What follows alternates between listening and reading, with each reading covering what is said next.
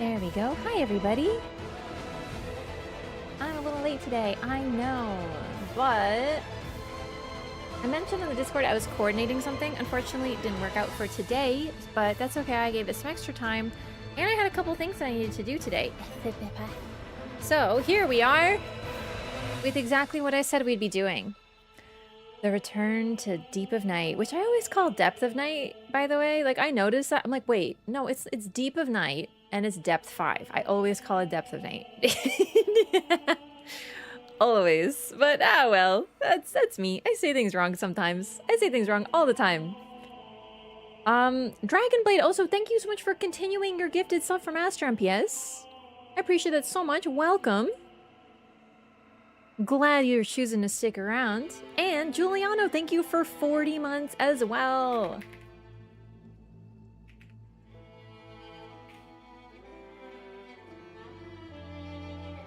I have forgotten about Wraff Squid. That's insane. Wow, what an iconic emote. God, it's weird. Anyway, sorry. I was like, wait, I have a third really cool animated emote. I have it. I know. I'm a poser of my own community. Hello, everyone. Welcome, welcome, welcome. Many are saying this. That's where Wraff Snake came from. That's the origin. And I'd be like, what am I seeing? You're seeing me and the top of my head, and my arms wiggling like this for an unknown reason. I don't know why. Love your outfit today. Thank you. Thank you. I had to get ready to slay. And when I'm slaying, I wear red. It's time. Because, like, let me tell you, Deep of Night, baby. Depth 5, we're back. We're going back.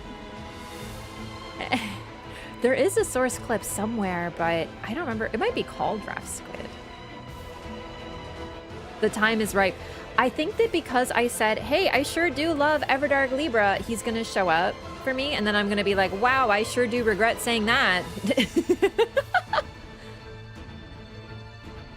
I know. This is a new lipstick, by the way. I got it the other day, and I really like it. It's very, well, it's red.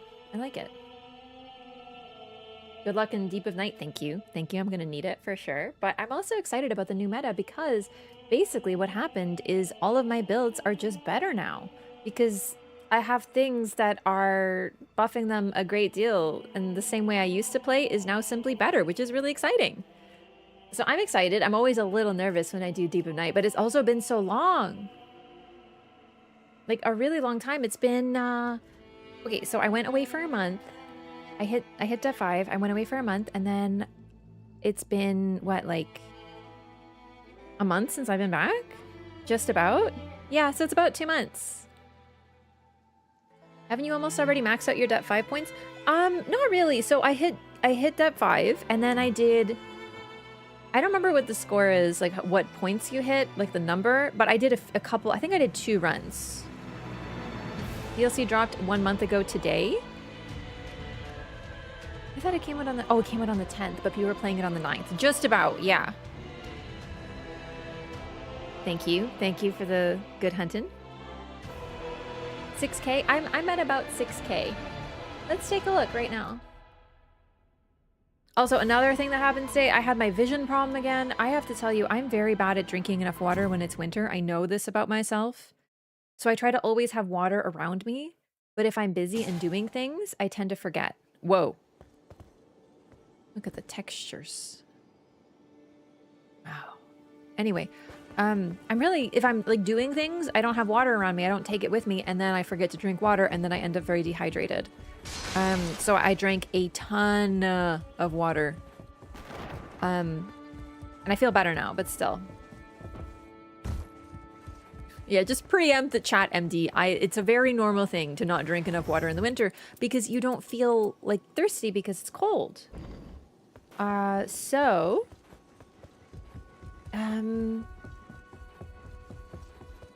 Hopefully I drank enough, basically. Think it's too late to start Nightreign from scratch? Not at all. I don't think it's too late at all. I think it's always a good time to get into one of these games. You're not early or late. Oh my god, I didn't drink enough water. I'm having my vision problem again. Okay, we're gonna do a warm-up run. And I'm gonna see how my eyes are doing. Oh my gosh. So this first run is gonna be just making sure that I can do it. I don't know what's going on, man. I drank so much water. Then again, if I didn't drink enough water yesterday, then it's like doubling. Whatever. I'll probably be okay. But we're gonna do a little Iron Eye run. Here is my build. And I will add more, sorry. I'm just... Oh, by the way, I changed it a little bit last night. I added this instead. Remember my third piece was kind of just... Oh, it was attack power when enemies are poisoned. And I was like, okay, but like, how often are enemies poisoned? So I decided to just switch it with physical attack up. Now, I know I'm doubling up on character skill inflicts heavy poison. It's irrelevant. I literally am just using that relic for physical attack up +3. I think it's the most consistent and the most consistent source of damage. So that's it. And then I added Art Charge activation adds poison effect. I removed stamina recovery on landing attacks. We'll see how it feels.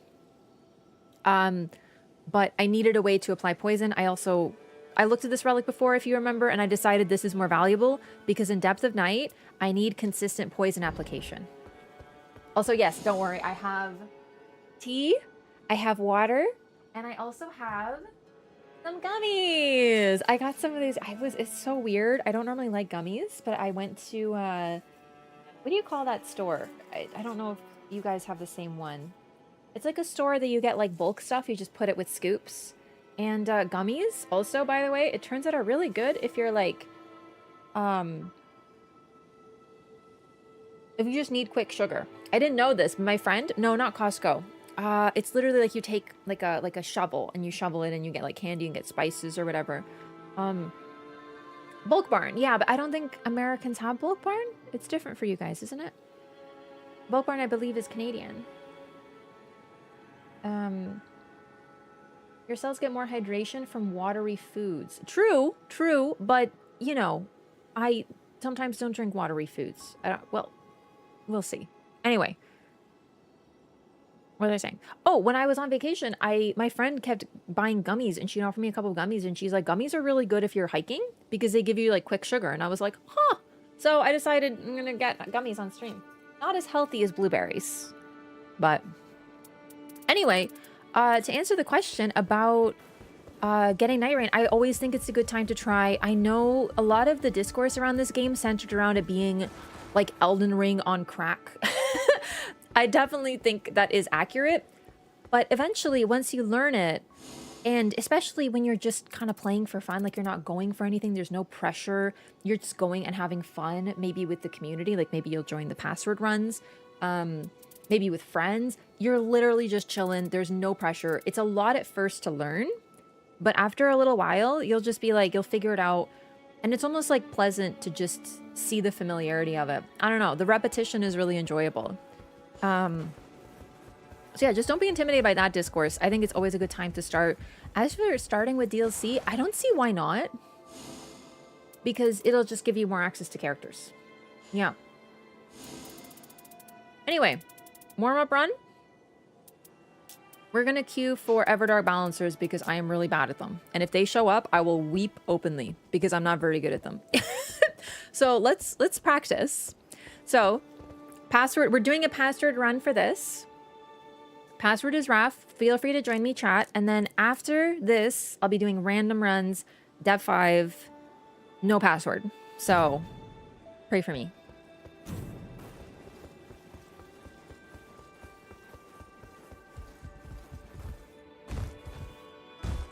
Are you playing some Scholar in depth today? I don't know. I think I'm going to stick to Duchess and Iron Eye while I see how it feels. Here's the thing. What if I like queue and it's just like super toxic and people are like leaving all the time and I'm sad? There's always a risk.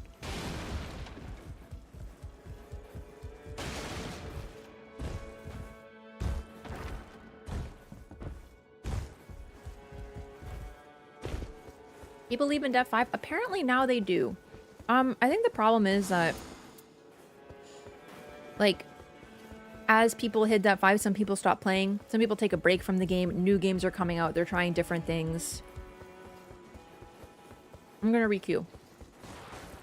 Keep in mind, I haven't touched it since I've been away. But it's sort of like... What I can talk about is when I was working on Dev 5 a couple months ago, I hit Dev 4, and then things were not great, and I fell down to depth 3 again. And after that, I rose back up to depth 4, but it was much harder to hit depth 4 a second time and a much harder time to hit it the third time, because I don't know if people stopped playing. I don't know if the only people left in depth 3 were just like leaving meta lords, but it was worse. And I'm only talking about a week or two apart.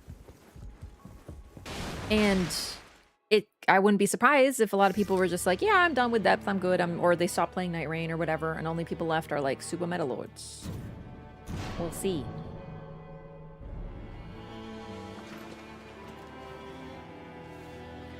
Not big fan of poison on ult charge. I've never run it before. But the reason that I'm running it is because I want in depth to consistently be able to apply poison. You remember a big part of my logic for this game is consistency. Meta or like me noob? Hey, listen. Noobs who are willing to like be a good teammate are not a problem. It's the people who think they know best, but very often don't, that I have a problem with. And that's what I'm talking about.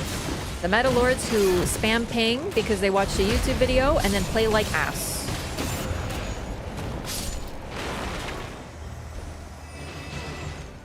People who only ping Everjails and Night Invader camps, die, and throw the run, and then spam ping when they're down. Those people I have a problem with.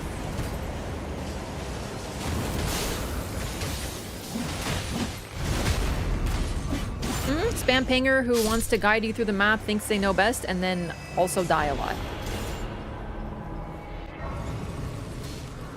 I die a lot too sometimes. We all make mistakes. Sometimes I feel like a dang noob. Let's get it. But at least I try to be a good teammate while I'm at it.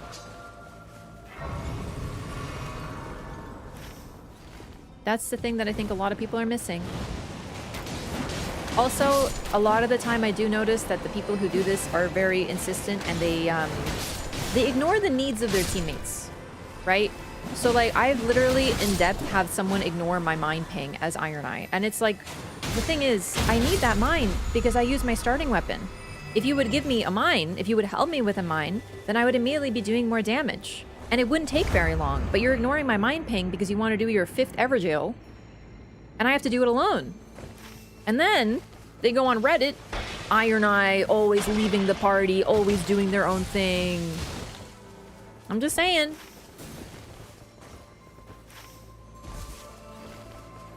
It's why I never ignore a mind ping. I think mind pings are like the most, no matter what, if someone says they want to do a mine, I always do a mine. Unless I miss it, sometimes I don't see it because I'm a dingus.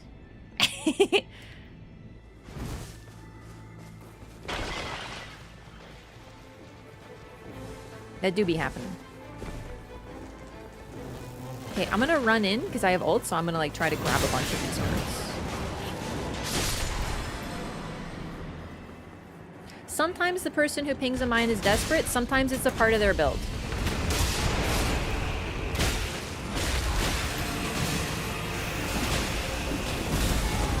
Also, classes like Revenant and Iron Eye and Recluse very often need a mine.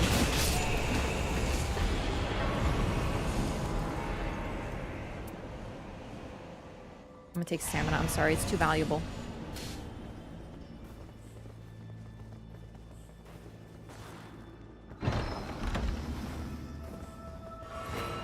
Anyway, I think I answered the question about should you start Nightreign. I'm very biased because I love Nightreign and I would recommend it to everybody, but yeah, I think it's always a good time to start.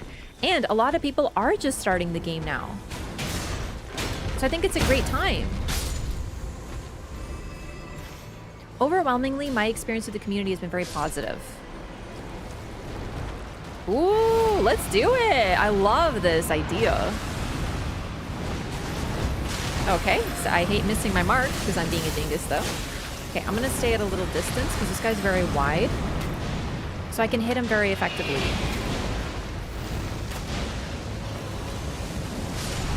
From range. Where did my... Did I think my mark missed. Okay, I think both my marks missed. That's not great. You don't love to see that. That was an attack? I thought you were repositioning. I am dead serious. I thought he was just wiggling, but it turns out that was his tail swipe in the air. Cool. You'll love to see it. Thank you so much, ulcerated tree spirit. No!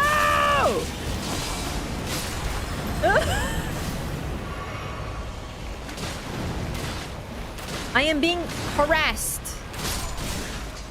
Help, I can't see. Where is the boss? Oh my god. Okay.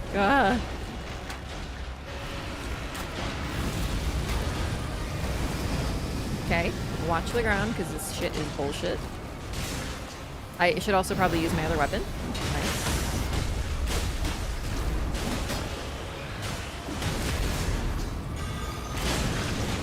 Nice.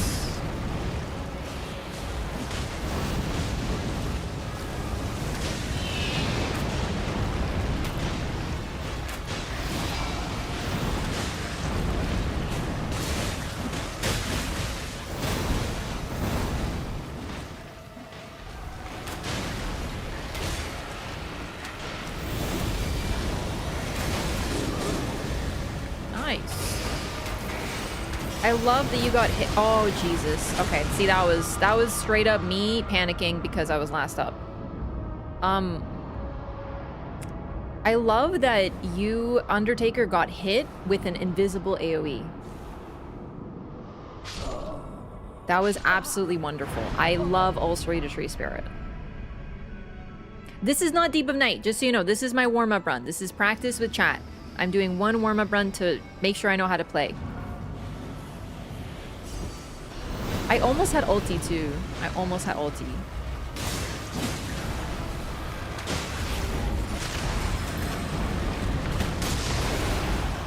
Speaking of which, I have to remember I have to start holding it all the way.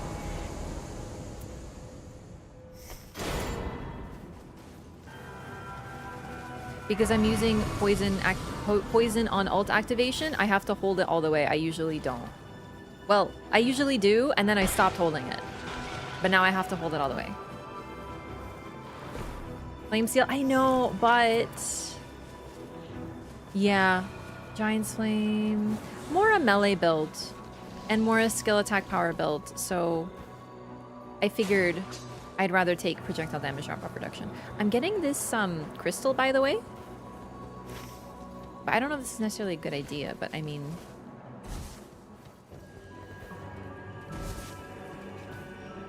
there's probably better ones, admittedly. I feel like this one's really far, but I saw it, so I'm going for it.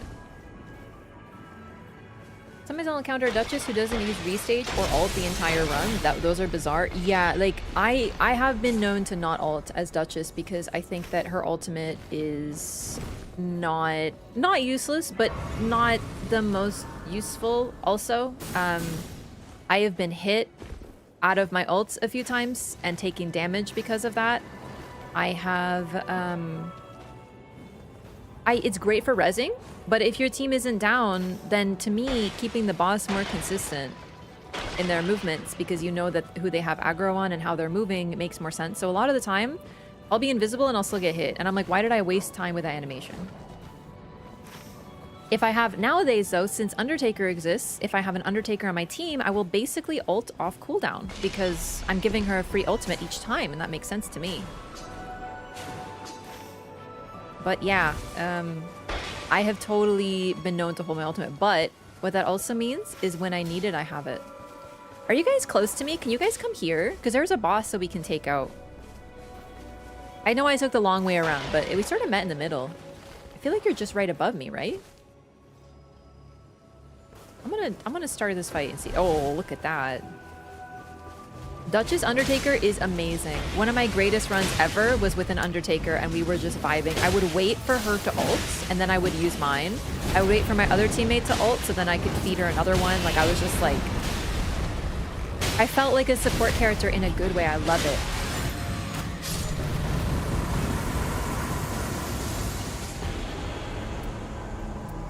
Duchess ult can give casters free damage with, when starting a fight. I suppose, but... like, okay, the boss will simply start to move unpredictably. And then the caster doesn't have aggro, but the boss is swinging anyway. Do you know what I mean? I don't know. I get it. I'm not saying that's not a bad, it's a bad use. I'm not saying that is a bad use. I'm just saying that, I don't know. There's a reason I often hold ultimate, and I don't think it's a bad thing. I'm just like, whatever.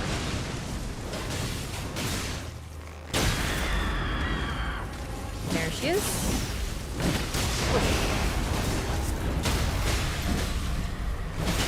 I didn't hold it again. Oh my god. I've developed a new habit that is working against me now.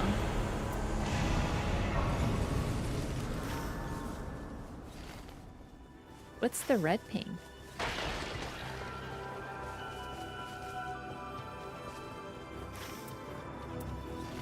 I am not sure. Emergency res, emergency res, emergency iframes.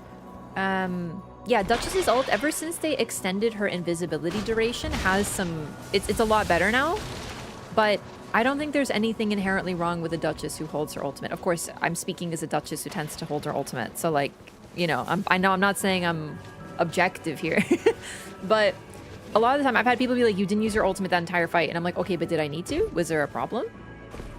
And then I've had people give me shit for it, and then when I need my ultimate because someone just fucking died, I have it. Because I fucking held it. Do you know what I mean?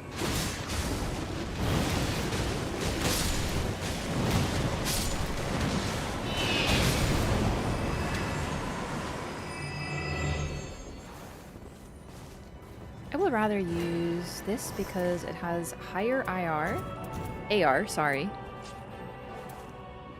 Yep. And improved lightning negation.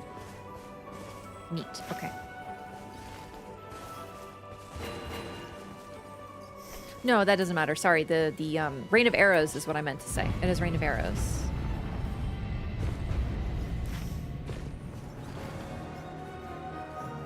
Sexy Starfist? I know.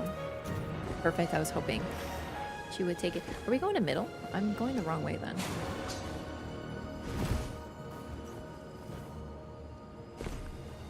Restage though? Absolutely. Listen, I just talked a lot about the ultimate. As Duchess, when I see a Duchess not restage, it makes me want to fucking cry inside. It is so much damage they're giving up. It's insane. It's like an Iron Eye who doesn't mark. It's like, what are you doing? I definitely criticize that. It's very rare that I see it though. But when I see it, I'm like, I like grit my teeth. I'm like, come on. What are you doing?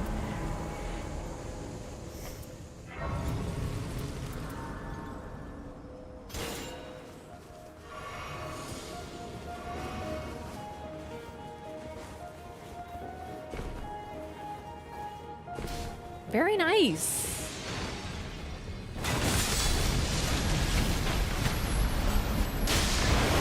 There we go. Crazy that it didn't poison her though, but she is unbelievably resistant to poison. The assassins are resistant to all status because they're assassins.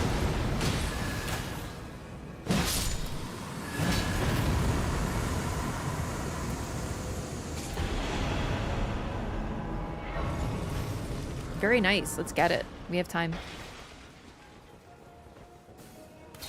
Restage on dagger hit gave me bad habit to never manually restage. I see.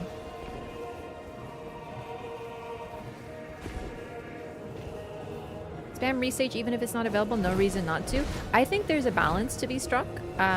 So when I ran, I used to have one of my Duchess builds before Depth of Night came out was +6 cooldown reduction. I kind of miss it, but the problem is there's so many other things that I have to put on now. But I had a cooldown. I had so much cooldown, I could restage almost everything. It was insane. I used it in, like, I was constantly restaging. Now, though, you have to be a little careful because sometimes maybe you're having a bad damage phase. You're not doing a lot of damage. People are dying, whatever. So I just do one. I get 2 hits with my dagger and I restage. I'm like, better than nothing, right? But then you also want to make sure to have it for statuses, for example. Like, did your Executor just get a bleed proc? Restage it. Is your Recluse just about to use her spell? Restage it. So you kind of find that balance. The thing about Duchess that I like is she is very much a DPS, but she has that supportive aspect in that you have to be paying attention to what your team is doing to use her at the most effective. You want to see what your team's doing. You're like, okay, Iron Eye, I can hear the ult triggering. I'm gonna restage his ult. Stuff like that. You really have to pay attention.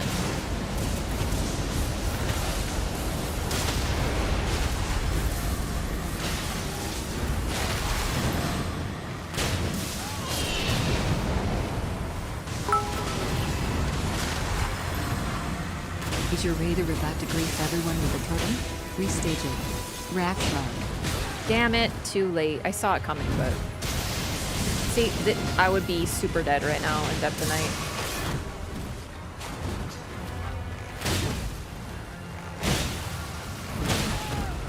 I'd be dead 3 times over right now. Okay, and now I'm actually dead. Bro does not stop attacking. I am not accustomed to DLC bosses because I did the DLC very little and I don't really like them very much, so I fought them as little as possible. Yeah, that's like, what, 5 hits? All of which would have one-shot me? Not great, but that's okay.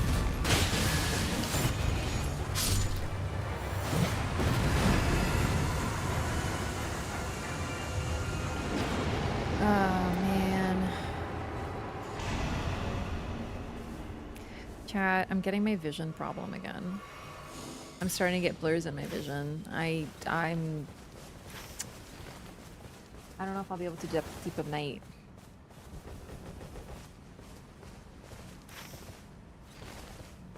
I'm gonna have more gummies. Maybe that'll be better.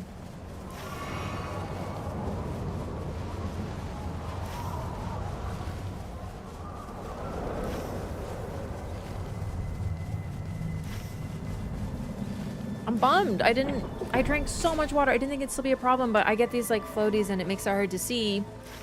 And in Deep of Night, I need to not have anything impeding my vision. I will drink more water though.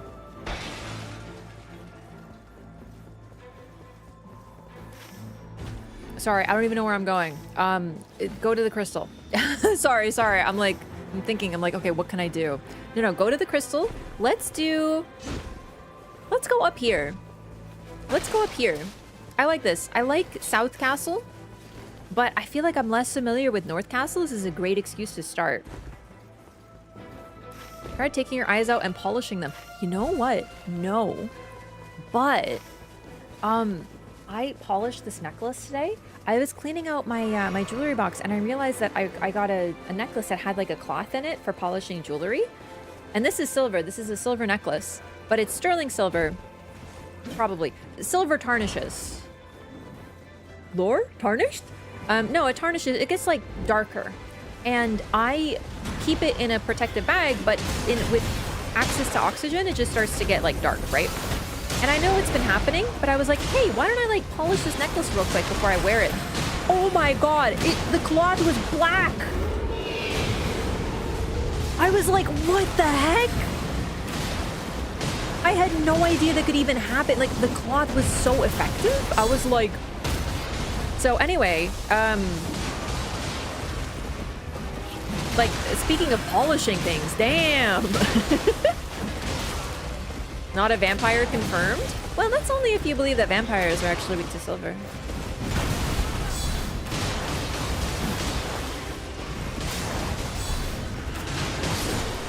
Also, yeah, dogs. That's so fun. But that's okay. This is great. Because what we can do with this is... that grace is very helpful for when you're running to circle. So... Yeah, okay. We should probably split dogs, eh? Do you think I could run the Twin Blade? I believe... I'm not 100%, but I believe that the Twin Blade is Dex. Good dodge. Good dodge, me. Wow, did you see that cute input? Oh, fuck. Yeah, I clicked it way too late.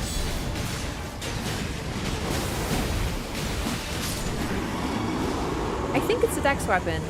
I think all Twin Blades are Dex weapons in Nightreign, so... At least it's a purple for right now. Perfect.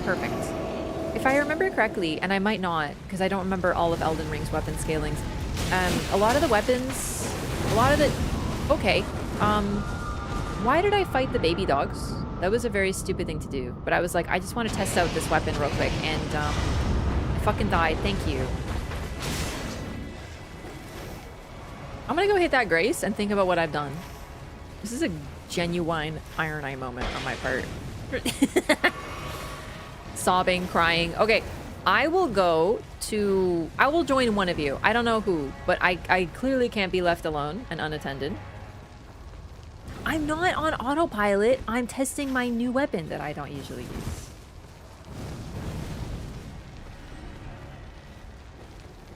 But no, Elden Ring, I don't remember. I don't have all the scalings, but I think like this one and a couple others are quality and or a little bit more strength weapons in Elden Ring, but in Nightreign, they're simplified to be dex weapons. Okay, I will join Guardian.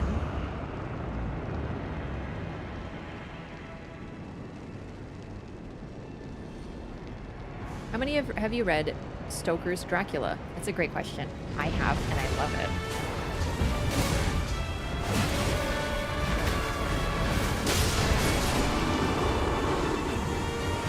No, I maybe should have joined the character that is less tanky. No, this is good because we can group up quicker. I don't know. Yeah, I should have maybe picked. Hey, and that works out. Sort of. We have to be down here anyway. We're kind of in the vicinity.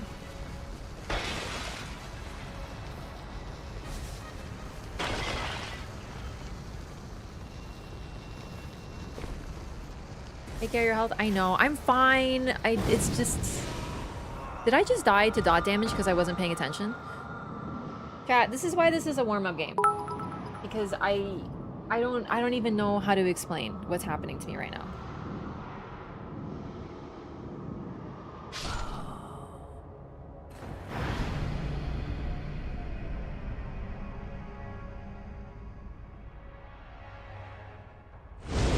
I fucking forgot.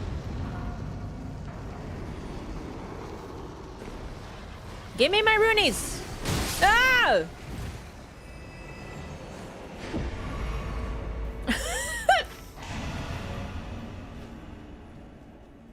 Sorry. No, it's not yet friendly. I was reading chat, but that's not on chat. That's on me. I was thinking about... I don't know. Water? I want that. Do I? Yes.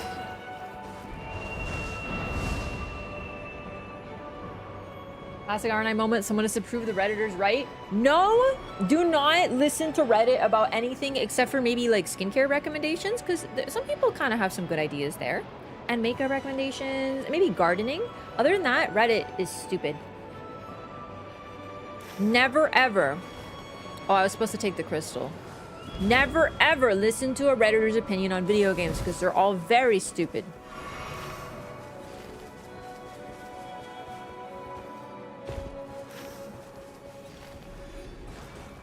Ever. If you agree with Reddit, it's time to look deep in the mirror.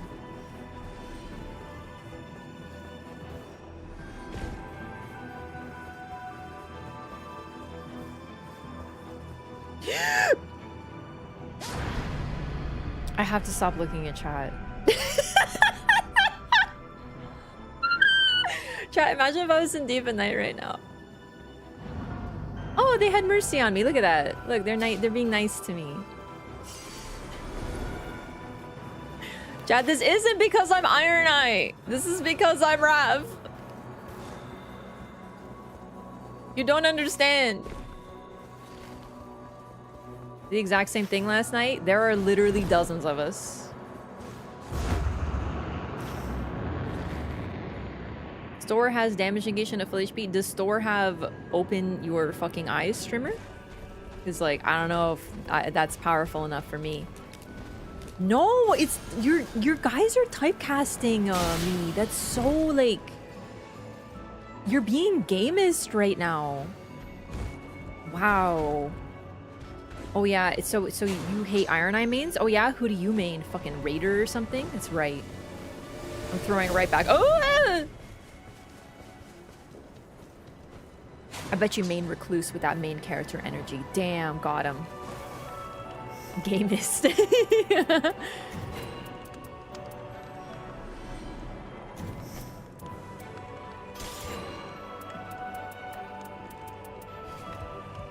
They mean Revenant? No Revenant main would ever say that. You wanna know why? Because Revenant mains know what it's like to be unjustly badly treated, and they would never inflict that upon someone else.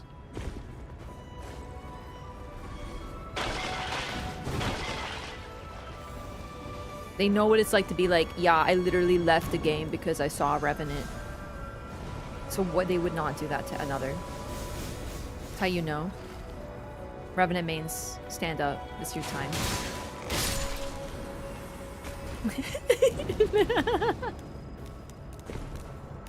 Is your seeing glass strong prescription? Nope. It's not my eyes, chat. It's this happens to me when I don't drink enough water. It is a weird thing, I know. But I know the cause. I know the solution. It's just I drank like a fucking liter and a half of pure undistilled beverage and it's still happening. I don't know what to tell you, but that part's weird.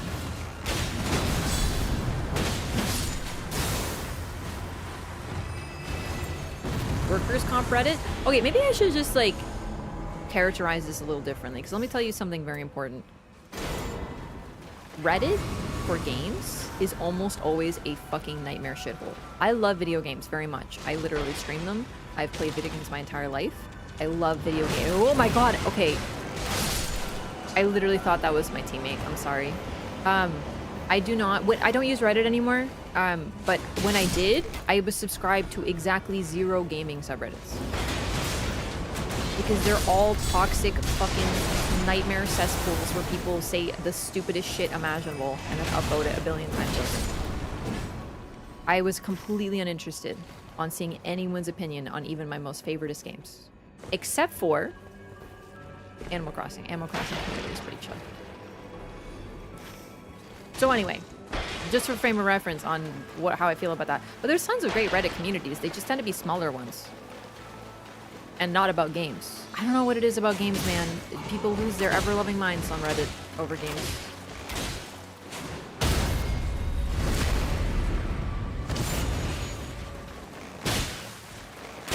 Little white goblin creature must be the teammate. I don't judge.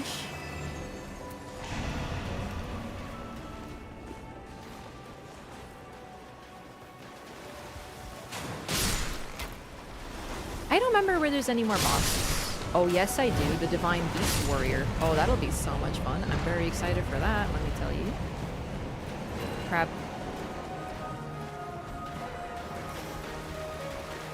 We can get him. Can we? How do we get up there? What's over here? Nothing. Good, good, good, good.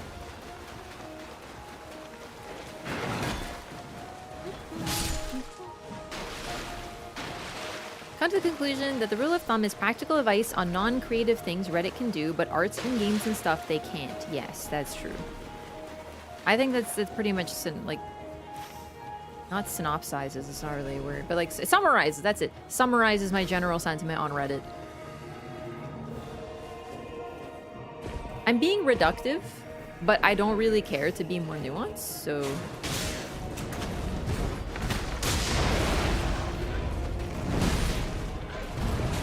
Because the thing is, every single time I went on a gaming subreddit, I regretted it. Leave me alone!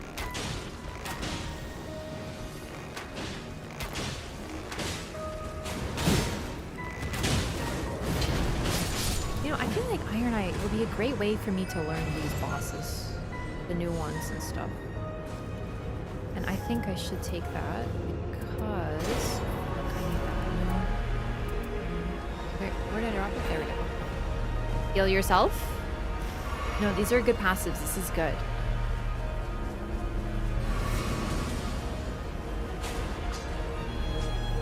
Alright, for me getting lost, dying 15 times to stupid stuff, falling off the map, it's been pretty good.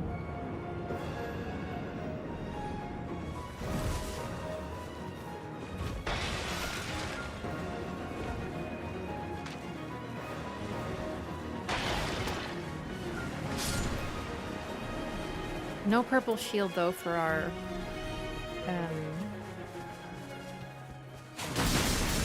guardian. Just a warm-up game? Yeah, yeah. I clearly need to warm up a lot though. I must be cold. I must be very cold. Good lord. I will take a pickle. I need pickle. I need crab. I'll take more warming stones because they can be helpful. And also, so let's treat Everdark balancers as if they are depths. So we're gonna play it safe. We're gonna run away. We're not gonna push. We might be able to push like the worm phase though, but I think the damage it does is gonna be so much in depth that I don't know if it's a good idea. But yeah, we're gonna like run away from the zombies and try to force them to come to us and stuff. Yeah, the plan was Deep of Night. This is just my warm-up game. However, I'm getting my vision problem again, which means I gotta drink water. Like a lot.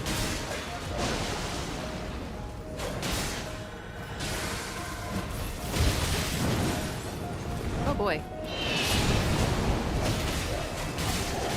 Okay, there she is.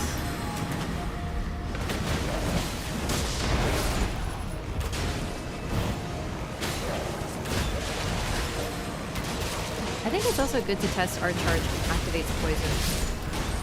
'Cause I don't really usually use it, and I don't know if I'm using it right either. Everdark balancers are nightmare on 4 and 5. I heard that, which is why I'm practicing them.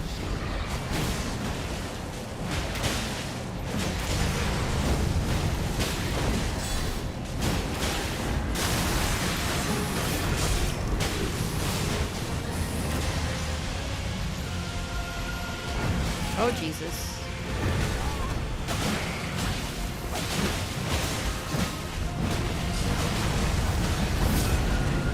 Oh, my marks were on cooldown. I just tried to mark. Well, that makes me feel like a big silly Billy. Okay, I would be dead twice right now.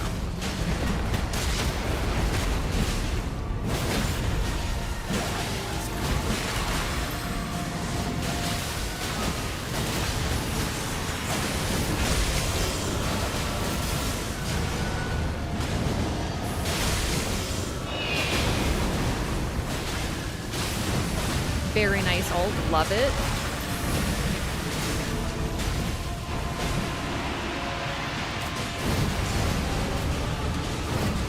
Okay, mechanics.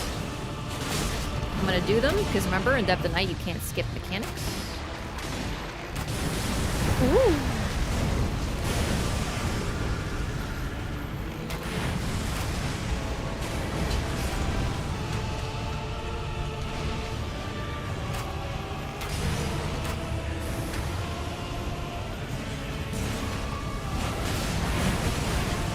I love the backswing. Oh my lord!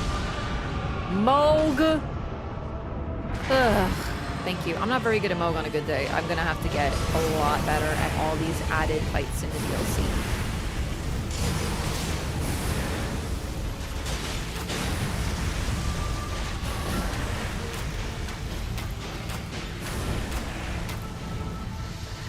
You know, I'm sort of toying with the idea of doing an Iron Eye. Great, and he's flying, so Mark's gonna fall off. Wonderful. Of doing a skill attack power build with Rain of Arrows on Iron Eye. Because I have Rain of Arrows start.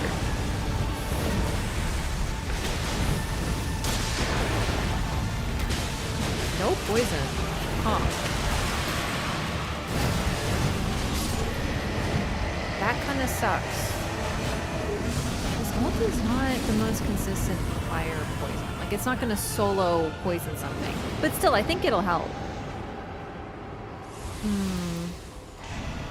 He swings almost 360 degrees behind him. I know. I do not like Moog very much. I like Moog phase 1, but his phase 2 is just ugh. And even then, sometimes I hate his phase 1. He's designed to roll catch you. His swings, I find them very hard to read because he's almost like a short BBK in that, yes, his arc is so massive that it's really hard to find a safe spot to stand. Okay. Mark stack up the effect? Nope, just prolongs it. It's like reapplying it, yeah. You should see the MLG routes some players have for the new map. I'm sure there's some amazing ones, yeah. I think it's one of the best fights in Elden Ring. I think his phase 1, I don't hate, actually. So his sewer version, I actually kind of sometimes have some fun with him. I do. And that is about the highest compliment that I can give an Elden Ring fight, that I sometimes have some fun with it. Because most of the fights I have zero fun with him. And I also think he's clever and well designed because he's evil and he hides his attack. So for example, he'll do his explosion and then he will charge when the effect of his explosion is still present, so you can't actually see what he's doing. So he attacks you using his own attack as camouflage. And I think that that's really cool and really clever. I also think he's an annoying motherfucker though, but it's true, it is really cool and clever. So seriously, me saying I like phase 1 Moog sometimes is truly, like, really complimentary.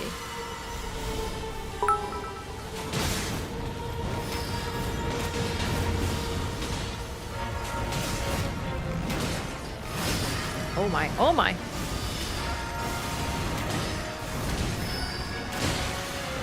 I don't think I've ever fought these ladies, Everdark or otherwise, on Iron Eye. Could be misremembering though.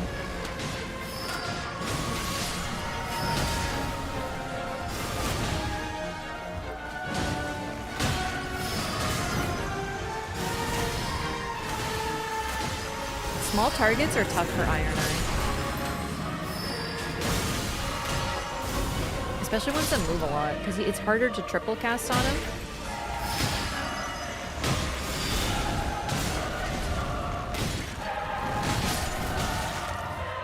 Damn, I would be dead right now. Like Father in Sekiro? Yup. I really do think he's cool. It's just, I also hate really long attacks where he sits and, you know, waits for an hour before he swings. But I think Moog is well designed. His phase 2, not so much.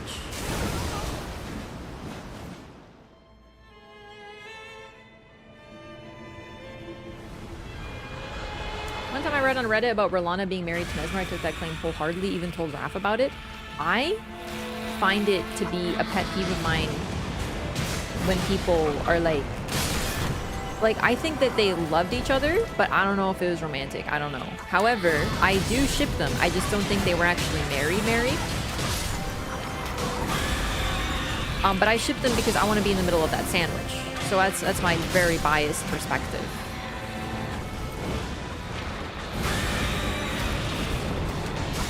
Yeah, we gotta run. We're getting too grouped.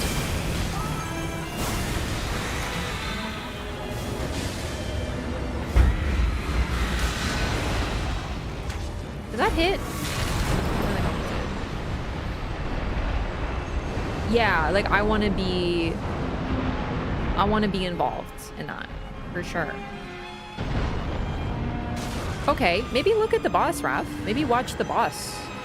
Just an idea.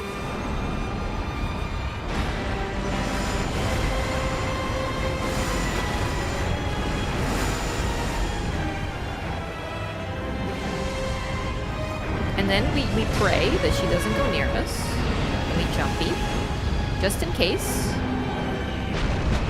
And then we roll because our instinct says to roll, and then we fuck it up. We're supposed to jump there. We know that. That's okay. Great! Very fun when she does that. Like an asshole, the boss. Dude, if she runs over me as a worm, I don't know what the fuck to do.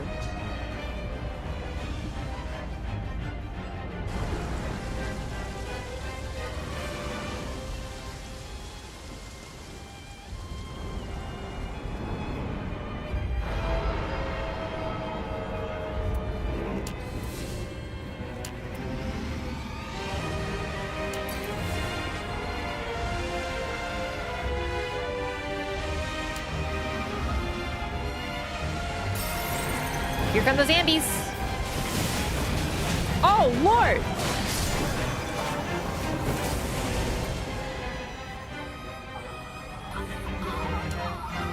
Since we still have just one, another one's coming, but I think we can handle it. Right, the screen. Good, good. Okay, maybe not. Maybe we can't, actually. We need to fucking run. Nice.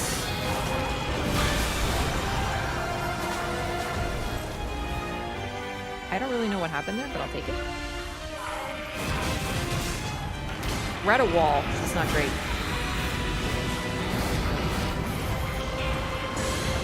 Ah!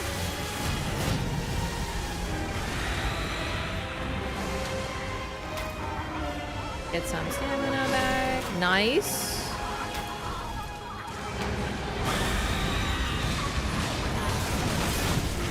Oh, great. There's one behind me. Nice. Good, good, good. A new one.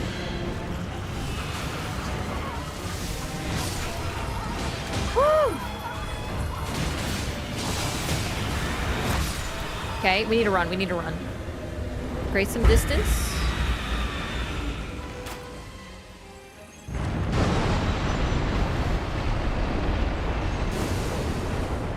So, fun. These guys don't count for my defeating enemies, restores or gains ulti, which makes sense because you're not defeating them. They're immortal. They just go down for a second. You're not killing anything. But it is nonetheless annoying.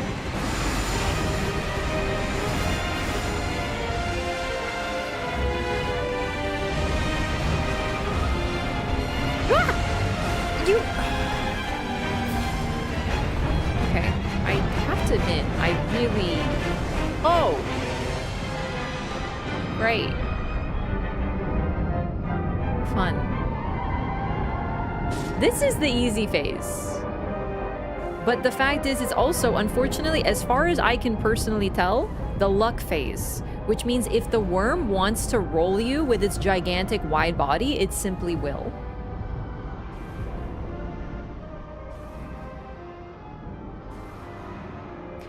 I do like this fight, but looking at it from a Deep of Night perspective, which is like all of these tiny hits, I mean, this was a big hit, but all these tiny little things would just kill you instantly as Iron Eye or Duchess.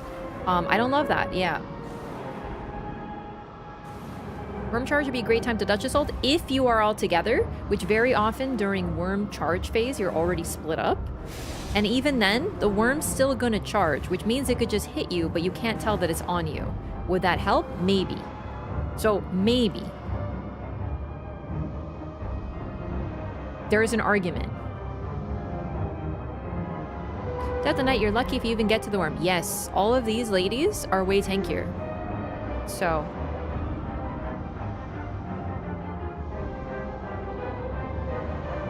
You're too distracted thinking about the sandwich?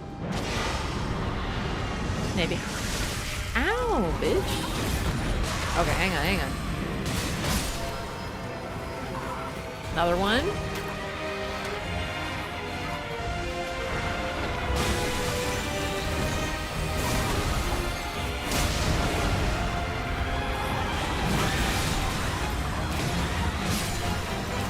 Also, remember when they die, they get attack up. That one was one attack up, and it did kill me. I am doing a little bit of run back, which is like not great, but maybe I gotta see if I can dodge into them. But I'm not trying to avoid their attacks. I'm trying to simply distance, but I'm rolling back, which is causing problems. So for sure, I can get better at this fight. Doubtlessly.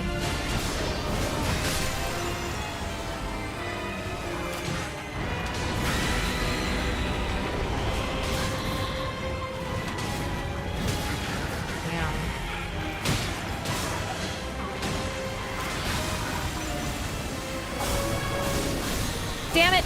Damn it! I got caught. I tried to roll, didn't go well. Fuck. Yo, oh, I thought I saw Wendy go off there for a second. Okay. Yikes. I think, okay. I'm gonna drink water. I know I said that tonight. I need to make sure that I can consistently not have vision problem. I think we're gonna do some practice. Because, yeah, no, I knew these guys, like, this fight was a weakness of mine. Holy shit. Yeah. Considering that, remember, I'm thinking of from a Depth of Night perspective. We lost there. I didn't play great. I could definitely improve. but just in general, a tiny hit would kill us. I don't know how you're supposed to do this. I think I can definitely get better as Iron Eye, so we're gonna do more. I'm gonna change my Twitch title. Unfortunately, my YouTube title is gonna be a lie. What do I change it to, though? Everdark Balancers Deep of Night Practice. Is practice with a C or an S in America, chat? Can you tell me? I don't remember. C? Okay, thank you. I try to use the American spelling because Americans get weird when they see Canadian spelling, but Canadians don't care, so... Camouflage, baby. Practice with a C. The second C, right? I don't remember. I think we use S. Yeah, practice. Practice versus practice. Practice with a C is the noun, and in American English, also the verb, while practice with an S is exclusively the verb. Oh, dang, it's the verb. So, no, I was right. If I were doing this to Canadian spelling, I'd use an S because it's the verb we are practicing. Well, no, it's a noun. Either way, we use American. No, it's practice. We spell practice like this if it's a verb. I'm gonna go practice. English major, by the way? Yeah. Doesn't mean I was good at everything. You ever seen it like that? Because you are, I'm guessing, an American. And do you know something really cool? Is I found out when I did like writing stuff, Americans don't like seeing UK style spelling. So like, you know, the Canadian, UK, Australian style spelling, but UK, Canadian, Australian people don't care. So most writers will default to using American spellings, but I can't remember which ones are American, which ones are Canadian. Because I learned my grammar from reading, and a lot of my books were with UK English, and a lot of them were American English, and I would just use them interchangeably, but there are rules, as it turns out. Isn't that fun? So that's why some of those rules, I don't remember the spelling, or I spell them wrong because I'm using a spelling that I learned in a book, but I don't remember if it was a noun or a verb. You know what I mean? That's why I make a lot of mistakes on little stuff like that. I mean, honestly, I don't really care that much. It's just a little funny that I try to default to American spelling, so I don't use the OU in color anymore, stuff like that. And, by the way, not all spellings were actually used. There was this one American guy who basically wrote the dictionary, like literally, he printed the dictionary, and thus he changed some spellings because he thought some spellings were stupid. So, for example, color versus color. I'm going to do this in both chats so you guys can see what I'm talking about. This is why that is different. It's because he's like, we don't need a U in that, so I'm getting rid of it. Right? However, some of them did not catch on. For example, he wanted to spell tongue like that. T-U-N-G is how he wanted to spell tongue. And people were like, that's fucking stupid, so that one didn't catch on. However, a lot of them did. And this is the power of the printing press. He literally printed the dictionary and it became standard. He was right about tongue. He was not right about tongue. Tongue is dumb. T-U-N-G. Dumb. Very dumb.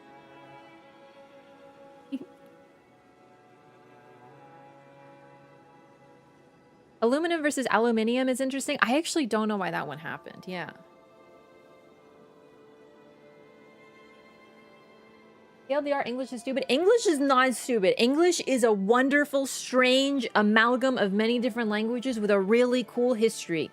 It's also just nonsensical. I love English. I think it's so much fun. I love how our spellings are weird and our sounds are weird because we basically are a strange bastard creation of various different languages, and how the French influenced us. And then we're like, yo, actually, we're going to make our language fancy now. So we're going to take some Latin. And then they were like, okay, but like not all the Latin because that's dumb. So long story short, I love English. It's super cool. It's very fun to study. But it's also, there's a reason it makes no sense. basically. Hello from Tokyo. Ah, hello, welcome.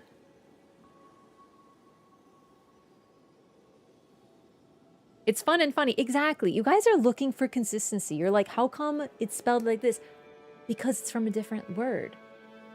It's from a different... And we took some words from Latin, and we also took some words, like, we're a Germanic language, so we got some words from, like, Old English, like German origin, Germanic, whatever it was back then. It wasn't, like, German, but, you know, we took some words from there, and they were passed on to our language, and then we had the Norman French conquered English-speaking territories for a long time, so a lot of French words got into the language, which is why we have pig, but also pork. Right? Like that's specifically the food. A lot of them are culinary words because you know the French are all about their food. And some of those French words were from Latin. So we got Latin filtered through French, but then we also got Latin. It's a whole thing. It's really cool. Linguistics is fascinating. It really is.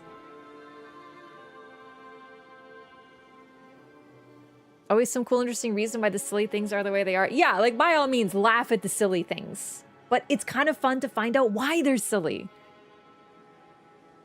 For the Normans was Danelaw too? I don't remember that too well. I have like a just casual understanding of linguistics, but it's cool. Yeah. Most of our everyday small words tend to be more Germanic Nordic in origin. Yeah, because those are more like conversational words, but you were trying to, you know, we were conquered by the Normans and we're like trying to suck up to the French because that was the way to survive, is learn their language. And so we took their words and a lot of them were like food words or like fancier words versus like what people just spoke to themselves.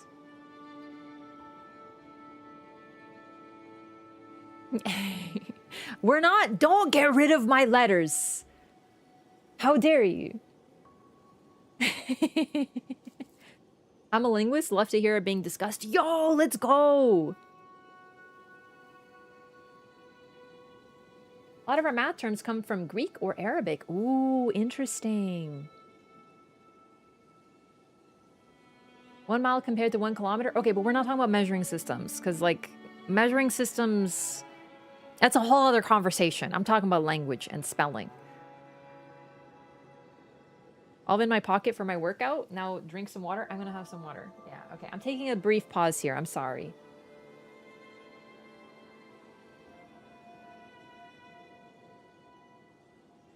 What is the point of C having 2 sounds or Q being a letter at all?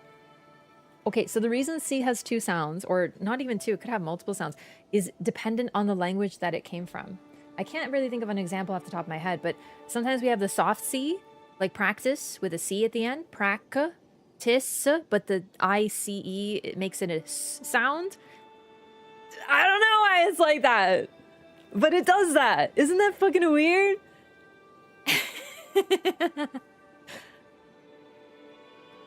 All letters have more than 1 sound. In other languages, you can look at a word and sound it out based on how it's spelled, like Polish. Polish is very easy to read once you know what all the letters sound like. They don't really change. They have a couple alterations. Like S sounds like S, but when it's next to an I, it makes a sh sound. It just does. But it's a soft sh sound, not like S with a kreseczka on top of it. That is a different S sh sound. It's different. They're just different. You just have to, I can't even do them because I don't know. I sound funny. Anyway, other than that, basically, when you see a Polish word and you know what everything sounds like, you can just read it. You can't do that in English because English is an amalgam and it's nonsensical, but you can do that in other languages. So people who speak more than one language are often confused by English because they're like, why does it do this? Why is it this sound and then this sound? We have just memorized it. That's how we know what the sounds do or how to read things. We just memorize it. We get used to the fact that it makes no sense. First time I came across the name Wojciech, the pronunciation was way different than what I expected. It's actually very simple. W is a V sound in Polish. We don't have the letter V.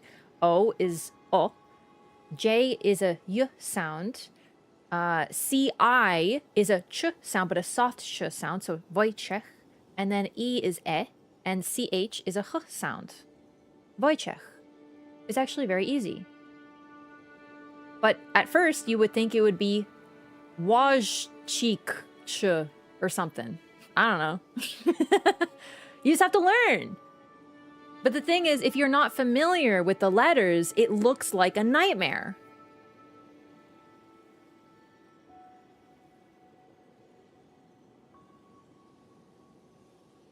Also, yeah, the printing press is basically why spelling is standardized. It's true.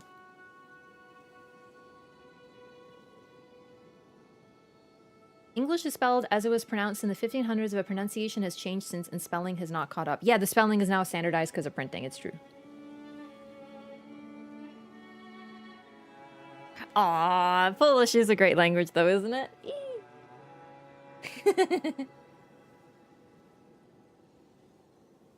Me with Gaelic languages, that's the thing. I'm scared of German because I look at it and I'm like, I don't know what these sounds do. But I know that if I learned the sounds, I'd be able to pronounce it. It would be hard, but I could practice it. It's just I don't know what the letters do. Polish names can be a little scary. It's a lot of sh and sh sounds. You speak Polish? I do, yeah. I read it okay. I don't get much practice with reading, but I do speak it. However, just no other languages in chat. So.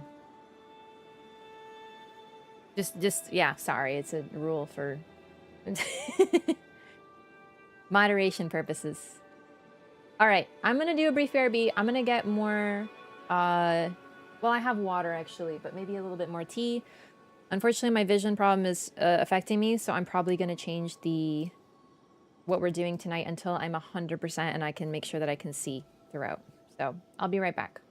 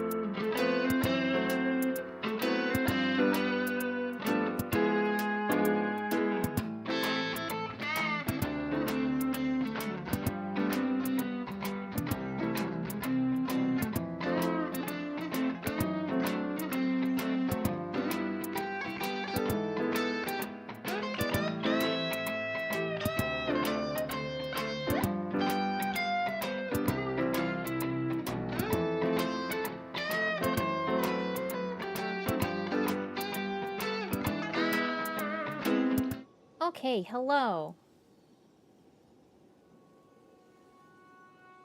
How you say G in Polish? Just ge. It's like g. It's standard. I don't think G changes.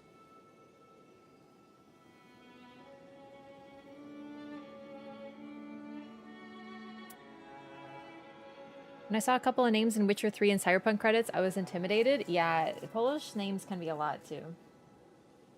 Okay, we're gonna queue for Everdark Balancers again, and I'm gonna slowly drink water. We're gonna continue doing chat runs. This is good practice though, because the problem is on my best runs of Everdark Balancers, we kind of just burst down the balancers, and I don't know what their attacks are. I don't really know how to avoid them because we just burst them. You can't burst well, you can less consistently burst things down to the point that you don't see mechanics in Depth of Night. So I want to learn these a little better. I want to be able to avoid their attacks. I'm going to do Iron Eye again because I did not do well, so I have to improve. Oh no, I'm good. When I don't drink enough water, I get blurred vision. It's dehydration. Sorry, I'm also eating gummies. It's not my eyes.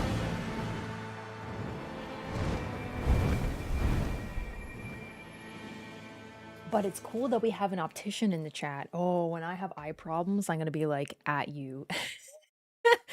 Yes, yes. Do we have any veterinarians? My cat meowed funny, and I'm scared that he's unwell. I'm joking, but he did meow funny, and I'm scared that I hurt him. And I was like, "Baby, are you okay?" And he just was meowing.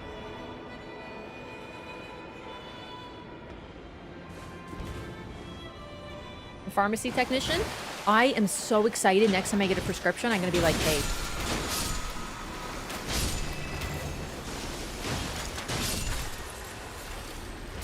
You are not a vet. You can't lie to me. I already know.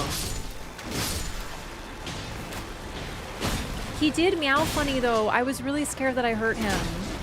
I was petting him, and he went, "Meow." And I'm like, oh, are you okay, buddy? But he's just kind of a chatty cat. Like, he just be meowing, you know? Pussies be meowing, as they say.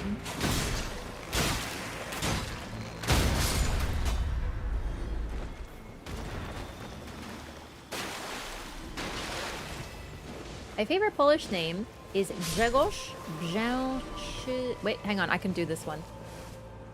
Brzęczyszkiewicz? That's a hard one, yeah. No, that's tough. Names are hard, because I don't really get to practice them very much. Unemployed one, but still an optician? Hey, you got the knowledge. It's powerful. As a welder, I can tell you I have no idea. Next time I'm welding something?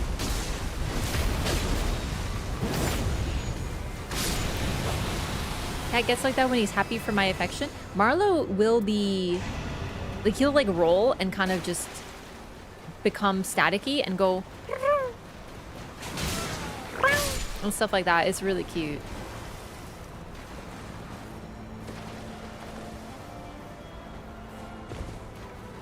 I speak English and I speak Polish, but most people would argue that I don't speak English very good.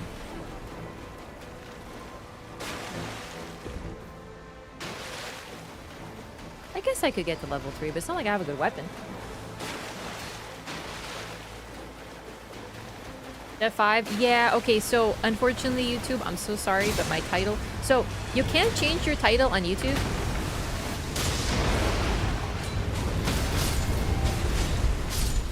By the way, I'm very much noticing the loss of stamina recovery upon landing attacks, like a lot.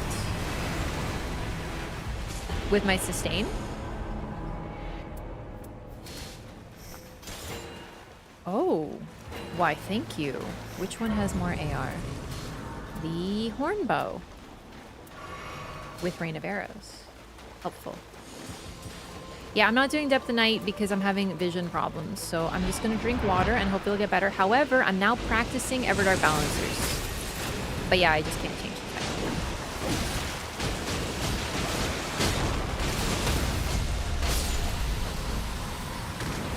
We have a sub goal where you do a full 1 hour of stream imitating cat sounds. Joke's on you, that sounds fun. A full 1 hour? Maybe not. It would just become like a strange cat ASMR stream.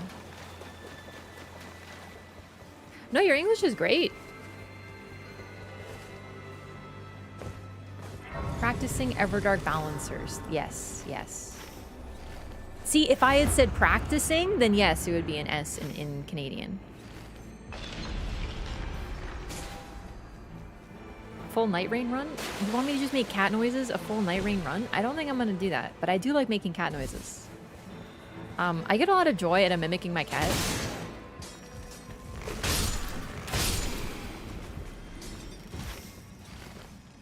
It's fun because he's so cute, and also, like, very often people are like, whoa, your cat is so loud, and I'm like, no, that's me.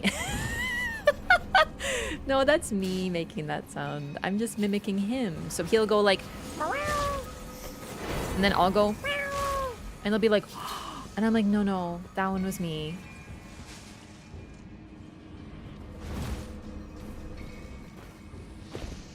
May change her mind. 50 gifted subs? Yeah, 50 gifted subs. I'll do a lot for 50 gifted. Also, my parents came from Poland, so I am first generation? Second generation? I don't know what the term is, but my parents are both immigrants. They made sure to teach me the language, and I'm very glad they did. I also went to Polish school on Saturday growing up, which as a child was torture, but I appreciate the fact that that's why I can read Polish. Not very well, because I was a kid, but well enough. I know what the letters do. And I learned to speak it somewhat, but I also have friends. I don't get to practice too often, but I try. So I am fluent, but sometimes I can't think of the right word. Second generation, thank you. So I'm not Polish, but it's a little hard to explain. Immigrant children get it. You were raised by people from somewhere else. You have a different experience growing up. I am Canadian, born and raised, but I also have a different perspective. So the Polish people, I'm not Polish, and I totally get that. But I'm also not fully Canadian.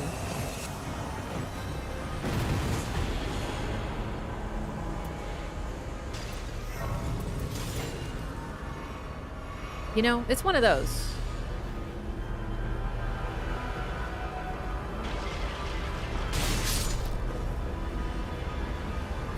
It's true. I am glad I went to Polish school. Although, also, really though, I learned it from my parents speaking to me. Mostly. So, like, I didn't learn it from school. I learned it from them. I learned it through immersion. Because at home I always spoke Polish. Holy shit, a Wendy! That's very helpful.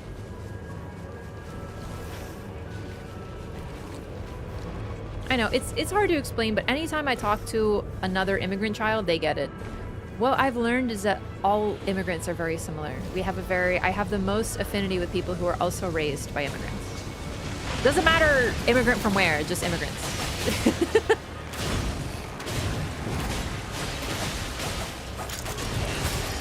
I always found Canadian people very confusing, because I was like, what do you mean you only speak one language? What do you speak at home? When I was a kid, I mean. Because everyone that I knew growing up was also an immigrant child or an immigrant. And then I met my very first like actual just fully Canadian, and I was like, where are you from? He's like, Canada. I'm like, no, like, where's your family from? He's like, Canada. And I'm like, okay, but what language do you speak? And he's like, English. And I'm like, oh, what? It was really weird for me as a kid. You have to understand, like, everyone I met was like, yeah, my parents came from China. My parents came from here. We speak Italian at home. What illness have you been encountering? What have you been caused the symptom of vision sickness? Would you mind to tell us about your illness?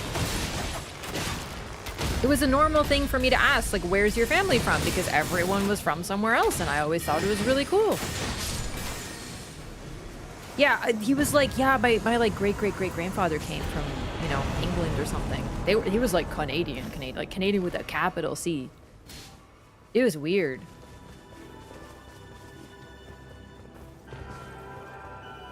I'm not going to talk about my illness. I don't have an illness. I'm fine. I'm just dehydrated.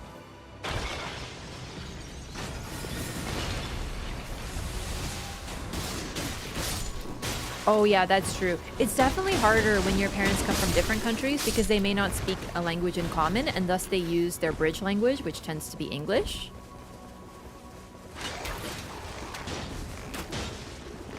So for example, one of my friends, her parents are both Italian, and they immigrated from Italy, but they speak different Italian dialects because they came from different parts of Italy. So they don't have a language in common, basically. Oh my god. So they just spoke English, and as a result, she does not speak Italian. She like never learned it.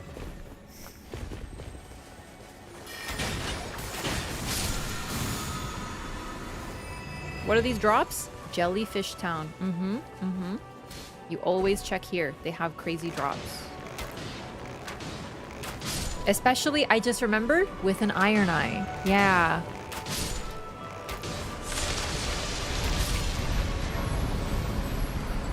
Wait, we already shattered the crystal? What the F?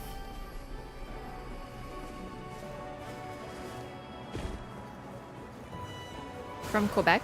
Went to French school? Yeah, I bet. Catgirl invasions again when? Good question. One day.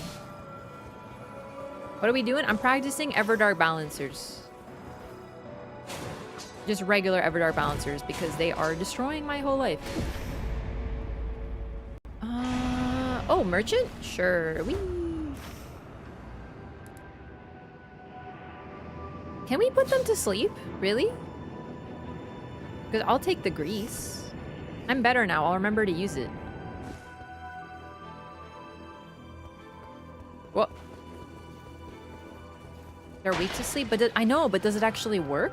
Because, you know. Where's this grease? I would assume, but what if you're wrong? Actually, now that I think about it, I have a sleep bow already, so I guess I could just purple this out and stick with that, with Rain of Arrows. That could be good. Oh wait, I also got this. Kind of forgot about that.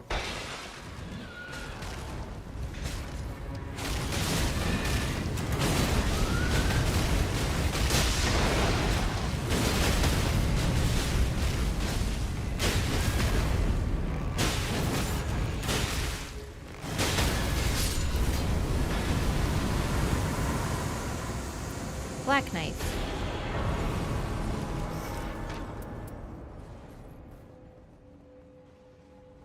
But you're a spellcasting Duchess. Bryce, do you want the Black Knife? I got you that, though. I know it's a bit delayed. Yes? I'm taking that as a yes, so I dropped you the Black Knife. Because I was going to take Phys attack up, but I'm not even doing physical attack, so it's fine. It's pretty good, so I would just give it to you anyway.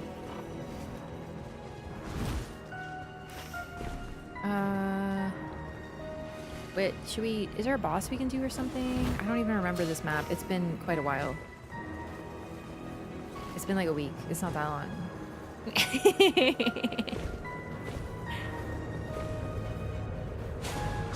While the US still has enclaves where people have retained a language or culture, my family is Amish adjacent and still speaks early 1800s German.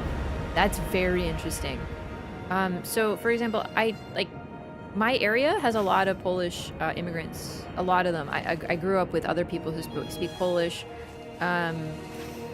There is entire like mini Polish communities and stores that you can just go and they all speak Polish there. And I grew up going to them. So, I don't know.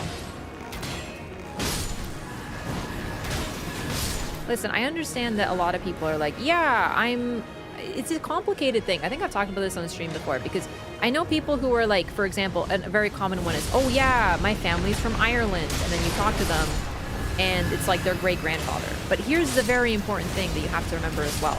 People are like, you can't claim to be Irish if it's that far ago. You don't have any connection to the culture. But on the other perspective, that great-grandfather who came from Ireland probably really wanted to keep his culture alive and told his child and passed it down as much as he could, but that sort of stuff is lost over time. Not to mention some people are like Birtree Greatbow. Oh man, that's pretty sick though. A lot of people don't care, you know? So some people, I was speaking to, I remember I told you I met those Polish people at the airport in Japan. Well, I was talking to them and they said that one of their friends has children and they have no interest in learning Polish and thus they can't even speak it at all, despite the fact that both of them are from Poland. So they just communicate entirely in English. So it also depends on the individual. Sometimes it's just people who are like, yeah, you know, I'm totally Irish and they don't have a connection to it. But like, a lot of people left their countries not because they wanted to, but because they had to. So I don't think it's unfair that they wanted to keep it alive as best they could. You know what I mean? Yeah, it's complicated is what I'm trying to express. It's nuanced.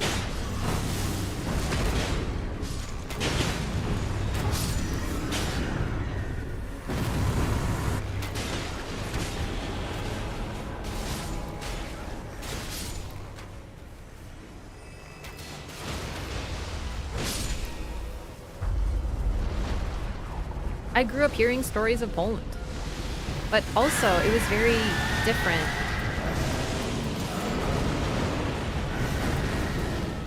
Oh, I brought this for Duchess. Oh man, I forgot. Oh well. Anyway, nuance, that's all I'm saying.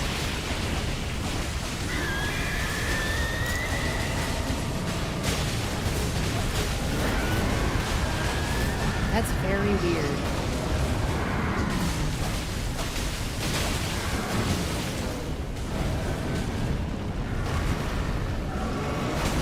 Okay, bad heal on my part.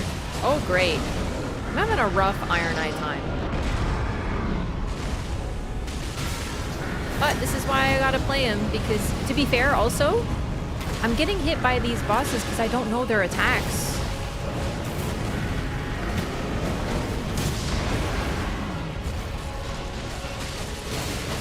I do think I need stamina recovery upon landing attacks, though. I'm gonna put it back on. I need some form of it.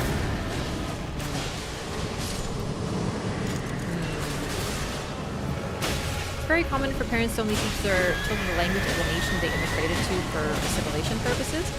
It depends. Every individual and family is different too, right? My parents, they really wanted me to speak Polish, and they wanted me to have that attachment to my culture because my entire family is still in Poland. Oh God. It's so funny when that happens. So that's how I talk to my family. I wouldn't be able to speak to my grandparents, my aunts. They all speak Polish. So if I didn't know English, I would be completely disconnected from my entire family.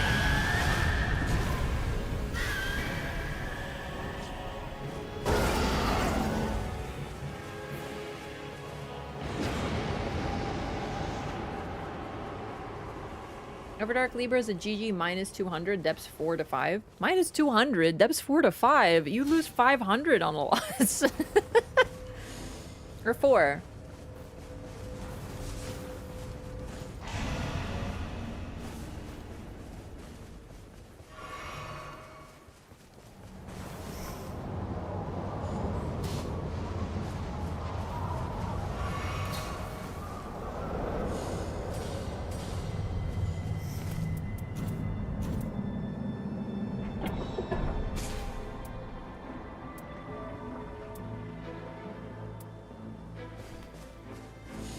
Okay.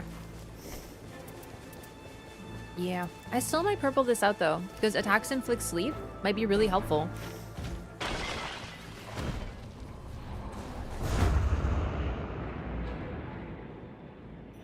Canadian Gaelic? Oh, I never heard of Canadian Gaelic. That's really interesting.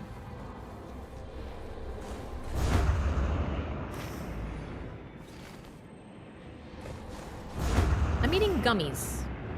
They're Swedish berries. They're one of my favorite gummies. I haven't had them in years though.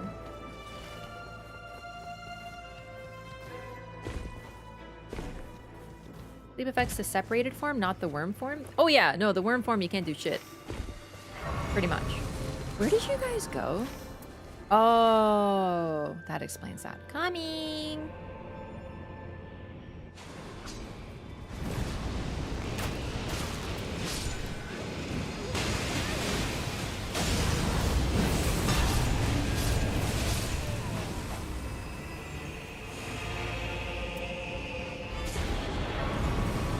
Are they resistant to holy? I don't need this though. I already have a nice barrage bow, so I'm gonna stick with that. Oh. No, not that. This.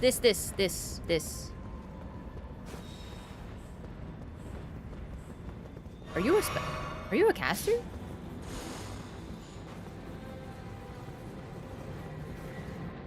They're very holy resistant. I figured they looked like they'd be resistant to holy. Are they Swedish fish, but they're berries? I don't know what Swedish fish are. But I'm assuming they're the same thing. I've never seen them before, though. We have berries here. Damage negation at full. I see, but it has Renala's freaking moon on it, bro. And we have Caster Duchess. Wow, thank you for the delayed input. Okay.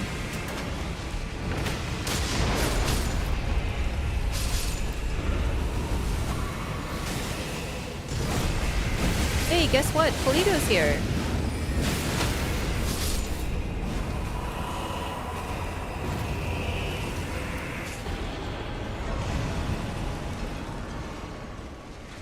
Oh, you can duplicate it. That'd be good. Here's the problem. I think I'd like to duplicate improved skill attack power for myself.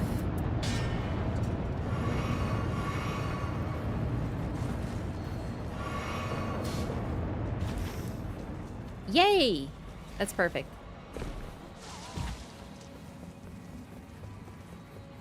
Can it fluctuate based on your performance? Losses only had minus 50? No, it's standardized, except for there are certain things that will make it less. So for example, if someone leaves your game, you will get less of a penalty. But a loss in depth 4 is always minus 400. If someone leaves, it'll be like minus 300 or something. Also, if it's a special, like the type of map, like a hidden map effect, you'll lose less.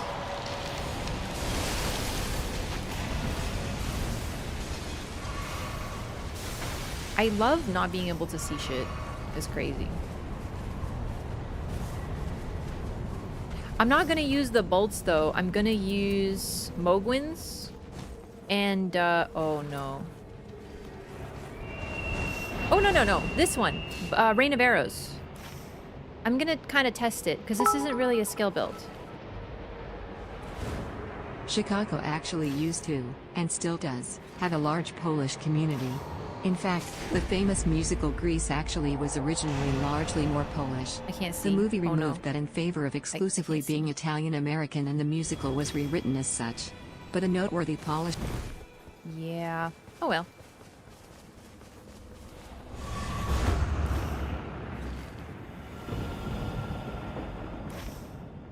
I still have no idea what I'm doing on this map. I get very lost very often. I'm getting better, but still very lost. A lot. So, yeah, let's go, maybe tower?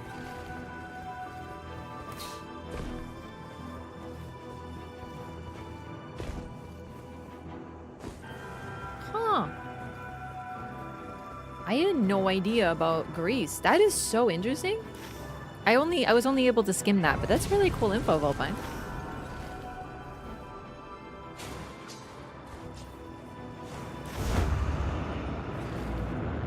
Wait.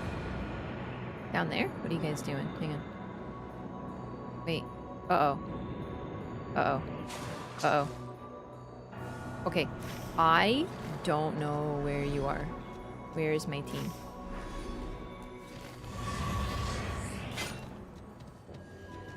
I don't know what the ping was, and now I'm confused as to where I am. And oh man.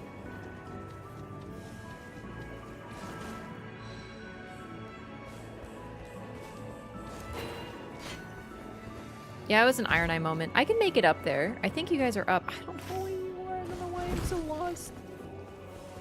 I see you're in tower. This always happens to me. I get so lost. Hang on, hang on. I need to go here. No, I know where to go. You just go here and you go here. Okay. Please. Please let me climb. Please, Iron Eye. Please. I don't know. Okay, I'll climb this.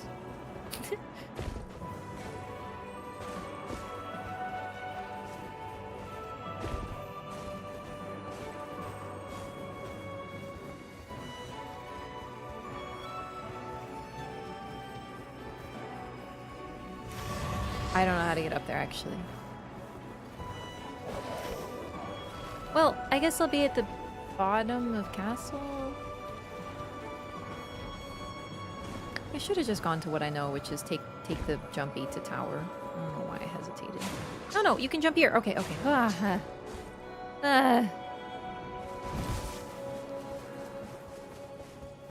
would have been dead if I wasn't Iron Eye, though, yeah. Jump for the big crystal again. Nah, we're gonna go here and here. Like, it's a whole thing. There must be a better way to get up there. Isn't there a bird? There's a bird. I saw it. Yeah, right here. Yeah, we take the bird. We take it. Oh, the bird will take me over there, though. Will the bird take... The bird will not take me high enough. God damn it.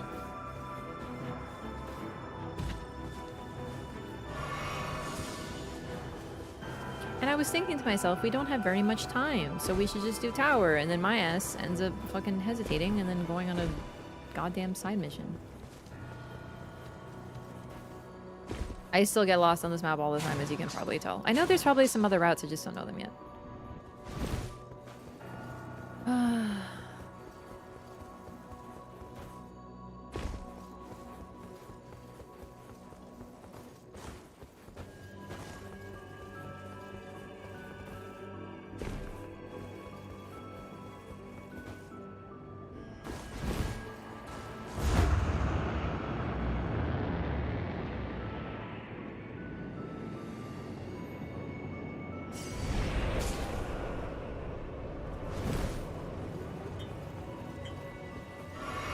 I'm finally here. I wanted to test stuff too. No depth of night yet. What's this? Oh.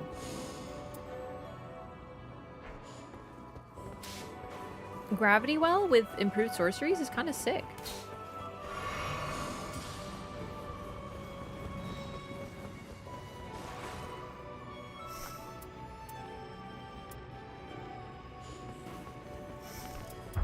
Oh, I could actually drop magic attack power, but I'm actually running a magic bow, which is why I'm running this.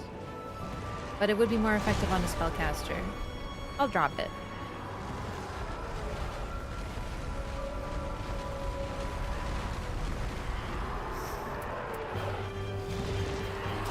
I freaking love this track.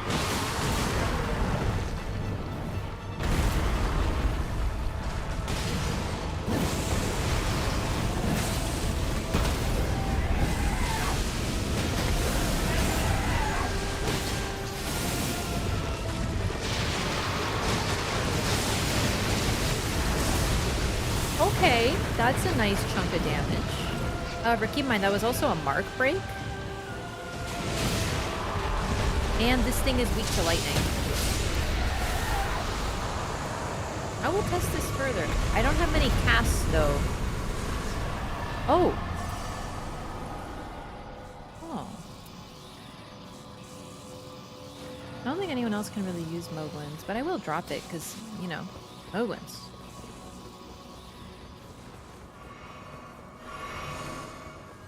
Actually, wait. I'm not using melee.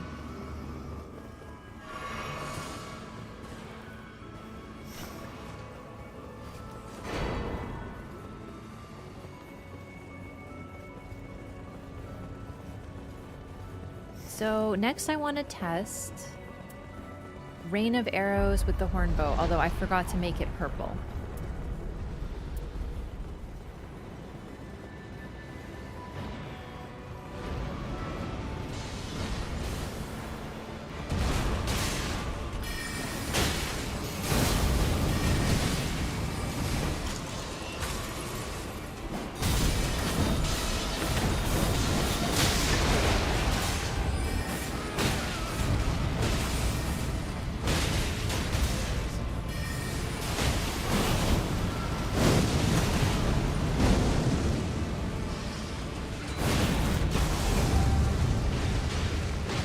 Is okay, but it's also blue.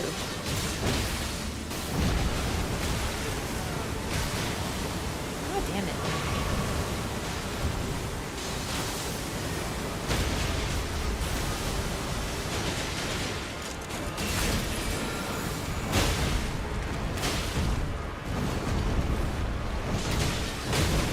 Oh no! I'm dead. No, I'm not. We're committing. We're greeting. Why not? After all, why shouldn't we?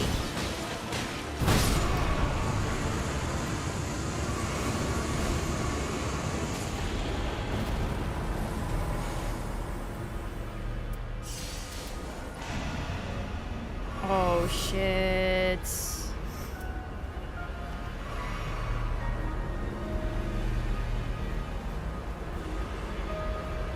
I want that. I'm not a spellcaster. Okay, let me think. Yeah. But that's if... Is anyone else bleeding but me? I guess I could... I use Mogs to apply bleed for the passive. Yeah.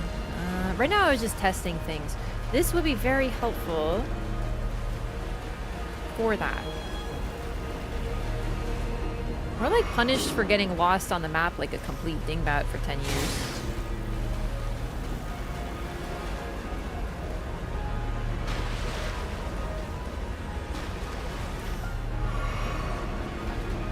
I think there is a 60% chance, 70% chance that I will make it.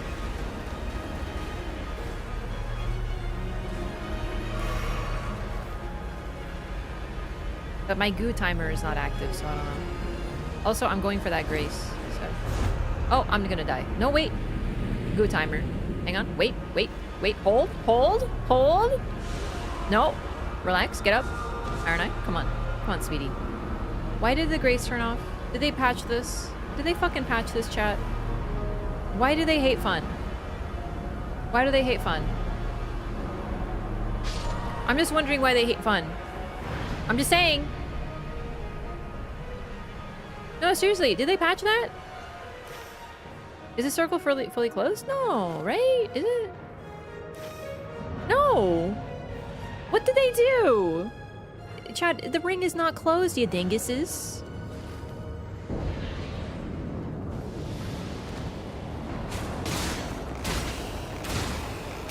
The music meant I was dead, but that's not what happened. Exactly! One of my most viral Nightreign clips is me landing on a grace and coming back to life. It was fucking hilarious.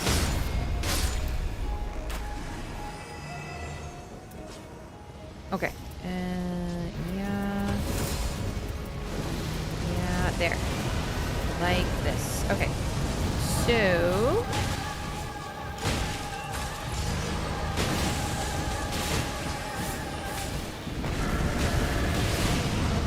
There's bleed. Good.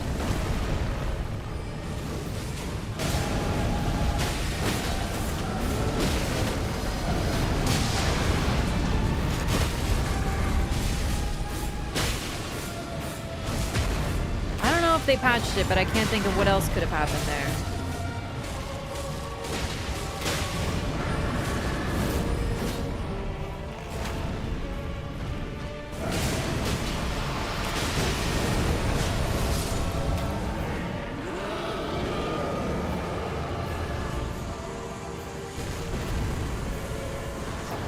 Yet another debuff. This is crazy, but yet another debuff on squishies.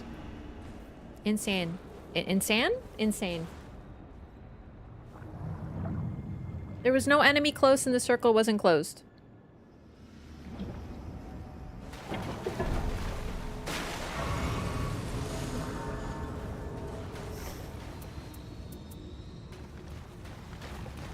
Successive attacks working on Iron Eye has been such an insane buff. But successive attacks doesn't work on Iron Eye. Successful attacks works, but successive doesn't, unless I missed another patch. I just took it because it was the best thing.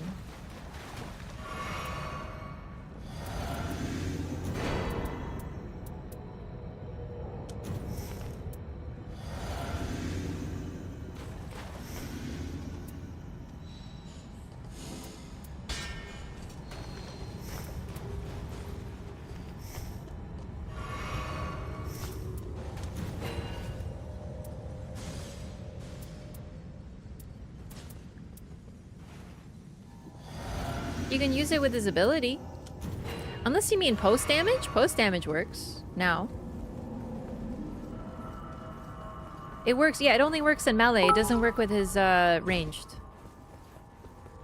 Like with Mark, but like you have to really rapidly apply Mark. It's not the most consistent thing in the world. Successive attacks negate damage? No, only his Mark. It doesn't work with his bow. It works...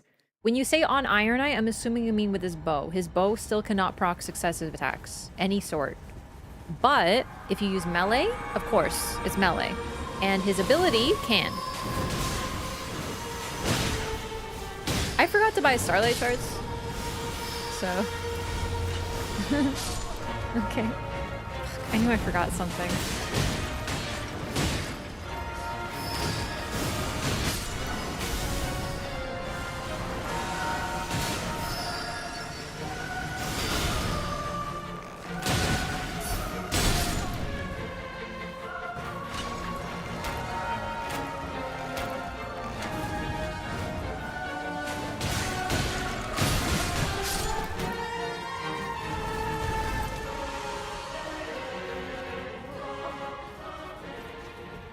I've gotten bubble shooting arrows, I'm pretty sure. You have not. It does not work.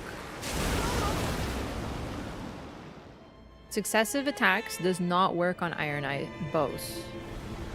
Even with Barrage. Unless it was patched when DLC came out, which I don't think so.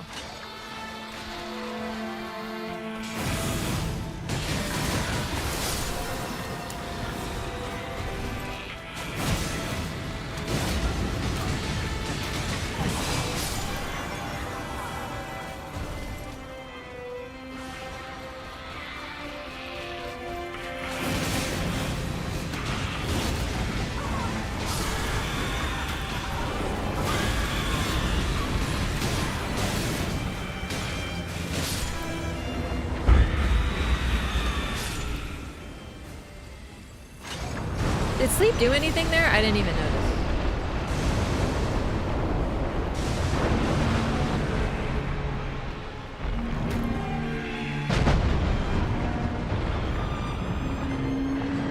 How am I trying to attack? Right now they're dying too quickly, but either way.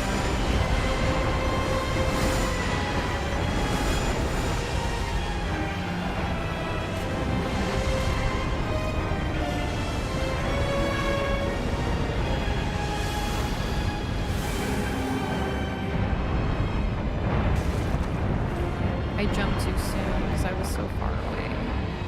I'm crying in the club right now, chat. What? What did you do?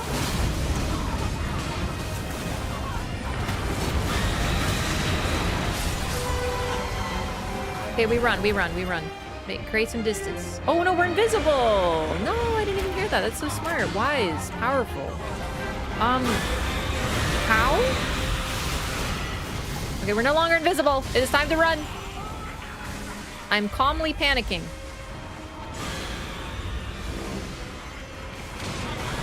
Ah! I made them angry.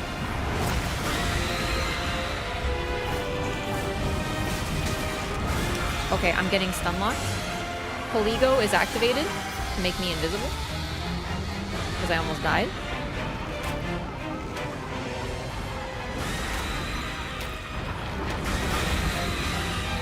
Sleep. Okay, it's not working. Oh, mark breaking!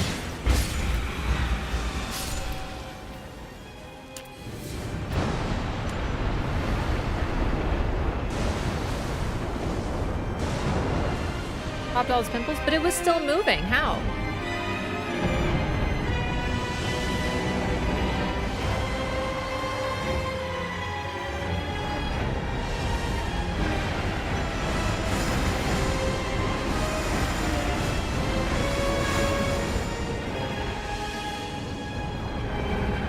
That was me.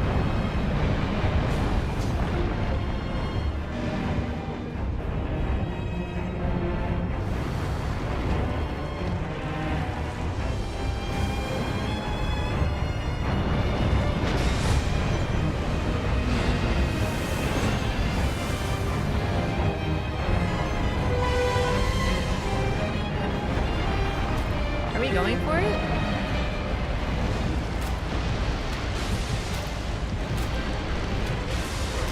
I kinda am. It's a really bad idea, Wraff.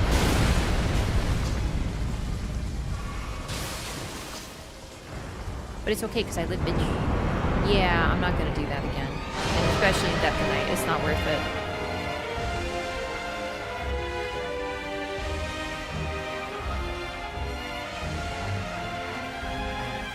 I want to see if I could do it.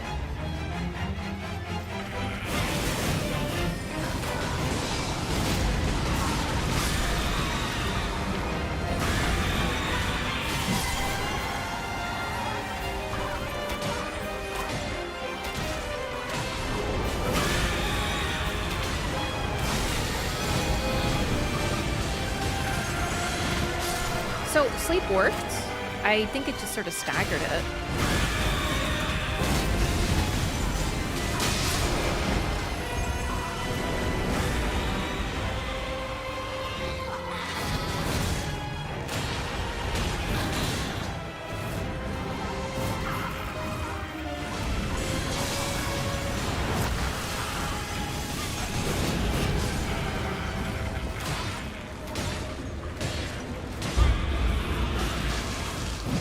I wanted to see if it did an animation or anything.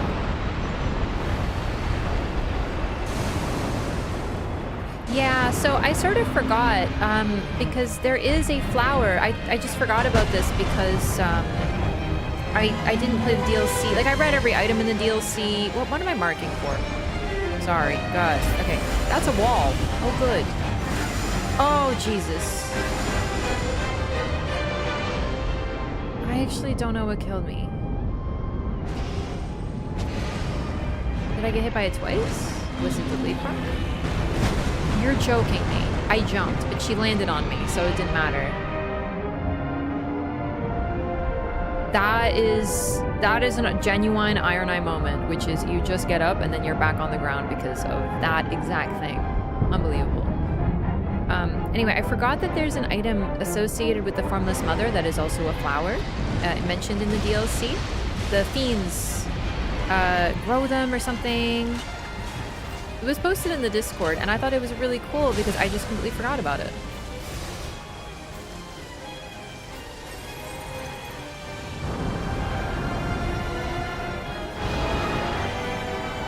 So that is sort of like a link between them. In other words, I have to play the DLC again.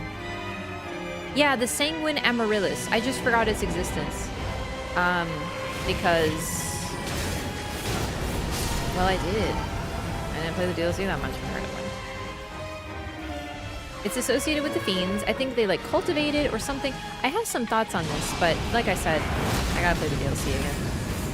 And like do a lore. I'm gonna do a lore dive on the DLC. Alright, GG gamers. I think I did a little better there, but then of course, you know, not perfect. I'm still getting hit by dumb stuff on the Everdark Balancers fight.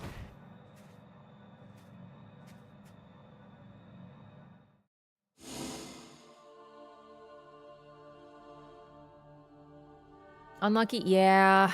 It's why the real solution of Elden Ring, Nightreign, is just don't go down, because when you go down, you're vulnerable to going down again, and it's the most annoying thing on the planet.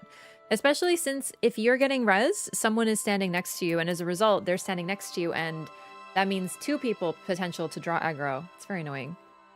Team has to split up in order to avoid getting swarmed. I guess it's possible. Might have to do a split up strat. Wraff versus Prime Radon round 2. I guess I have to. Yeah, I don't have a planned date, but I'm gonna have to do that again. On yesterday, I have my encouraged to play Nightreign with random group, but I have discovered the progression of the run is in my fastest speed, what I had not ever done before. Therefore, it is hard to read all those weapon attributions for picking for. And eventually, I just had a glance of all possibilities of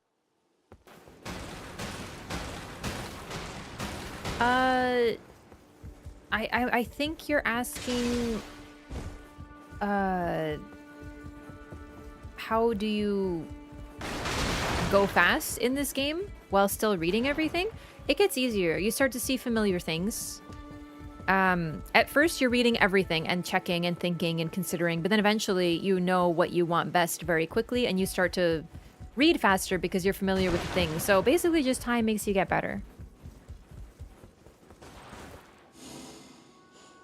Elden Ring Tarnish Edition? Isn't that just for the Switch? I don't know if I care to play it on the Switch because then I'm gonna have to deal with my capture card. But to be honest, I don't really need an excuse to play these games again. I just play them again if I want to, and my main reason would be lore. I haven't touched the Elden Ring DLC pretty much since it came out. I did my lore run. I did my first playthrough. I did another run. But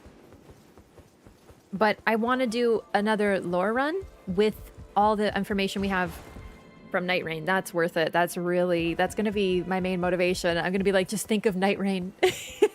Because there is some really interesting lore in the DLC. It's just, unfortunately, it's one of those, as I put it on Discord, it's the juice is not worth the squeeze. I don't really enjoy the DLC, and I don't want to go back to it, so it just feels like torture. But I will torture myself for lore. I've done worse things for lore before, so whatever. Tarnish Edition is coming to every platform? Oh, good. Then that's my excuse. How wonderful.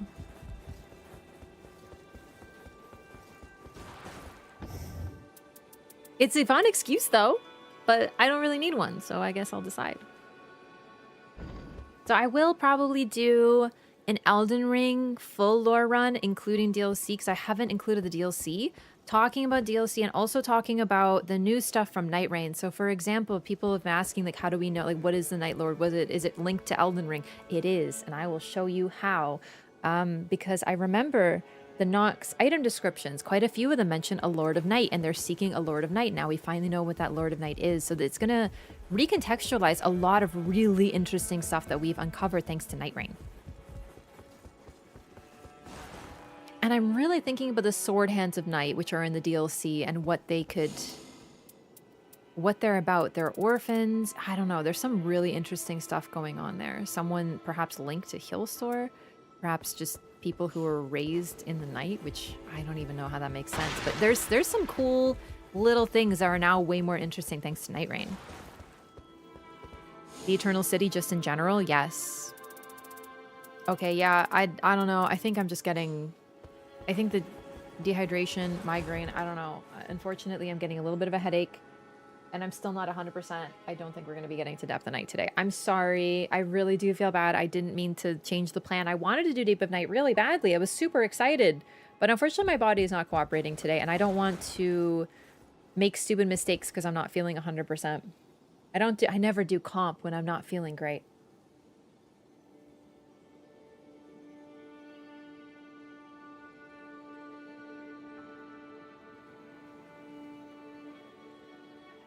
Okay.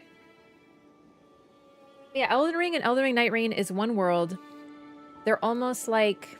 I don't know if what if is the right solution, if is the right, like, answer here.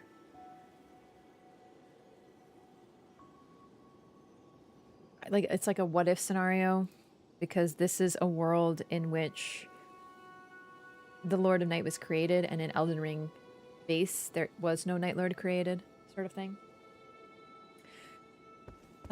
It just sucks, Chad. I was really excited to try Deep of Night. I was so pumped. I almost started it yesterday, but I'll take this as another way to practice. We'll do some Everdark balancers, because I clearly suck at them.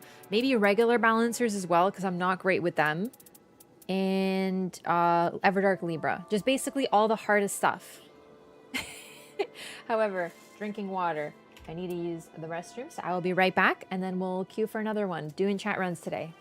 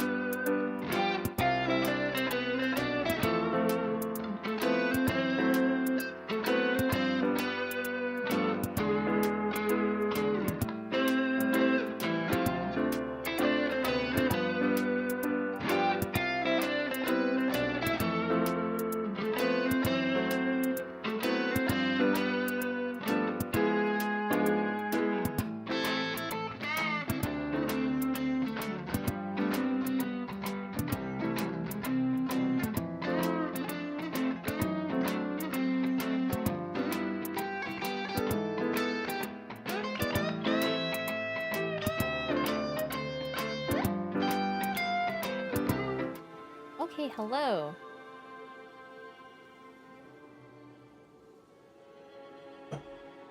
I'm back. I forgot my water bottle, so I just got another glass. Gonna Ethan join the practice thing? Yay, it'll be so fun. Yeah, no, it sucks. Unfortunately, the main reason I feel bad is also because if people are coming in on the YouTube stream, they will see that I'm doing depth, but I'm not. I can't change that. That sort of sucks. When I'm done the stream, I can change the title of the VOD, but I can't do it while I'm streaming. So that sucks. Okay.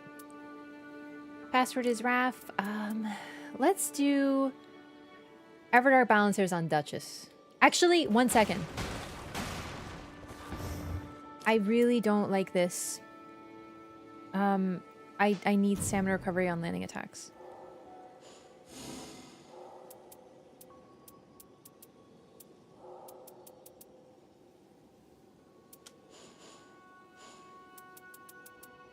This one's obviously very good. No. No. No. No. No. No. None of them are really good, so for now we'll just run this. It sort of sucks though. Because... However, additional idea.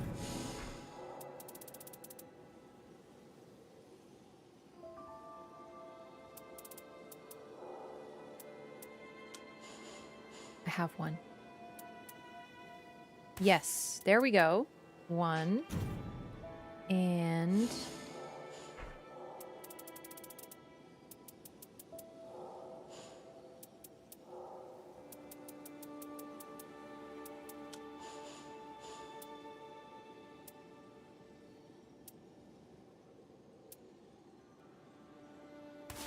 Okay. This is my new build for Depth of Night. It's a little... Well, I will have poison. I find getting the Serpent Bow is not consistent enough to rely upon it. I want to guarantee that I can poison things so I can do heavy poison damage.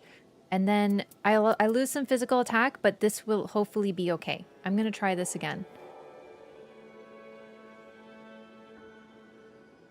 Okay. I'm not even running Deep in Night yet, but I really want this build to be good because I want to run Iron Eye. And my Duchess build is pretty much... There we go. Couldn't remember the button. Yes. I like this a lot. I like this build a lot.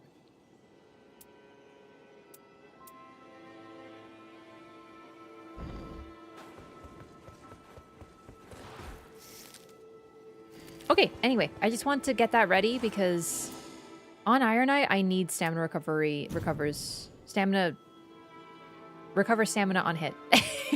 I need it. Okay, even a baby version should be okay. Everdark balancers, let's get it. Yeah, I think, I know I'm a little, I have some problems with Elden Ring in terms of like starting a new file, but the one thing that motivates me to do anything in games is lore. I will do anything for lore, including play Elden Ring DLC and fight Prime Consort Radahn again. I'll do it. For lore, I will. And now that I have Nightreign that I love so much, it'll be perfect. Is Iron Eye squishier than Duchess, or are they about the same? I don't actually know their exact numbers, so this is just based on vibes. They are about the same. However, Iron Eye has a worse dodge. And that is mainly the problem. Also, I very often get caught in bow animations. Now, he has Mark. He does have a capacity to dodge really well, but Mark is not a true dodge. So, for example, you know when you get hit and you dodge out of it, you can like avoid it a little bit. You can like you don't get stun locked. If you try to Mark dodge after getting hit, it doesn't work like that. You have to not be hit. I don't know if I'm explaining this very well, but very often I try to use Mark like a dodge and I got hit and then it doesn't go off and then I just fucking die. So in terms of actual HP, they're about the same, but Duchess is, but also Iron Eye has range, and sometimes range helps you survive. Sometimes it doesn't, because of AoEs and how everything in this game can kill you from 500 kilometers away. But those are the differences, basically. I find even though Iron Eye is ranged, I goof up on him more, and I get hit by stupid shit that wouldn't hit me on Duchess. So I stopped playing Iron Eye indefinitely. And it sucks because I love him.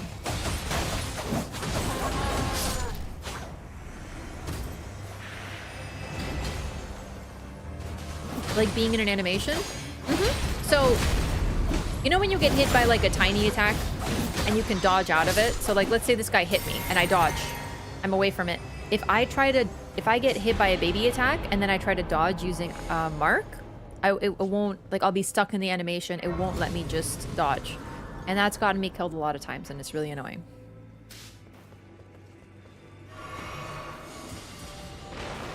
Yeah, like the hit stun. Ooh, I really want to do that bleed camp. So let's go here and then do this bleed camp.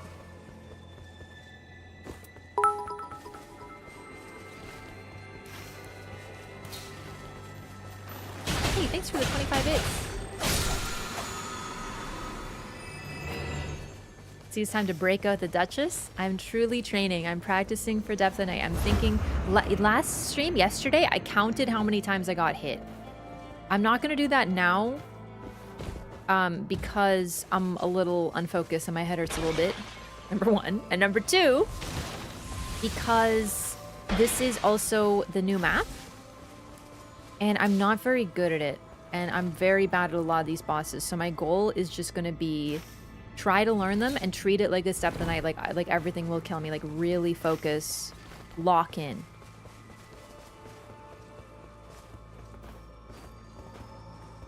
Been getting better with Duchess's brief invulnerability on skill use. See, that is something I would love to practice in a regular run. Like I wish, I don't know, it would be really fun because I always forget I have that, but I'm going to be running that again on my Depth of Night build because that's really helpful. That will probably save my ass.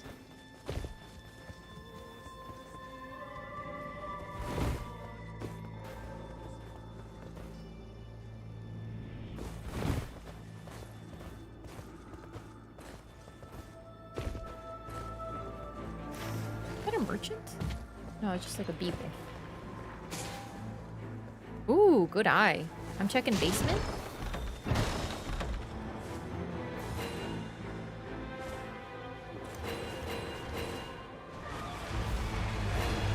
Might as well take blood grease for now.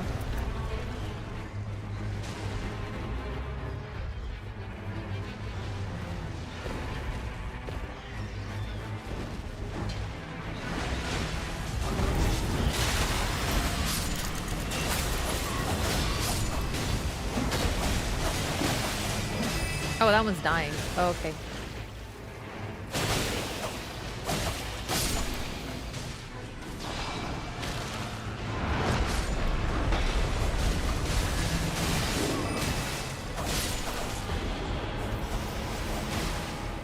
Oh. Fun. Bloodstained dagger. With blood tax and attacks generate lava? Okay, well, I clearly need to take that, am I right? Holy hell. I don't get that effect very often. I will take item discovery.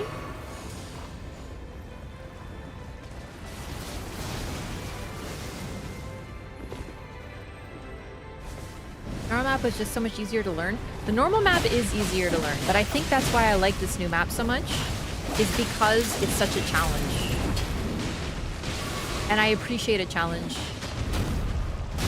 Okay, good dodge. Good dodge, Wraff. Elden Ring starts in Limgrave, and the new map, the old map, I mean, is basically Limgrave. The environment itself is not a threat. And that's fine. You know what? Real talk. First of all, I'm gonna grab this. I would really like to do a mine, because I think I might just straight up use this bloodstained dagger. This is fucking amazing. So there's no mine in the circle right now, but day 2 I'm gonna try to prioritize doing a mine, or I'm still not really sure like what is up with oh hey, it's BBH. Come on, let's fight him at level 5. We can do it. We're gamers. Hell yeah, I love that energy. Yeah, you thought, bitch. More like big bitch hunter. Wait. More like big bitch. What does the H stand for? Because that doesn't work because it implies he hunts big bitches. Yeah, that makes me the big bitch. Yeah, I didn't think about that one, gamers. Regret that one for certain. Yeah, big bitch ho. Got him. Oh! Yes!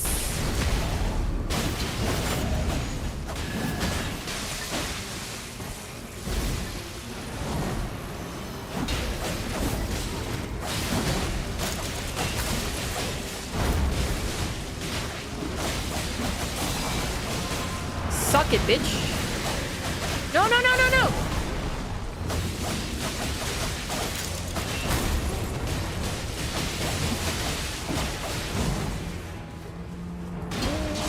You suck. Chat, I think I just hitless his ass. Oh, good. Now the lava spawns. Okay, I'm guessing that's a mistranslation then. I kind of want this really bad. I know that we have an undie, but like, please remember, I'm practicing. Oh, look, undie gets a beautiful present, so I don't feel bad anymore. Look, oh, I can't show you. I forgot. I'm running Faith Up Duchess in Depth of Night now, so I will actually use discuses because I'm like practicing my exact build.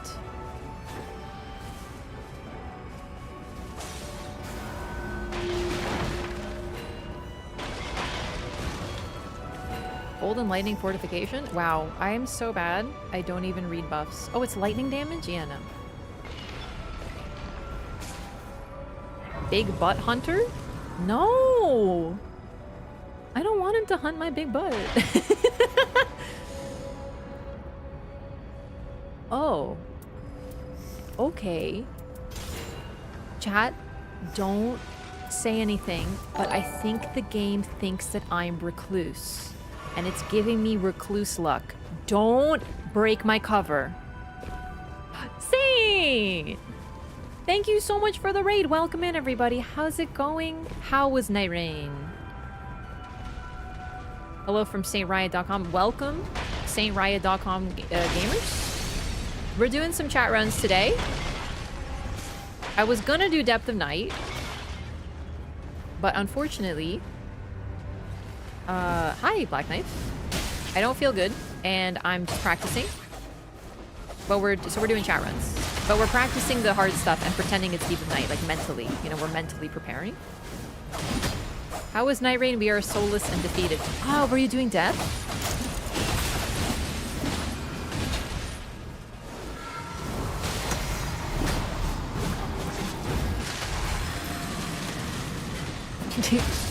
I hear that. That's my first thought. Crawled back to Depth 4 from Depth 3. Same tier of teammate all day. Clear Depth 3 the moment it was Depth 4, immediate loss. Ah, I see. You have been having a very relatable experience. So listen, I want, well, no. Okay, do you want this? I can't be greedy. I got Stars of Ruin. I'm not a recluse, so I'm gonna share. Do you want it? Yeah, have it. See, we can share. If I were recluse, I'd be like, fuck it, I'm S'ing both, bitch. But I'm sharing. First fight, Everdark Pest? Ow. Sorry, laughing hurt a little bit. I'm not laughing at your pain. I'm laughing because it's also my pain. Because, yeah, Everdark Pest haunted me in Depth of Night. Deep of Night. I always say Depth. It's weird. Big butt hater? BBH is big. Maybe he's big butt hater. And that's why you must kill him. We did it! Well done, gamers.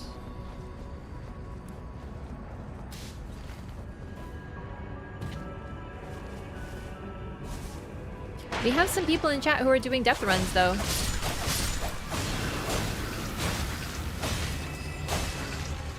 Okay, I am feeling the stamina recovery loss, but that's okay.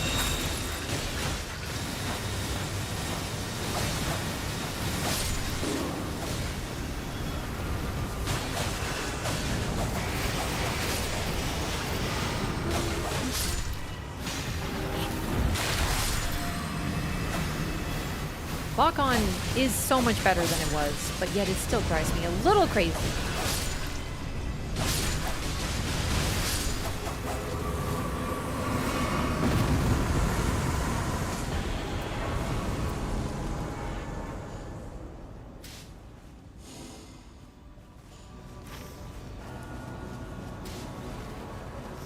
I almost didn't grab this. You know what the problem is? Now I want 2 purple stones. Because, I want to purple Stars of Ruin and my Blood Tax Dagger. the attacks generate lava is not actually as good as I thought. I think it triggers on kill. Apparently it's mistranslated or something, but I'm not really seeing any lava.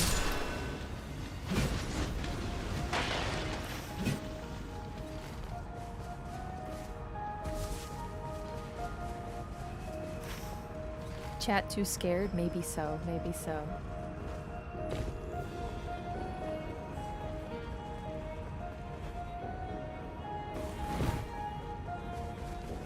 Several hits and has a long internal cooldown. But I mean, I'm like whacking the living bejesus out of stuff with my dagger, and I only got one proc, and it was after BBH died. Well, I still want to use it though, because I love... You know what? No, maybe I won't need a purple.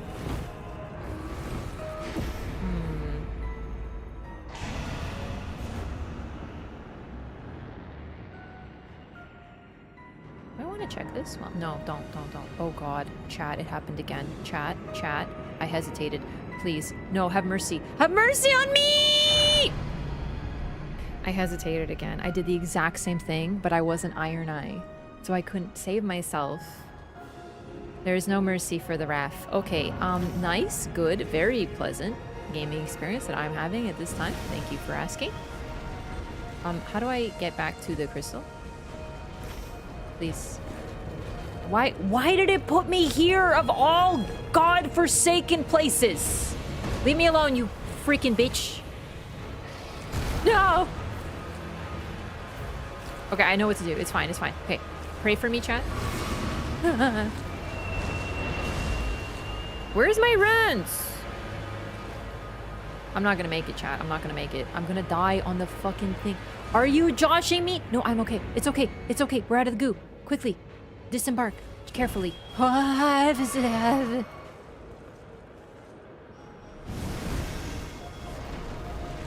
sorry. Wait. Why?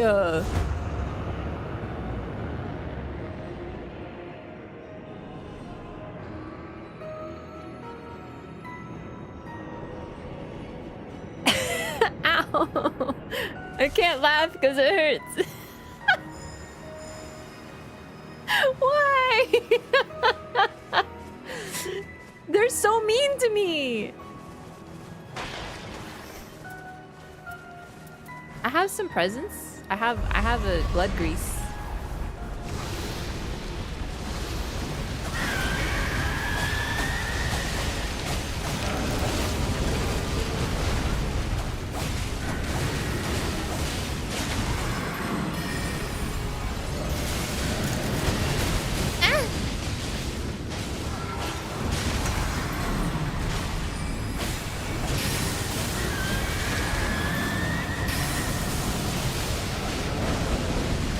Already out of FB? Man, Duchess.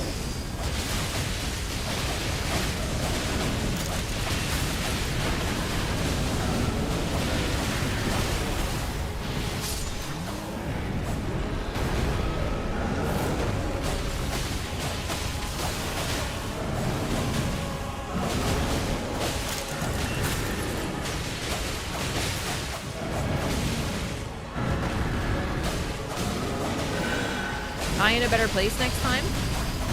Yeah.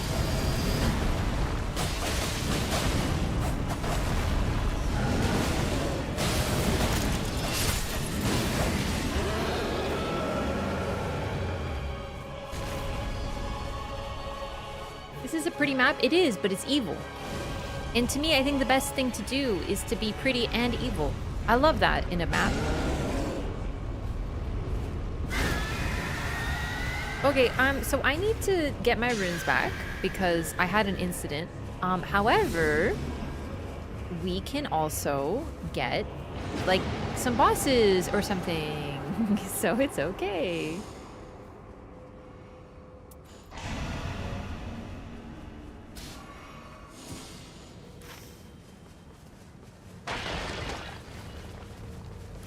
I also would really like to do a mine. So, can we do this mine, actually? Because Stars is sick. You're pretty evil. Thanks! Oh, I forgot to say a proper thank you for the raiders. Hello, welcome. I did not click L2 twice, but that's okay. We'll take it. Feel free to join. And make sure to check out Saint Riot. He's very funny. Also playing Nightreign. Actually doing Depth of Night. I will be going back to Depth of Night soon. Can we climb this? How do we get up there? We can jumpy. Right?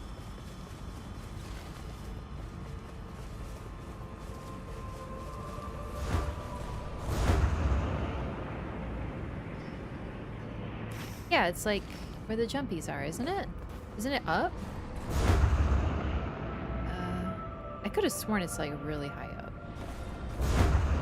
And then it's over here. Yeah, okay, perfect. Yeah. Oh, you're going the other entrance. That's very smart. I went to this one because honestly, I don't know where that one is.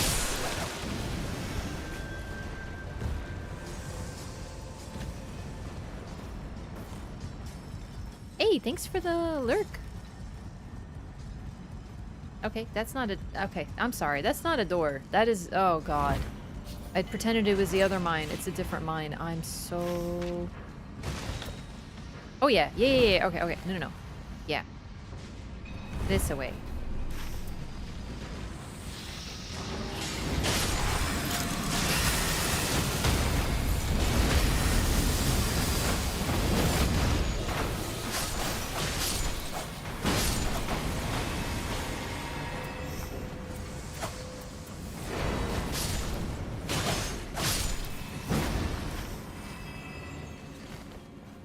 Okay.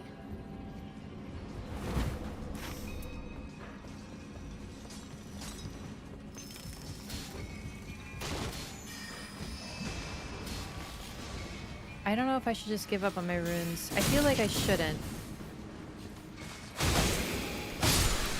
But I don't really know. I can't really see a clear route to get them because they're being evil. Alright, where am I?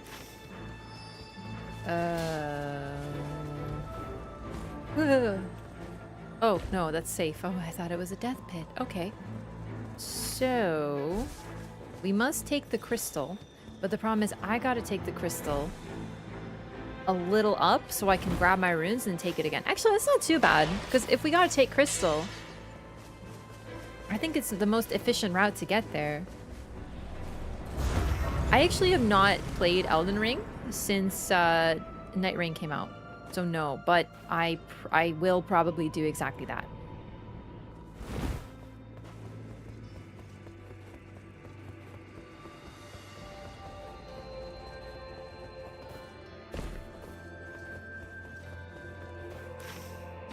Imagine if this game had proximity chat.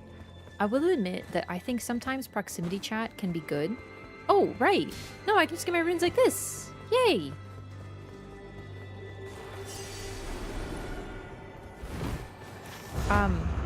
I think that proximity chat can sometimes be funny enough that it's worth it to have voice chat. Do you know what I mean? Like, I tend to be... I don't really use voice chat very much because it's just not worth the annoyance, but I love those clips of, like, proximity chat where people are, like, screaming and you just hear, like, distant screaming approaching. That shit is funny. Hey, Oro! Thank you so much for the resub. Welcome back! Alright, only 2 casts. Oh boy. Thank you so much for 52 months. I will indeed take your money.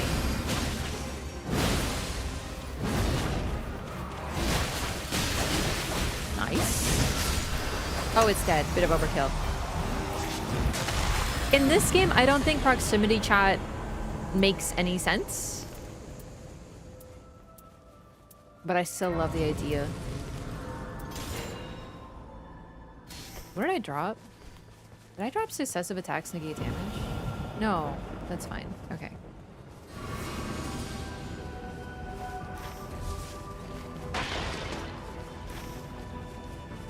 Okay. That sucks. We just rolled the dice bad, but that's okay. We'll just have to go the other side. Ping gate? ping gate indeed. That's true.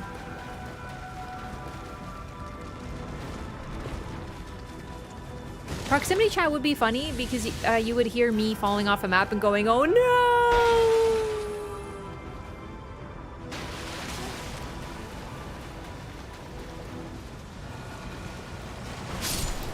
Ouroboros is great, that's true.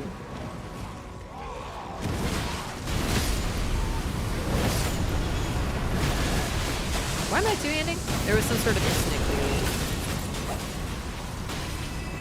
Also, how do I feel about this game versus Nightreign?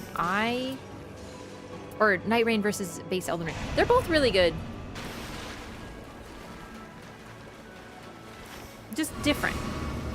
I have to say, I did not expect to like Nightreign as much as I do. And I invite everyone to try it because even though I'm not really, I don't know if target audience is the right word, but I really like, I don't normally like roguelikes, but this game is just super fun, and I love making builds and stuff in Elden Ring and leveling up and the RPG aspects, but this game is just so fast-paced, and it takes out so much of that stuff, so you can just really just hop into a run anytime. It's like the complete opposite. You don't have to think about your build, your routing, where you go, really, because you just spawn in the map and do a run. You can hop in anytime and do a few runs and have a great time. You know what? You were so smart. I forgot about the crystal. The teleporter, I mean. I'm gonna take the crystal. I'll probably be a bit behind you.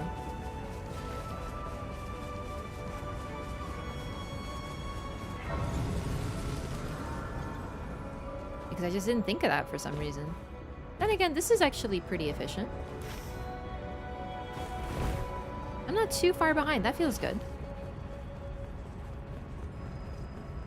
Also, yeah, I love how this is a different experience, but the co-op is baked in and it's very seamless. I love that. I know, I'm not trying to shit talk roguelikes, I just don't usually like them. Like, I played Hades and I was like, this is cool, and then once I was done, I stopped playing it. I wasn't really that interested.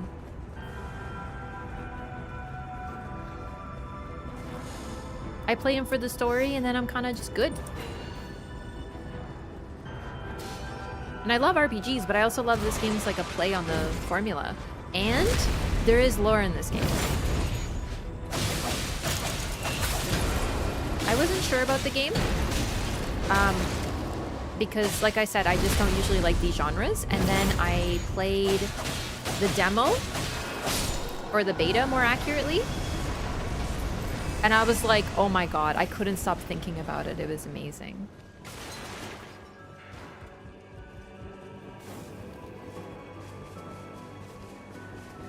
Okay, I'm grouping back up. Coming.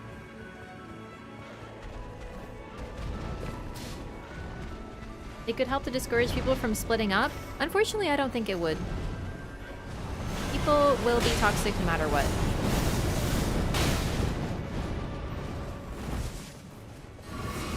Okay, do we want to do tower then? I was hoping to stop by the merchant to make one of my weapons purple because I'm stuck with blue, but then again, I'll get better weapons here probably.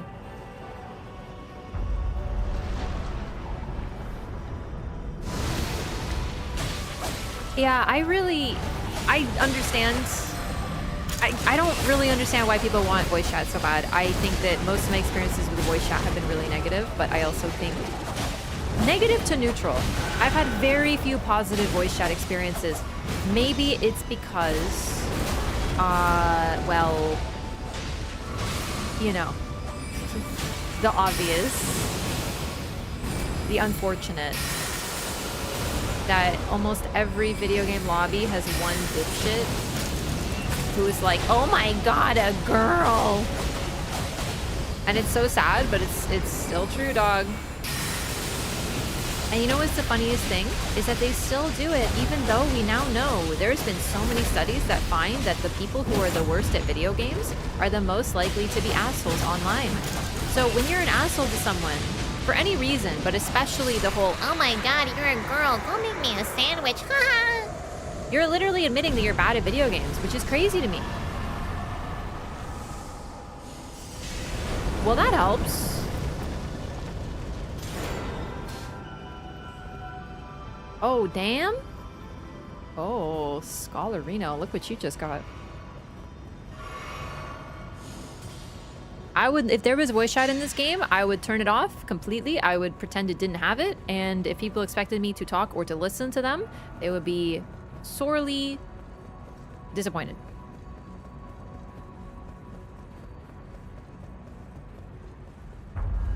Would you have tried this game if it wasn't made by FromSoft? Probably. I played Hades, I played Dead Cells, I played... What other roguelikes have I played? I think there's one I'm forgetting. And keep in mind, I'm not the only one. It's not just because, girl, you turn off voice chat. I know other people have had annoying experiences with people. Sometimes there's just some fucking dipshit playing his music on the open mic. And it's never a good mic either. It's always like a 15-year-old Bluetooth headset.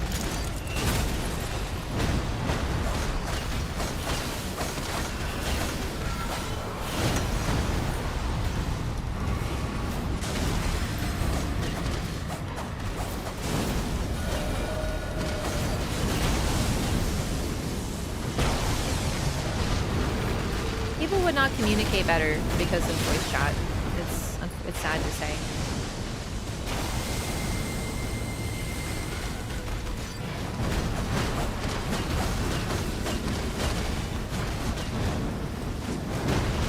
Man, when this run started with a level 4 BBH, that was easy peasy. What even really happened? I really feel like this day 2 went by so crazy fast. We gotta go.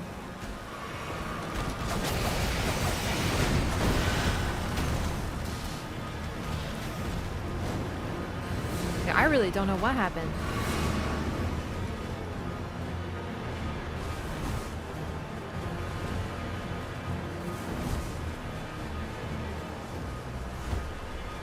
Oh, smart. Except... Oh, shit. Come on, land quickly, very quickly, very quickly. Okay. Oh, boy. I have made a few friends playing games online, but very notably, most of them, it wasn't through voice chat. Like, back when I played COD Zombies, I met someone who was really also into COD Zombies, and we didn't have mics, and we just sort of used whatever communication method we could in Zombies. And then eventually, we, like, added each other sort of story.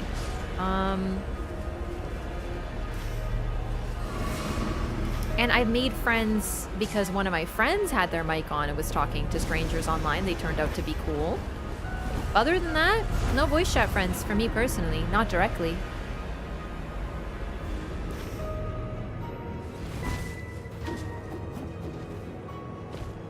Copper wire is a mic. Yeah, and then you get to hear like every mouth noise they're making, like they're eating some chips. You get to hear like a nice like tinny burp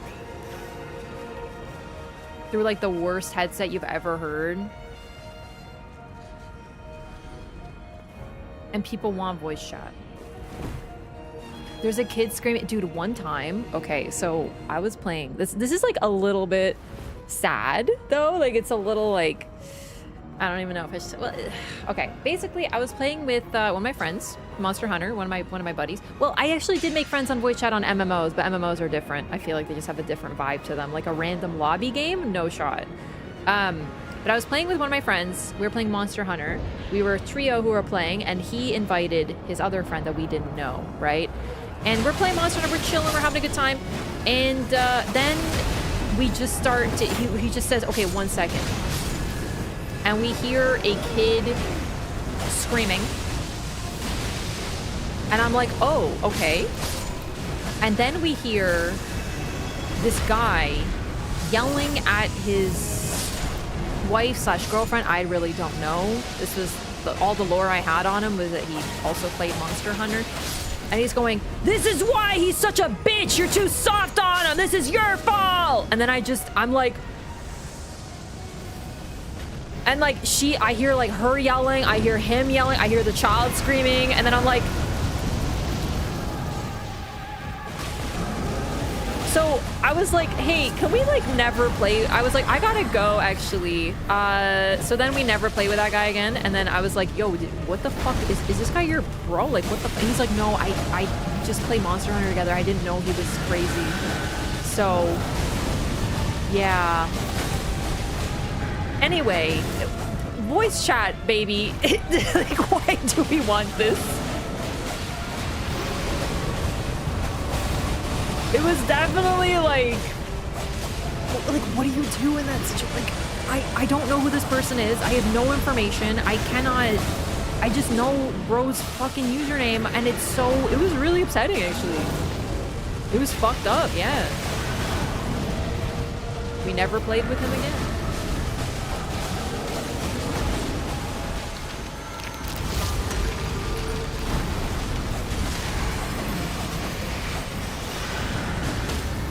Oh, fuck yeah.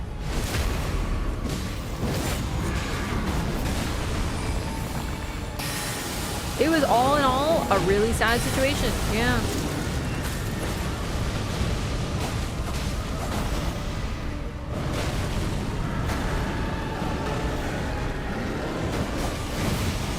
Now I know what you might be thinking. You might be thinking, crap, surely the experience is different in Nightreign. We are a higher class of gamer. It will not be like that. This is not true, you know it.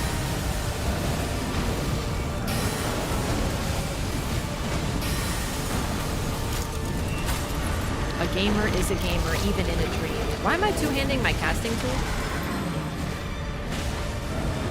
I'm trying to un-two-hand it, video game. It's consuming my inputs. It's starving. One time, heard people having sex on the microphone in COD Modern Warfare 2 lobby. Okay, there's no way you heard people having sex. What you heard was someone playing a porn video, because no one in a COD Modern Warfare 2 lobby has sex. I don't believe it. Impossible. He just wanted you to think that he was having sex. I guarantee it. I would put money on that one.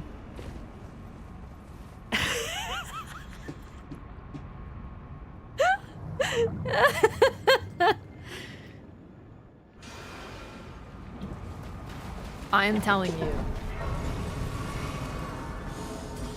I'm sorry. I'm sorry to all the COD gamers.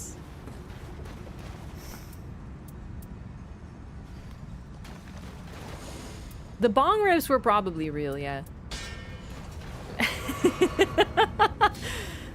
I actually knew... Okay, this is so fucking weird, but when I was... Like, I played with this one guy who had a very high-pitched voice. Oh no! The disconnect! Well, wait, that's perfect.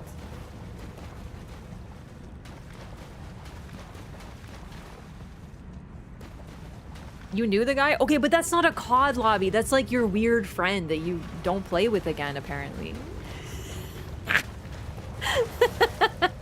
So sorry about that. No, that's fine. We'll wait for you. That's perfect. It happens. You know what? This is perfect. I can go pee. I'll be right back. Give me I'll just leave you guys. Hang on. Let's get a nice sit. How do I do emotes? Alrighty. I'll be right back. This is perfect. Take your time.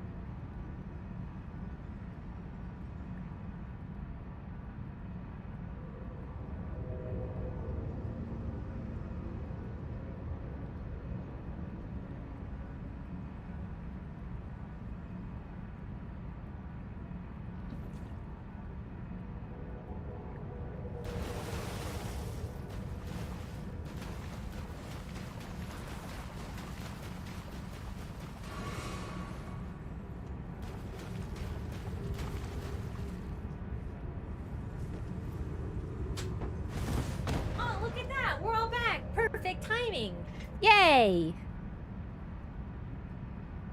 Did I get a snack? No, no, no. I'm here. I'm here. Ellie bitch. Okay. Everybody ready? We in this gamers. Wait, what? I didn't buy anything. This. This. Buy this. No, I don't want that. I will do this. And then this. I don't need any more purple. I'm all good. I'm chilling. I only got one dagger this whole run, but it's the only one I needed, baby. Little lucky blessing gift for you, final night boss, and congrats your 2 nights bosses defeating. Kids are Yeah, kids. I'm bringing Starlight they are Shards still for absorbing the Stars of Ruin. experiencing of those lessons. We'll see how this goes. Wraff Donka Miss Clap Miss Bell. Anyway, I was telling one of my old COD friends, he was a real weirdo, but I mean, to be fair, he was also a child. He would, he had a high-pitched voice because he was, you know, like 14 years old. So like the puberty process was like beginning. I assume, I don't really know. But anyway, he would just occasionally, when people were being weird in voice chat, he would simply be weirder. So he would just start making moaning noises, which was very uncomfortable, but it was also really funny. And then he would also scream at the top of his lungs so loud that his mic would cut out. How old were you? I was 15. But I went through puberty, but my voice stayed high because I'm you know, of the female persuasion.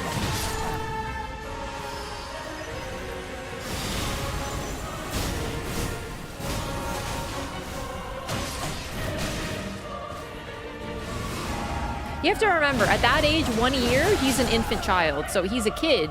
I was only a year older. I was not 6 years old playing online COD games.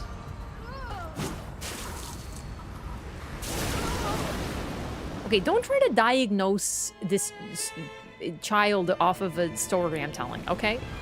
I don't know. But his response to people being weird was to be weirder, and honestly, it was pretty fucking funny.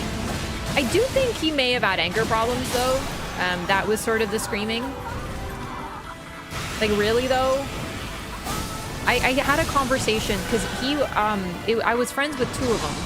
One of them was very calm, and one of them was... He would scream, like, insanity, right? Like, he would lose his temper over everything. And, it was actually a great dichotomy, because, like I said, chill to angry, chill to angry. So I told one of them, I was like, hey, like, is your guy okay? Like, I think he actually has anger problems. And he was like, yeah, probably.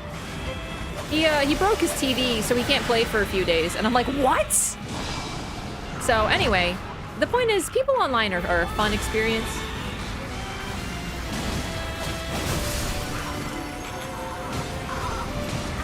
Oh, I haven't even bet. No, this story's too sad. I'm not gonna tell that story. Never mind. No. No, it's sad. It's very uncomfortable, and yeah, let's no, we're taking it a different direction. No, I didn't think about it. I was like, hey, I have a funny story about buying games when you're too young to buy them. And then I realized that it would lead to a really, like, no, it's not a good story. It's just fucking sad.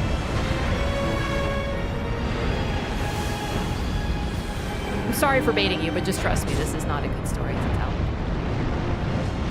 Okay, that's weird. Did you die once? Oh, shit.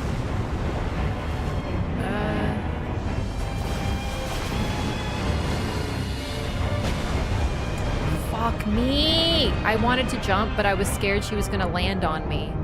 When she's so close to you, it's kind of hard to tell. Did you already die once, or did you not hit Grace? Yeah, no, bro really had, like, anger problems, though. I kind of forgot about this. It's been a long time since, like, I talked to these people, but I do hope he got some help, because he, like, yeah.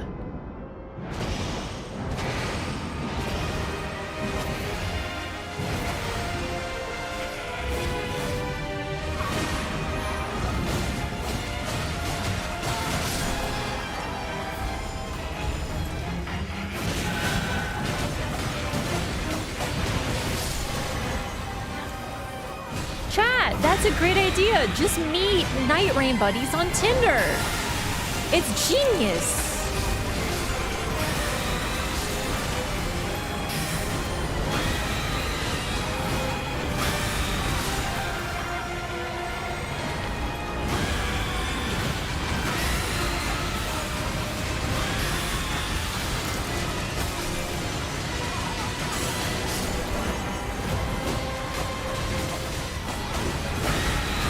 What could go wrong? Looking for my duo. I love that.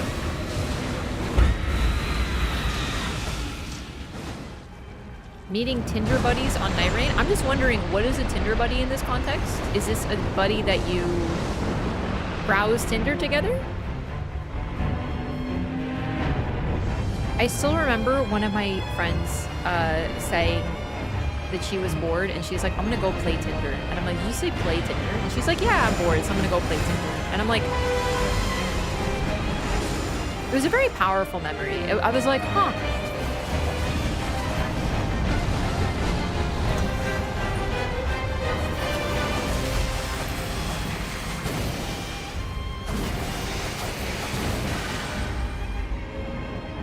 So what's she gonna do now? Is she gonna come at us? Probably. Only one of us is visible, yeah.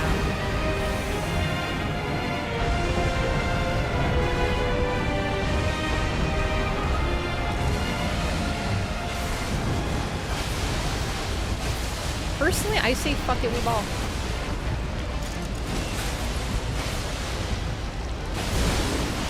No, fuck it, we ball. Fuck it, we ball. We ball. We ball. We ball. God damn it.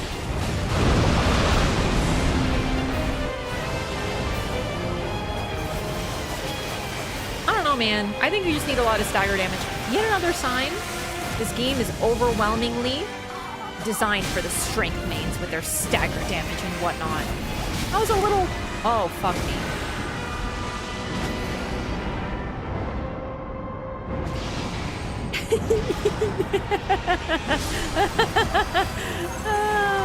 I'm sorry, it's really funny.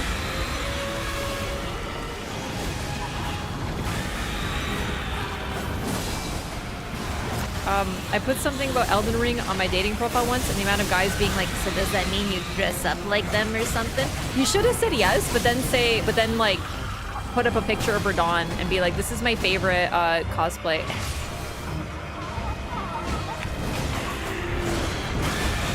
Oh, that's so cringe. Like, why? Like, cosplay is really cool and really fun and really creative. But why is that? That is such an abnormal thing to ask another person. Oh, you enjoy video games? Do you cosplay as them? Winky face? Like, what? Out of nowhere? Do you want to know when you ask someone that? When they say, hey, I really enjoy cosplay. Like a normal person.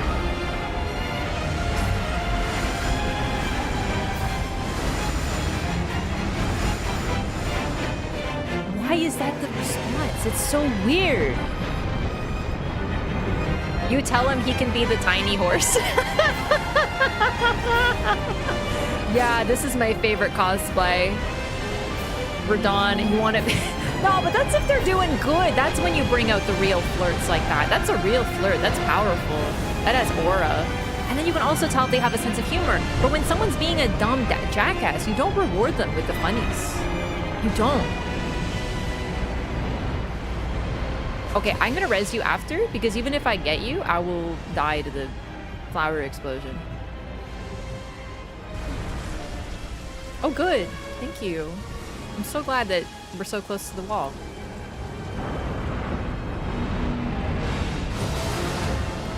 That is an attack. Good to know. Good to know. I learned something new today. All right.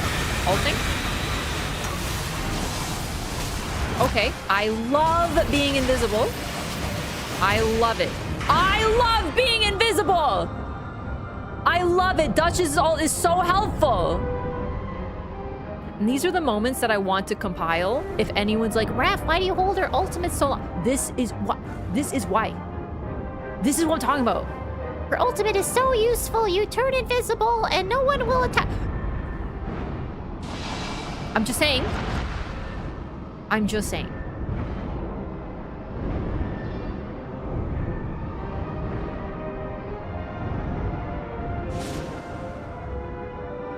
It was a good try. Honestly, considering the drops I had, I feel like that was a really good run. And we were level 12. We almost freaking got it.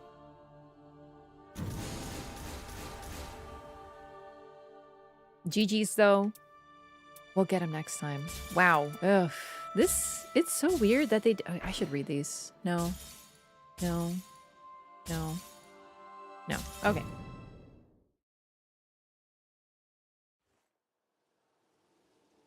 What?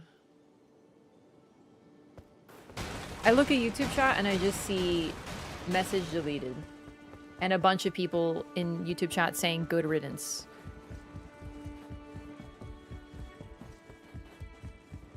Okay, like, was it funny? Hey, Rob, did you know you're actually not playing the game? Oh, hang on. I need to read this. 1 second, please. Hang on. Fuck. YouTube chat is so hard to scroll sometimes. Jumped without looking, LOL. Yes, what? She's not playing. Hang on. Fuck. YouTube chat. Mm-hmm. LOL just pointing out, don't need to be butthurt. Since she's reading while playing. That's literally my fucking thing. I will leave just cause it's lame girls do this.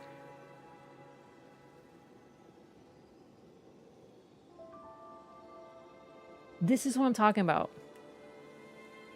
You want to know why I jump without looking? Because I've played so many goddamn hours. I hope they're gone, but if they're not, I'm just putting this out there. I have played so many goddamn hours of this game that I dodge shit by timing. Which you would know. If you played that much, you could do this too. It's not my fault. I'm better than you. Wraff, you were literally triple bar res. Because you want to know something? I'm definitely better than some loser who comes to YouTube streams to say you're literally not playing the game. I could be on the floor that entire fight, and I would still be better than that motherfucker. Idiot. Absolute idiot. The rest of you in YouTube chat, you're OP.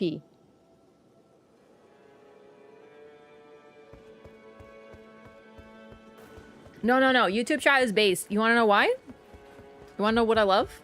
Is that we have some great regulars on YouTube, just like we do on Twitch. And you know what they say? Yeah, screw that guy. Just like we're saying right now. Just like YouTube chat is saying. I do jump without looking. I also sometimes stare at chat and fall into pits. But yet, when that happens, no one's saying this is evidence she's playing the game. Because people aren't insane usually.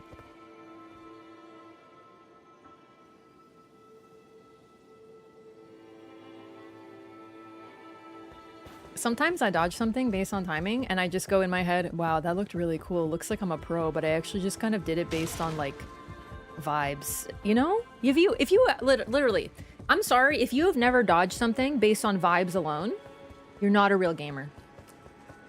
That's right.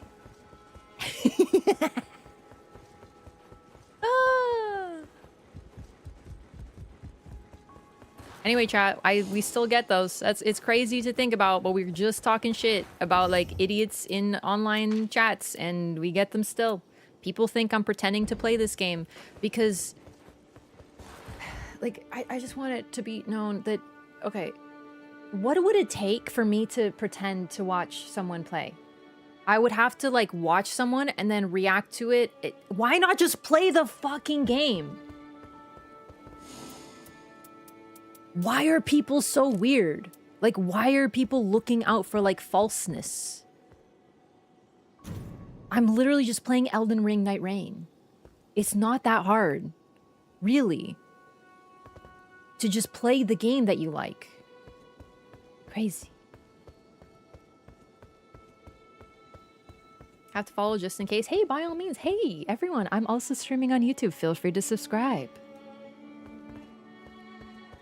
It's harder to pretend you're playing than actually playing. Ah, yeah. People do this a lot. I'm gonna queue for another one, by the way, gamers. Get ready. Get ready. It always tends to happen to female streamers. Because to them, the idea of a woman playing a game is so outlandish that they're always looking for signs that she's not actually playing. Which is so fucking weird to me because it's really just easier to just play the game. I'm gonna try Iron Eye again. I'm gonna try Iron Eye. Did you give up on debuff night? No, I'm having like I'm having a headache incident. So I'm just drinking water and trying to feel better and practicing a fight I'm really bad at.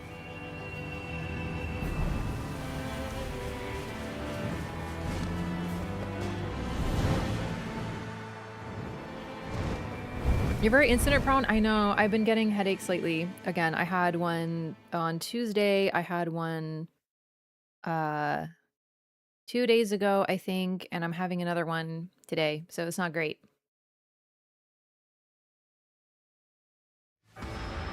No chill recluse run? No, I wanna learn. I wanna get better with my mains on a fight that I'm really bad at. I'm gonna pretend it's Deep in Night. I'm gonna get better on this fight.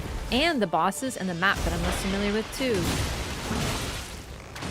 It's not quite migraine level, but I just feel weird, so I don't want to do Deep in Night, unfortunately. The title is wrong on YouTube because I had every intention of doing Deep in Night today, so I feel really bad about it. But we will do it ASAP because I'm really excited and I got my builds ready. It's like getting all dressed up for an event and then the weather's too bad and you can't go. It's basically what happened to me today. Our recluse runs look wildly different. I see. Have you considered just remembering that you're the main character?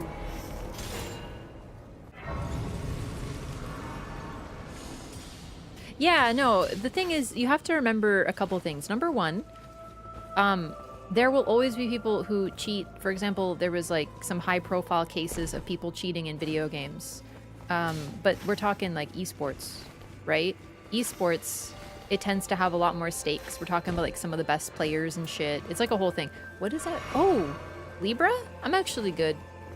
I'm gonna go to the camp. I don't want Libra. He offers me nothing. Mainly because I'm broke, so I can't buy what I want from him anyway right now.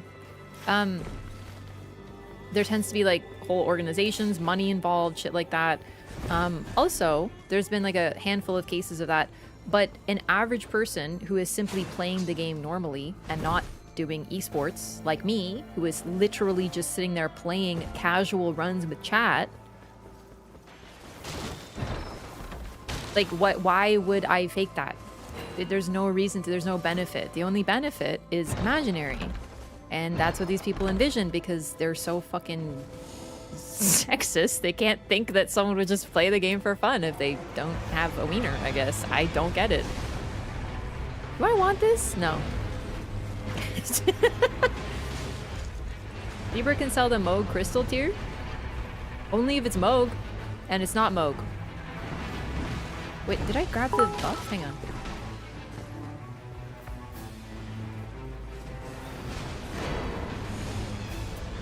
Oh, I don't want any of this. These are stupid. Oh well.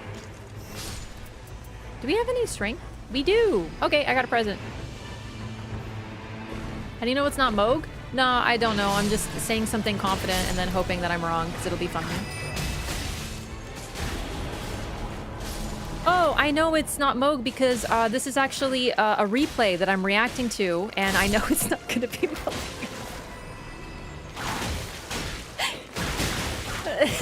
I'm not actually playing. This is pre-recorded content. That's obviously... I knew it, damn it! Oh, I accidentally exposed my secret!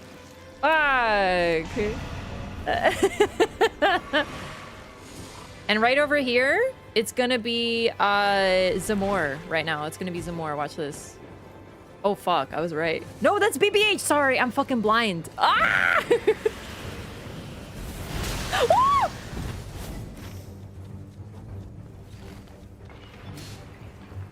I literally thought that was Zamor. Do you know why I'm not playing Deep in Night now? I can't fucking see right. Wait, where's the... Isn't there a boss? Yeah. It's big bitch ho. Very rude parlance.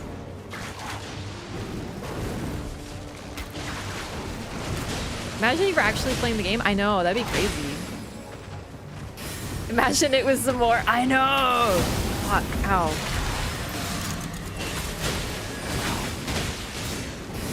Nah, if it was some more, it's not because it's pre-recorded. It's because I'm a witch.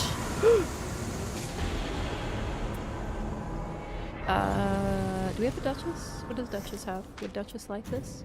I think Duchess might like this. Duchess? Actually, I'm sorry. I'm gonna take this because I want to use Rain of Arrows. Rain of Arrows is really good. I'm making a joke. I am actually playing the game right now.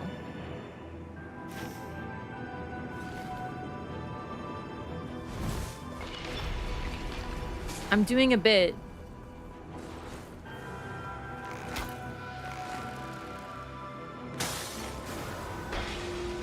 Okay, I'm about to get some sick shit that is totally for me and not for a caster. Just watch. Wait.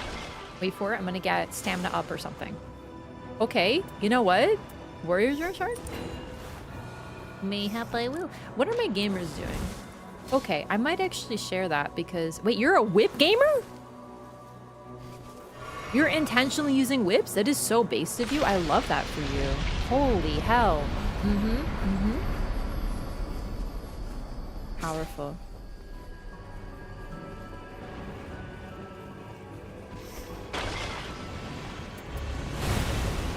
Well, like, what Ash of War? What kind of skills are on bows?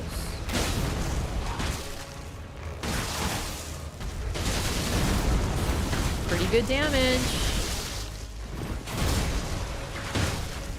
I forgot to buy Starlight Shards. And by buy, I mean pick them up.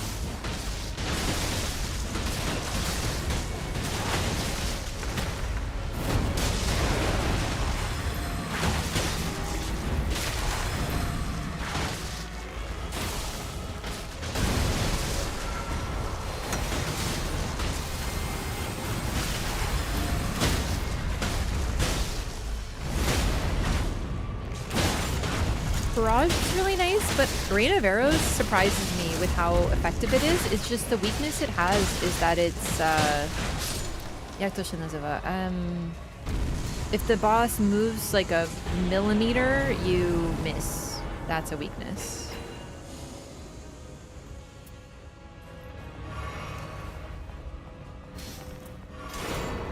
Thank you for the Starlight Shards. I didn't mean to do that, but that's fine.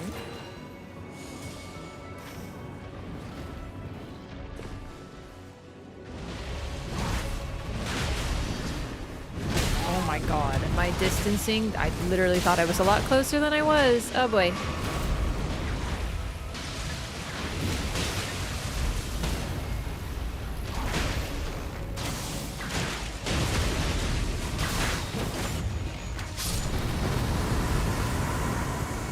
Now we got the crystal buff already? Wow. Lowers FP consumption even more. That'll be good.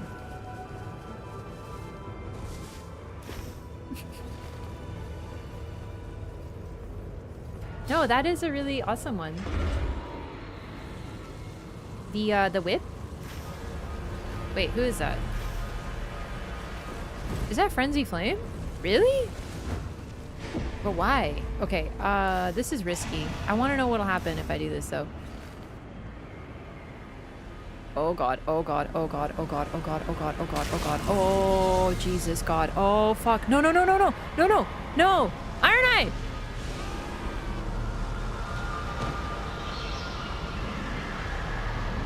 Okay, bad idea to jump while frenzied. But I needed to know what would happen. What happened? Was that fall damage? Like, for, like... What did you think was gonna happen? Something funny? And to be fair, was I not right? That's the thing you don't understand about me, chat. You're like, oh, She only does what's safe. No, bitch. I do what's funny. Okay, but like, how do I... Okay, hide. Line of sight, line of sight. Wait, okay. Hang on. There's a plan. Okay, watch this. I'm gonna do it good this time. Whee! Okay, okay, okay. Now land, quickly. Iron Eye. No, line of sight it. This is a better plan. Line of sight it, line of sight it. There you go. Look at that. Okay, okay. Good, very good. Wait, am I in the goo? Oh, shit. I didn't notice there was goo. I thought everything was a little extra purple, but I sort of forgot. Oh, that may be what happened, eh? Oh, I'm so fucked. Actually. Run, Iron Eye! I lived, bitch. I didn't see that the circle was closed. Oh, man. I still think the idea was sound. I really didn't know that was goo. I thought I was just taking frenzy damage or some shit. I wasn't paying attention.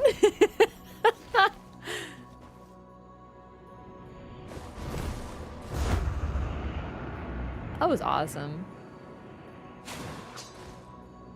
You can't hear it? I don't know. I guess I just ignored it. I don't know. I can't process all of the information that is being presented to me at this time, apparently. Ooh, poison armament. Hot. Let's get it. Okay, so we'll do this. A little bit of this. We're gonna be scholar at home.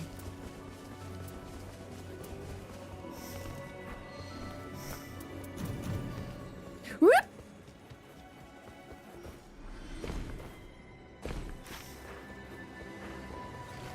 All according to my plan.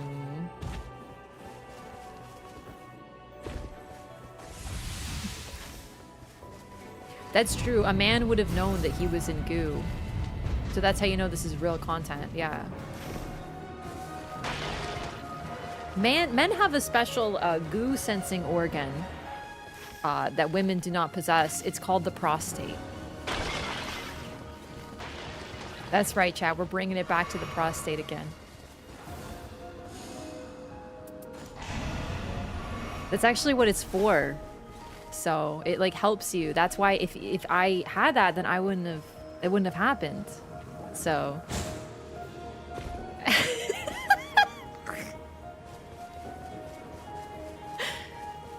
no, that's why it's called a pro gamer. We talked about this before. It's called a pro gamer. It's short for prostate gamer.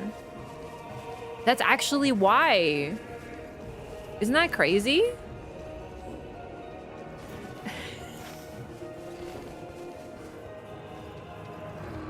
I'm glad you're taking those. It's very educational information this time.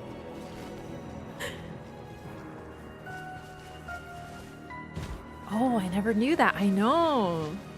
What a horrible time to tune in. What do you mean a horrible time? This is the greatest time. I don't know what you're expecting. This is the prime time every time to tune in to twitch.tv/Wraff.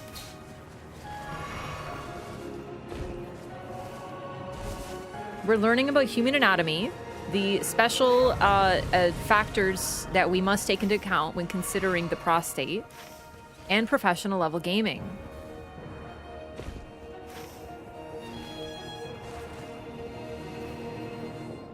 How do I know? Because I'm a scientist.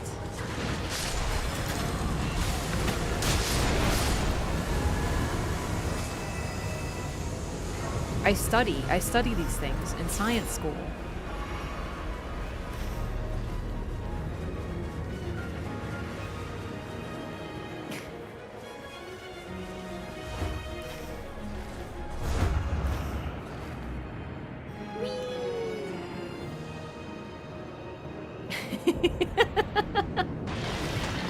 Dreams are crushed. I can never be a pro gamer. Well, it's just, you know, you lack the ability to sense goo natively, but that's okay because you just have to use your other senses, such as your eyes and ears. And sometimes you can also use vibes.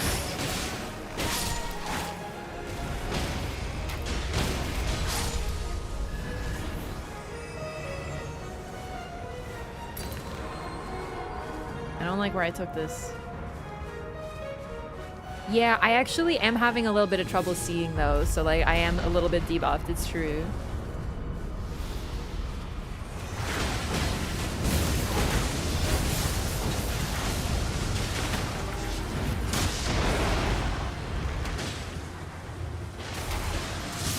Ow! My freaking butt.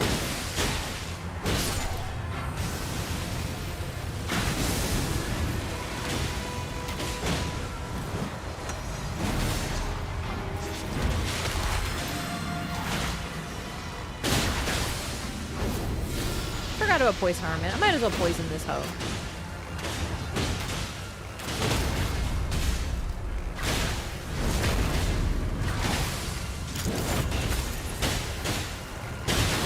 Too tired for this manner of conversation.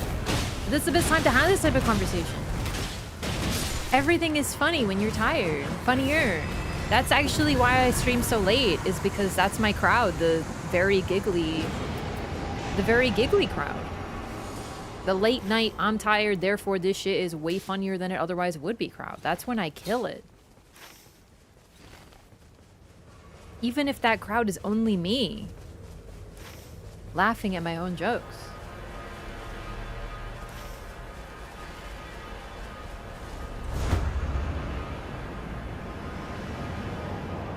Whee! Oh, Jesus! I was thinking to myself, I hope I don't fall into a pit.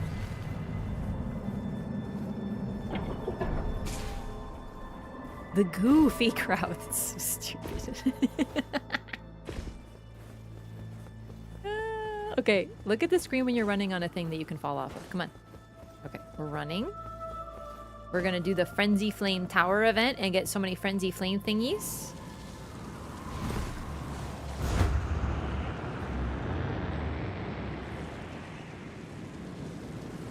Frenzy this, you fucking casual! Oh god, oh Jesus, oh god, oh god, oh god!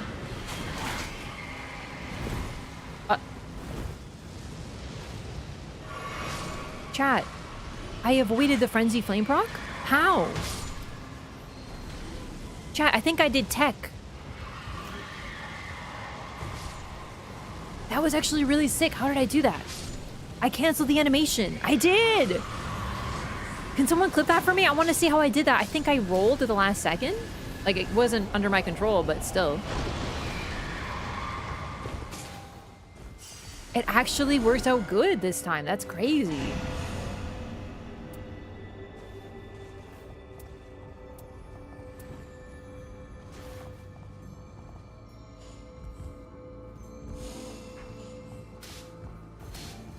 For our incant user. Serpent bow?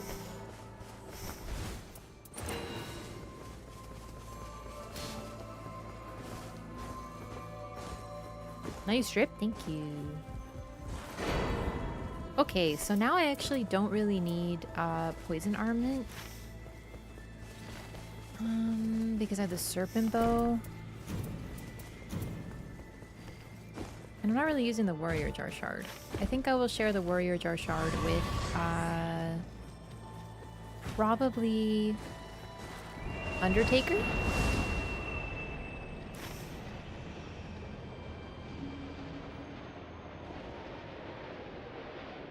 Can you dodge frenzy proc? I didn't think so. Oh shit. Oh shit. No, I gone too far. Oh fuck. Come on. Okay.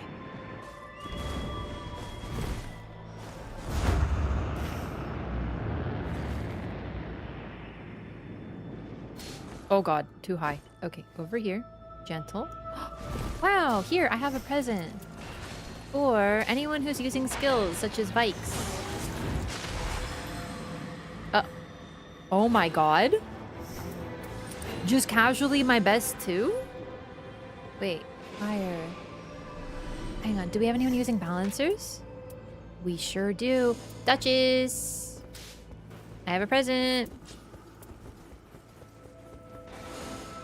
Unless you already have one.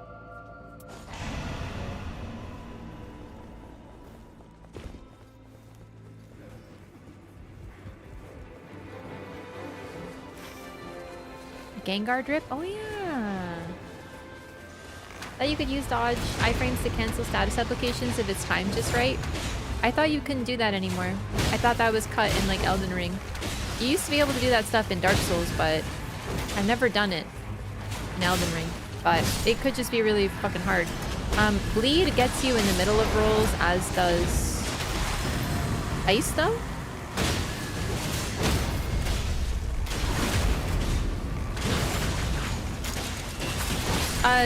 We have a no links rule in chat. Jesus with rot! That's nasty as fuck. Oh my god. I love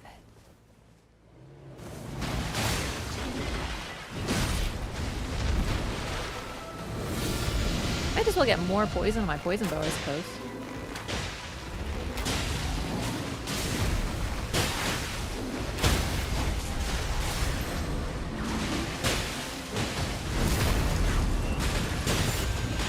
Yeah, channel clips are fine. Yeah, just no like outside links.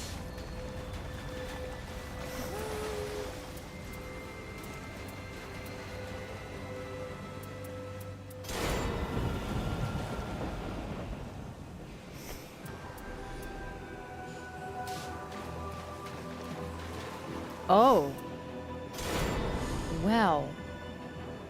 Did someone pick up the warrior jar shard? Yeah, okay. No, that's fine. You know what's really funny, but just a little bit sad?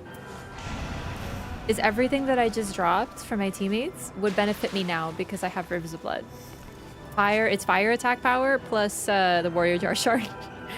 But it's fine. Everyone's benefiting from it. I don't have the, honestly, I think the occasionally nullify attacks when damage negation is lowered is better than the fire attack power. It would be nice to have warrior jar, but Vikes also does a shit ton of damage and it's a really nice AoE, so it's just a little ironic. Oh, thank you. Okay, but then I'm like, okay, hang on. I'm gonna drop this because I'm not gonna use ranged attack power anymore. See, this is the benefit of chat, is chat's like, no, but it's like, you don't have to give it back to me. I'm just saying it's funny. I wasn't trying to peer pressure you. But I kind of did. Thank you. Sharing is caring. And sometimes when you share, you get it back. I need Starlight Shards. I have Starlight Shards! Things are working out very well for me. Wait, level 13? Really? Holy shit. Yeah, let's do Tower. You guys are already there. I'm coming.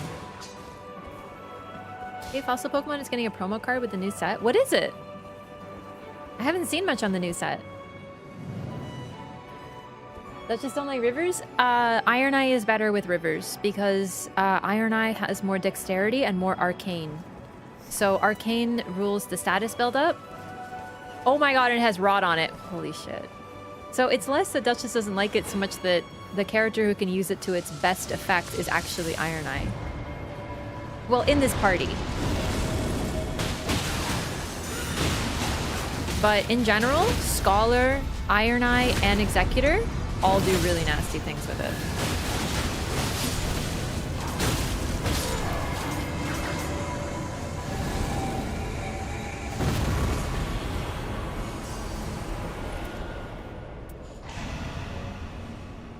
Melee Iron Eye is back. I know.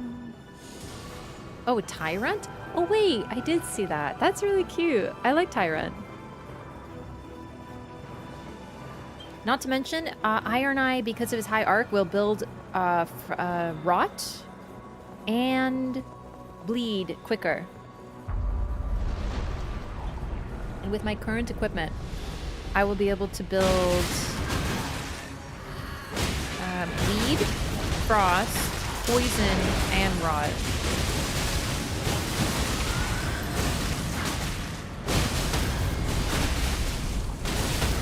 Bleed, Rot, Frost. Okay.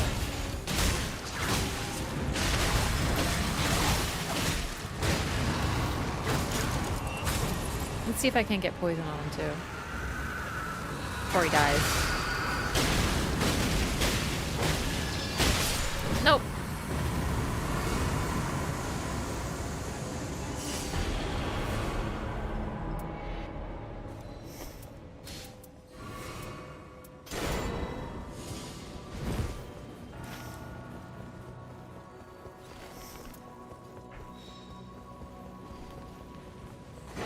you.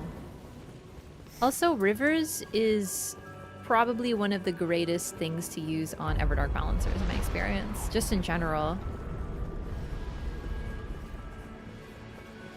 I don't have a Balancers build for Iron Eye, but I'm feeling like I should make one at this point.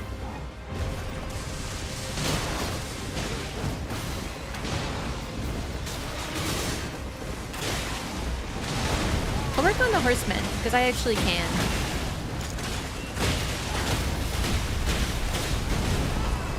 Okay. I was genuinely not expecting that.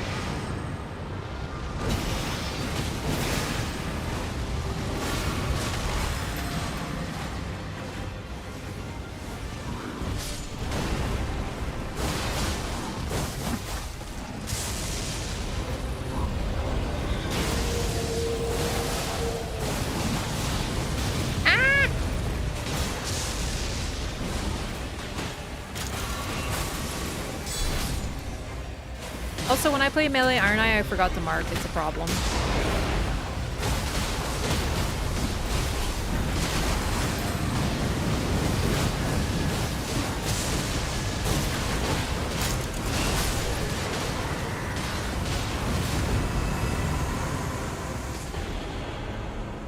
Giant spread braid. Scholar's Relic that gives some dex and endurance, I can do the damage I want. Yeah, the thing is, I feel like if you want to run that relic, by all means. But it's just... I still think it's key to at least keep some stuff that makes him a support character. You know what I mean? Like, by all means do damage, but I think it's important to at least run, like, the thing that gives him attack power. Because if you want to run pure damage Scholar and you're not bringing his support aspects, then there's not really much point to playing him over a different character.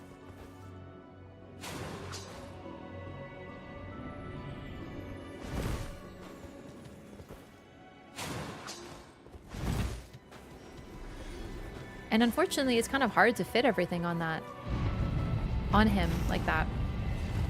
Items confer effect to allies is really nice. Although... I don't feel like the best stuff he provides is even that, so... Oh god, I thought I was using a bow.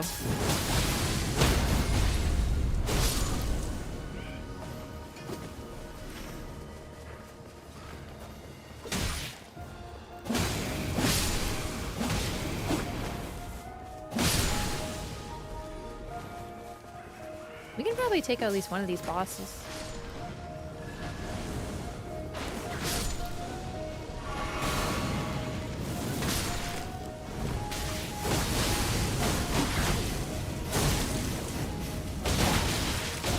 Nice dumb idiot hat.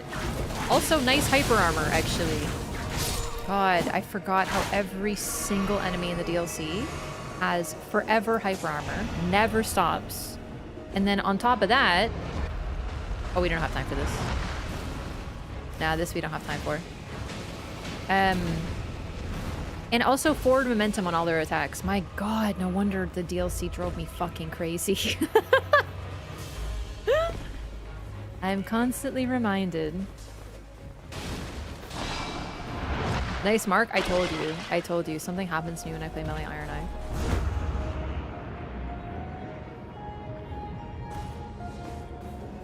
No, but that's the thing. Support makes sense with Scholar. He provides a 20% damage buff. That's insanity.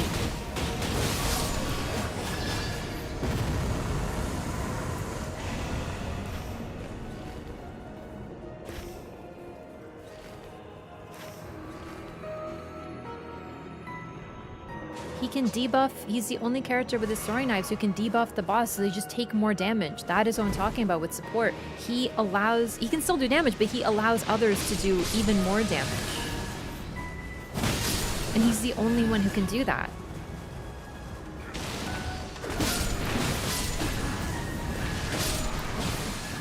And I still run one Balancer's Relic on him.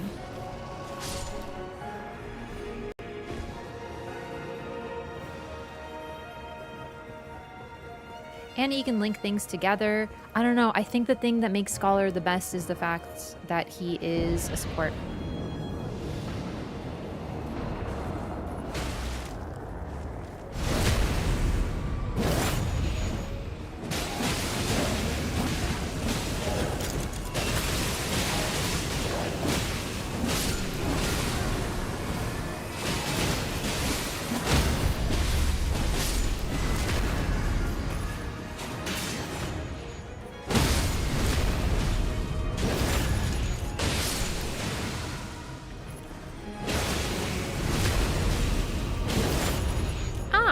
Right, I have critical hits inflict or debuff the enemy.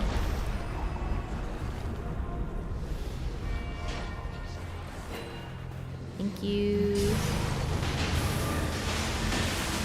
Thrice.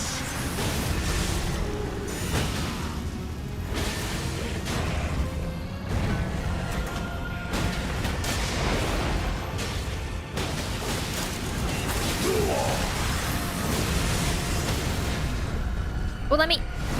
There we go. Got it. Yeah, that will hit me, but it's okay.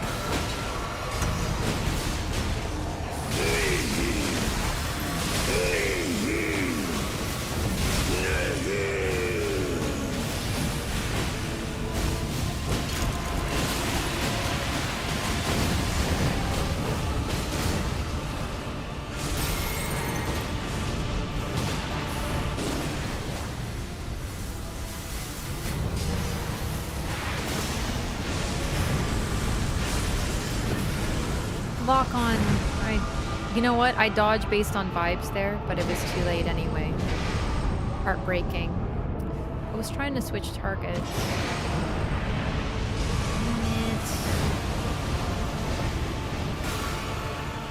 Okay. Remember when I said it's not going to be Moog, by the way? Damn it. Damn it, I gambled and lost.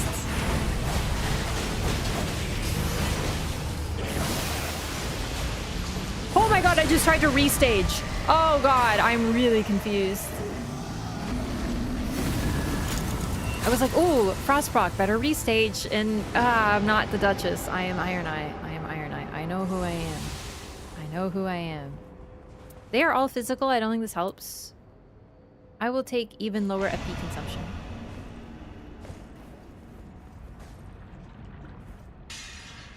He's a support that can't revive the team, but his ult allows him to. He's just a different type of support. Support doesn't just mean healing, doesn't mean bringing your team up. There's different forms of support. There's heal support, there's debuff support, there's buffs and debuffs, which is the same thing as what I just said. But you know what I mean? Like, support means... Mark is a support skill. Iron Eye is arguably a support's character. Duchess, her restages all damage, making her also, in a way, a support character. There's different types of... More like utility, I guess, but I would argue that team utility is a form of support. It's under the umbrella.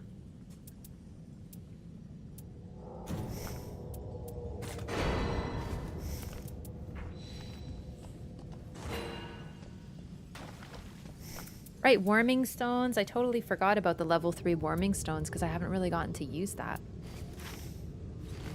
What do I need? Just this. Oh, I can't carry that much, huh? So let's do this. And pickles.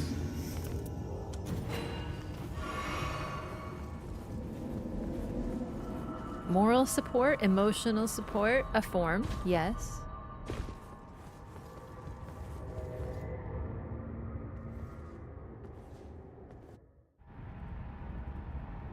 Warming stones, yeah. His heal is, it's not like Revenant or Duchess. Revenant or Iron. Revenant or Guardian. I got it in the end. Wow! Wonderful. Good stuff. I love missing my mark and getting owned.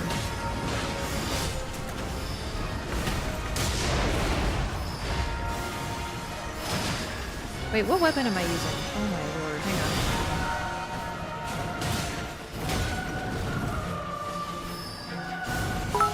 Oh god, another one. Okay.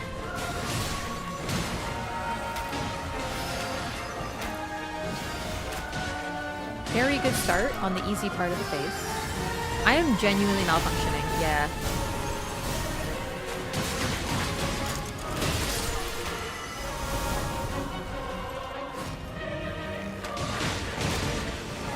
It is not a good deep in Nightreign, and that's okay. We're allowed to like Moog now since he beat the allegations. I think the problem with him beating the allegations is that people forget that it's able that you're still a jerkwad and also beat allegations, you know?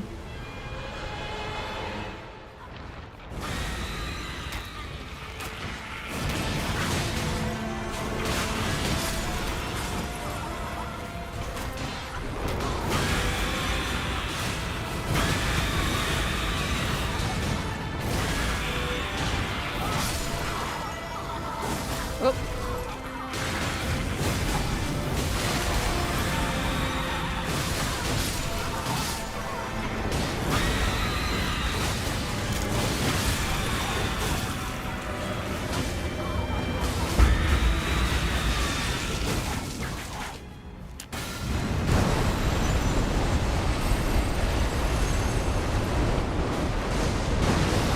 Still.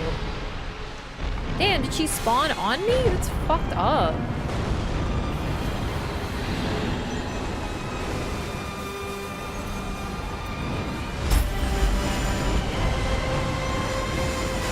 Still, okay.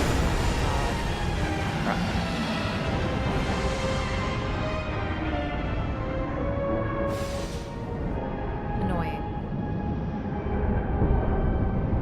Yikes. So what happened was I got hit and then I got up, but she does like extra little bleed damage. She puts like spare bleed upon you and it killed me before I could get up and heal. Okay. Fucked up.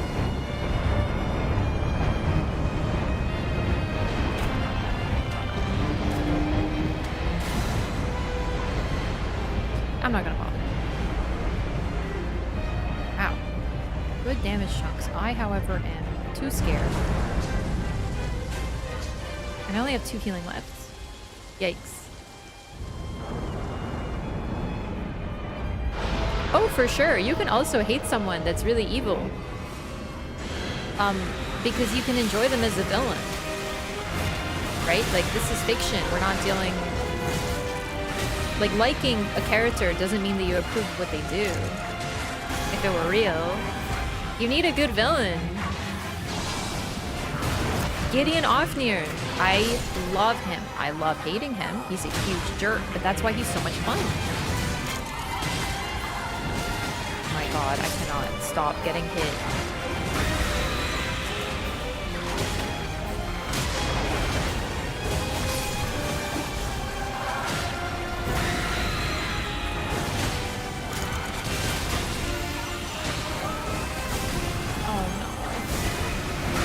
Oh, the other one's back up! Ah! I'm dead. How do I die? Really the opposite. How do I live there?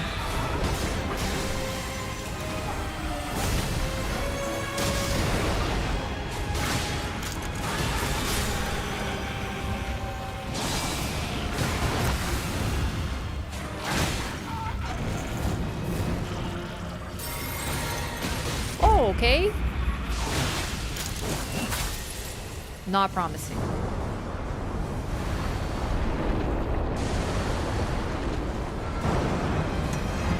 Even liking a character for being like a huge asshole is kind of valid too, though. Sometimes it's fun to just hate somebody.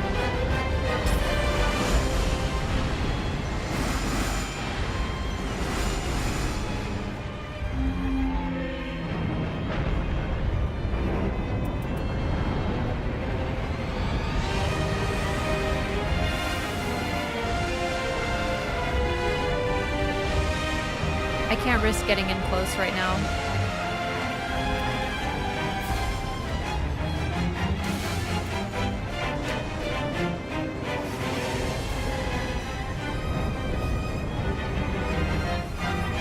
So I'm not gonna.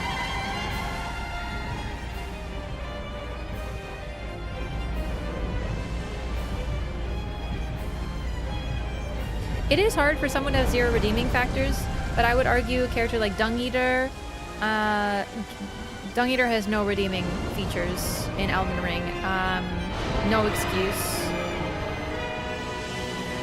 And what's the other character? Celavis. Celavis is another character who basically has no redeeming features. And what's really interesting about him, and I think that this is very easy to glaze over when you're playing, but it's another sign that Ronnie will literally do whatever it takes, and she means that. She works with a man like that because he has something that she needs, so she uses him. He is pure evil. And it doesn't mean that she agrees with anything, any part of it, but it just shows how truly what she is really willing to do. Celavis is funny, that's true. But like in a like, man, he's such a jerk way. I love pissing him off, it's fun.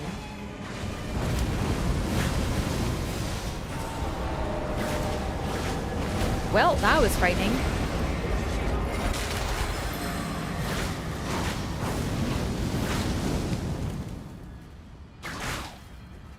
Ronnie does a lot of evil to achieve her goals, and she tells you these things, and she literally does them exactly as she says.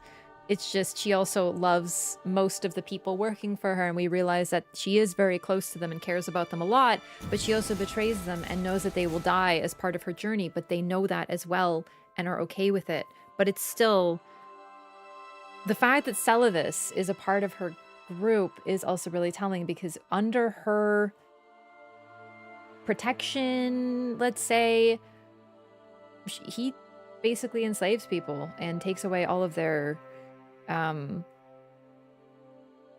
like will, right? He turns people into puppets, like full human beings with hopes and dreams, and he turns them into dolls that he can use for several different vile reasons, and she's okay with that. She doesn't stop him, she doesn't prevent him, as long as she can use him. And that, I think, is really telling of Ronnie. I'm not trying to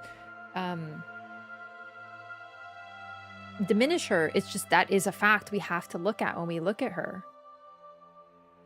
Because she thinks that it's worth it for her goals.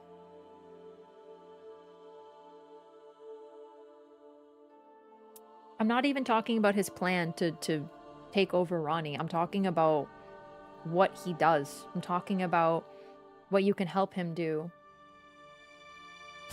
And all the people that he's done that to before. Ronnie knows about it. She's not an idiot. But she just needs him, so she gets to stick around. I will keep this because Lightning Spear.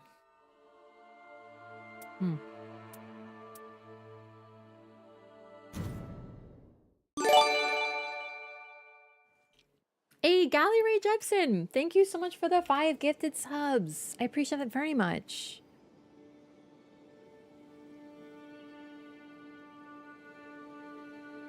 And thanks for the run. GG's, gamers. That was a good clear. It was tight, though.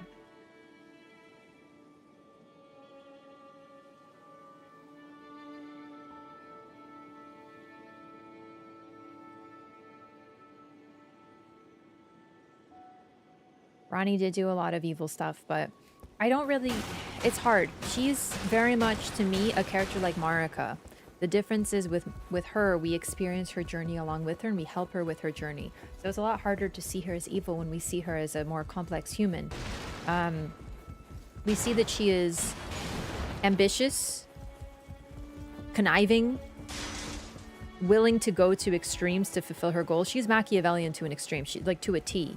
We also see that she is gentle and she has people that she cares about and that she loves, and she's doing what she thinks is right for everybody, and is willing to sacrifice herself and those she loves in order to make everything better for everybody through her vision.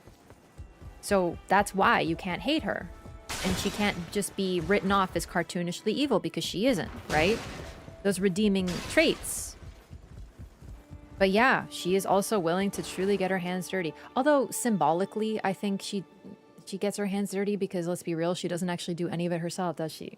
Although she does do one thing herself, which is destroy her own body and give it up So it's pretty interesting.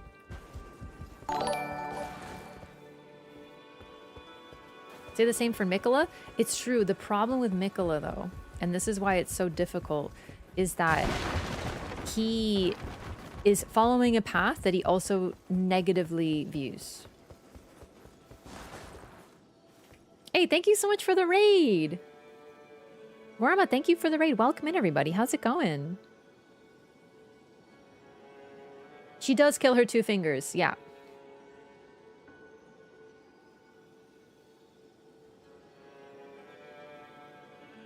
Syrians don't seem to do much themselves, only via agents. It's true. Yeah.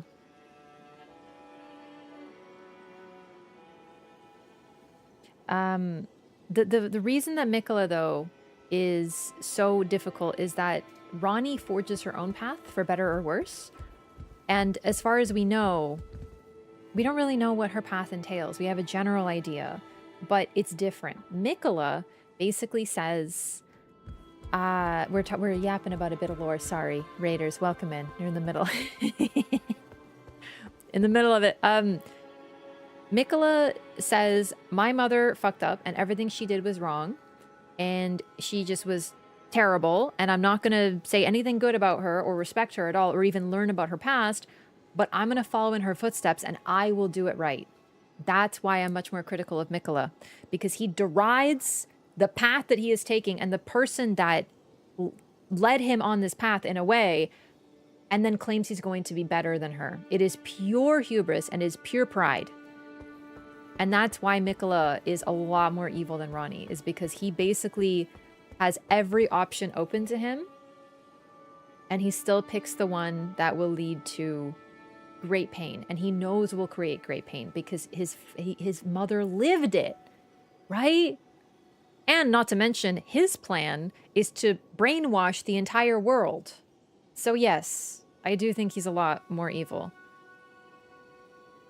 So that's sort of it, right? Like, even his other half, Trina, is saying, don't do this. It's not good. You will be a caged divinity. And he goes, no, I can do this. I won't be a caged divinity. I will do it better. Right? So that's kind of the problem.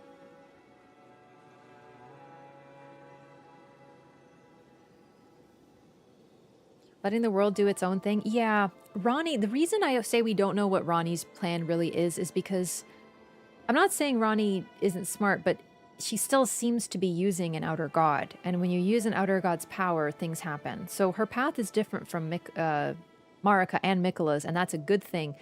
But it also will probably come with its own complications. That's for sure.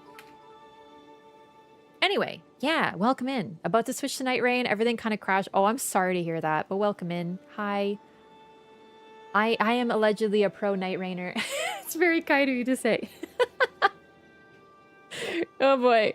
Welcome in. I'm Wraff. I play a lot of Nightreign. I very much like it. I was going to do Depth of Night today, but I'm not feeling the best, so we decided to just do some fun chat runs, and everyone is welcome to join. Sorry, I scratched the mic there. And we are just fighting Everdark balancers so I can get better at them, basically. And talking about lore while we're at it. There's a reason why Ronnie's ending is considered the good ending. I would argue there is no good ending. Personally, I actually don't think Ronnie's is... I don't even want to call it a good ending. I just think it's probably one of the best, but... No matter what, we're working with powers that we don't understand, and I think that's the problem. Yeah, I know what you mean, though. I agree. I totally think it is the best, but I never really personally call it a good ending. Ah, double raid, Warrior Jar. Welcome in, everybody. How's it going? Welcome in. Couldn't cure his sick sister. Surely I can do better. Honestly, I think that even while I have all of these criticisms of Mikola, his relationship with Melania was his redeeming feature. Because he truly did try to forge a different path, because the path that his dad led him on, because that's the thing. He left the Golden Order. His dad was trying to guide him somewhere. And this, to me, is the most redeeming factor of Mikola, is that he was like, this path cannot help my sister. And it also shows that Radigan did not care to help Melania at all, because he only cared for Mikola, the only child that didn't have his red hair, right? The perfect child, the golden child. So... I'd call Ranny's the least worst ending. Frenzy Flame? Not Frenzy Flame, that's for sure. Call Ronnie's the least worst ending, but it's also the ending that we understand the least, and that also leaves some room open to some dark interpretations. Like, is Ronnie's path, is she right? Is it going to be a better path, or is it going to be worse? We don't know. We're entering this brave new world with Ronnie. So there's a good potential there, number one. Also, thank you for the 100 bits, Tech Tauron, very kind. Sorry. No. Ronnie, Mikola. His relationship with Melania is probably his one redeeming thing, because, and with Godwin, the people he loves, we get to see how he cares for them and how he wants to help them. And he does help Melania. The needle is the only thing that will actually, that actually stops her rot and allows her to live fairly normal life, all things considered, right? Number one. Number two, Godwin, he is heartbroken at what happened to Godwin. He tries to cure him. He fails, but that's because of Radon stopping the stars. And that's not really on him. The point is that Mikola has these good features, and they come from his love for other people. And when he says no to Radigan and leaves the Golden Order and creates his own plan, those are his best moments. But then something happens where he's just, actually, no, I'm going to follow Marika's path. And he probably has the knowledge to realize, because he does, his other half, Trina, knows that to do that will lead to him suffering a terrible fate, but he insists he can do it better. That's the main problem. And also, in order to do that, he gives up Trina and abandons her. And Trina represents his love. He also abandons, therefore, Godwin and Melania. He doesn't care about them anymore. So his whole purpose, his whole journey, is him giving up the good parts of himself and the parts that are redeemable and becoming irredeemable, which is why we have to put him down, effectively. That's a big part of the story. What we learned about him in base game made him seem like he might actually be good, and then we realized that in order to do his goal, he gave up his goodness, all of it.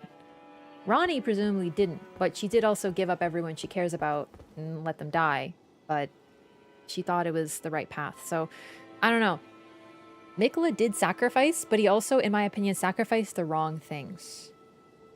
And there's such an interesting difference between what Ronnie did and what Mikola did, despite the fact that they're so comparable, which is why I think Ronnie, at least you can see it as a good ending, but Mikola's, there's no good in Mikola anymore.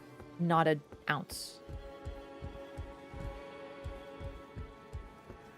Frenzy Flame is not a good ending. No. I do not agree. I understand the whole burn it down to maybe create something new again. I disagree. I think Frenzy Flame is the worst ending possible. Except maybe Dung Eaters. It depends. They're both terrible. Truly terrible.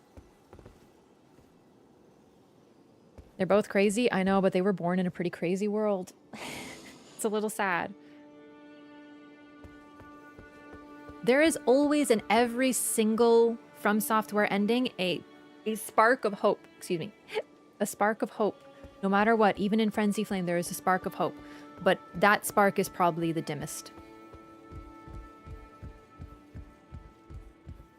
Because the spark of hope is basically Melena's vengeance. That's it. And of course, if everything is recombined into the one, there is always a chance that it will split again, and there will be new life yet again. But the amount of sacrifice required for that it's not worth it. It's the worst ending. So, anyway, Raiders, welcome. Hope you enjoyed the lore. We'll be doing some more runs shortly. I'm just going to use the restroom. I'll be right back.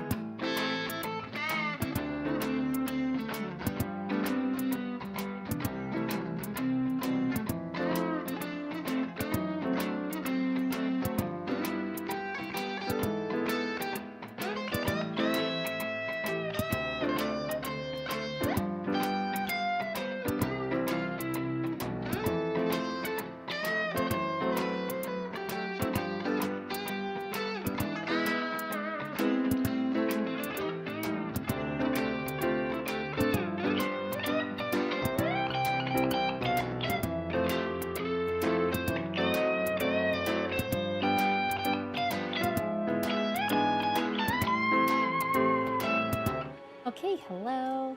I'm back. Dung Eater did not wish to free the subjugated. That's the thing. It was possible to see that as his motivation until the DLC. I actually did have this sort of interpretation that maybe the Omen are not really cursed, etc., etc. I've talked about this a little bit lately in some streams, but if you missed it, basically, I had this whole theory that the Omen, like the Misbegotten, are just close to the Crucible and thus aren't actually cursed. But that theory always had some holes because if your horns are natural, then why are they growing into your eye like Moog's, right? Why are they so obviously painful to those who bear them? The Omen are in agony. And they also use like curse attacks and things like that. So I was like, nah, dude, I think they're actually cursed. But now that we know that the Omen are literally cursed, and they're like the horn scent anger cursing those of the Erd Tree, no, dude, they are cursed. And what Dung Eater wants is for everyone to suffer that curse. He's effectively siding with the horn scent.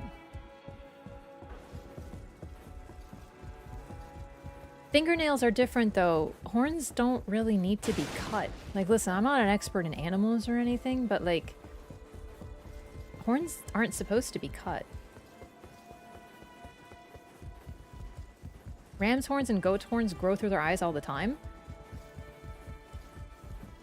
Do they need to be like positioned somehow?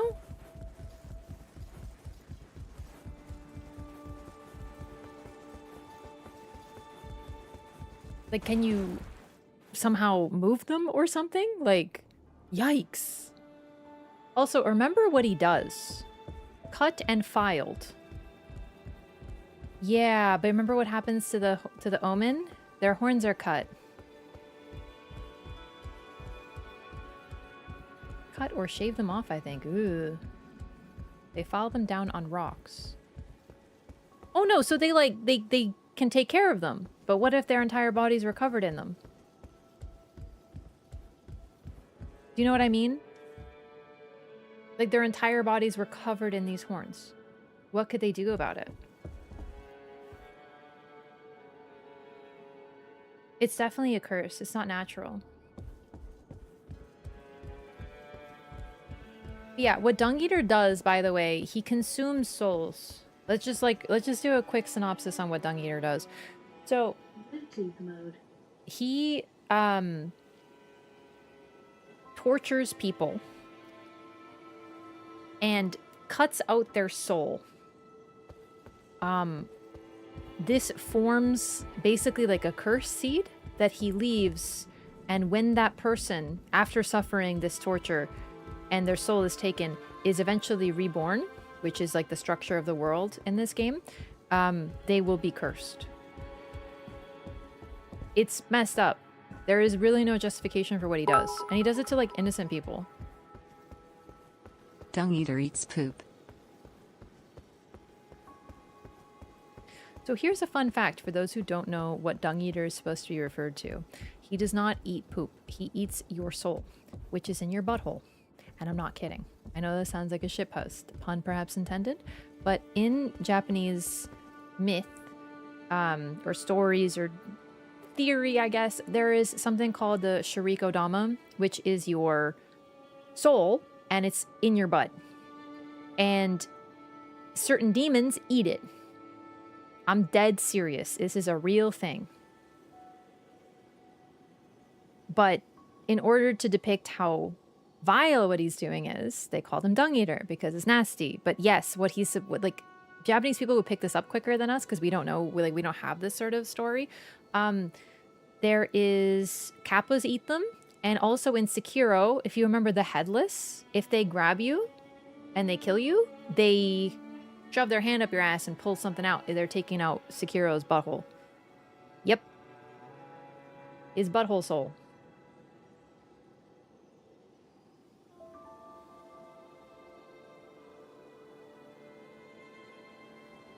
One moment, please.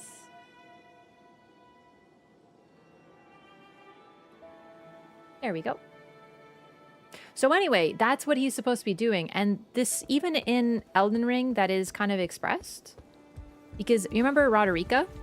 When you talk to her, like, right around here, she says when Dung Eater shows up in the other room as a red phantom, she specifically says that she can hear spirits screaming out in pain, and it scares the bejesus out of her, and she warns you to stay away from whatever it is over there. And when you go there, it's just Dung Eater, but we can't hear spirits the way Roderica can. So we just see one dude sitting in this room, covered in bodies and blood. She can hear all the spirits that he has consumed and tortured. And she's so freaked by it that she tells you to be very careful. Countless spirits. So even if you're like, no, Dung Eater is just trying to make everyone equal because of video game racism. No. He is evil. There is no justification for what he does. The Omen appear to be suffering. They are cursed by the Horn Scent, a group of people who are very fucked up in their own right. So, yeah, no. He's pretty bad. It's just kind of a fight on who's more evil. Do you want to curse those who live, or do you want to simply kill them all? This is a competition on which is the worst ending, yeah. Anyway, time for more balancers.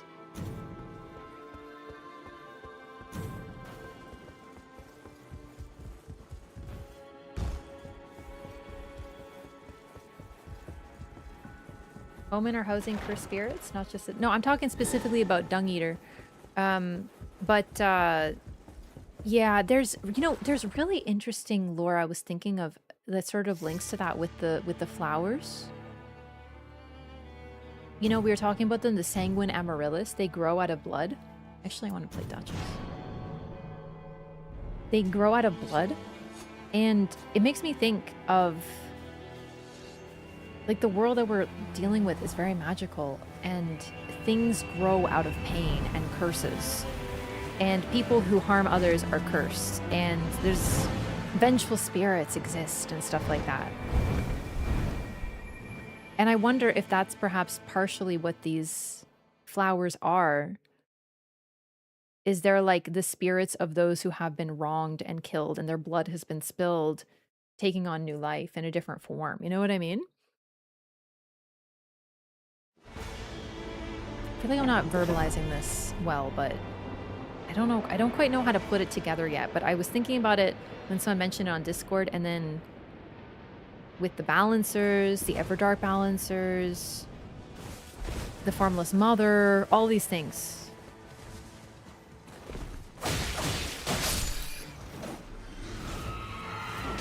Gold Mask ending supremacy?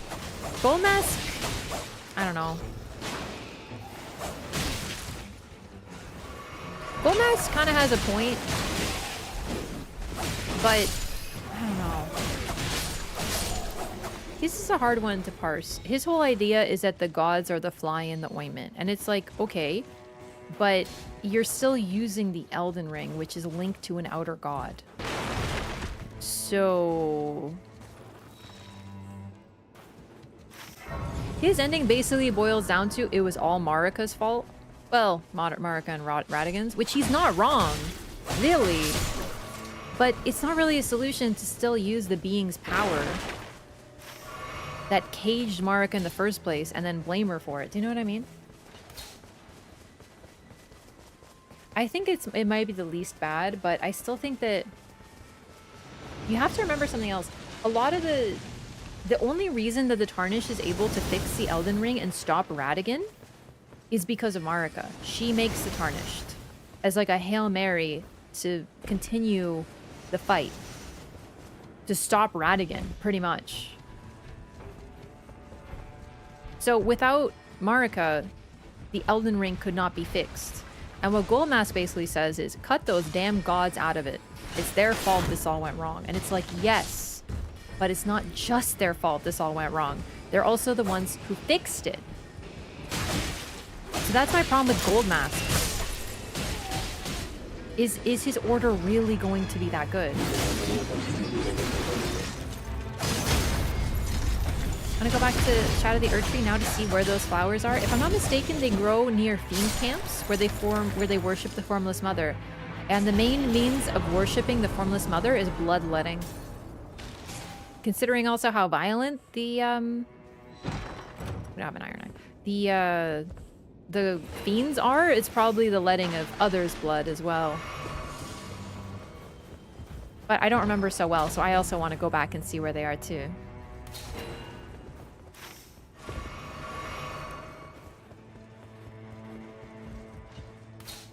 Oh, I forgot to roll for the Great Hollow.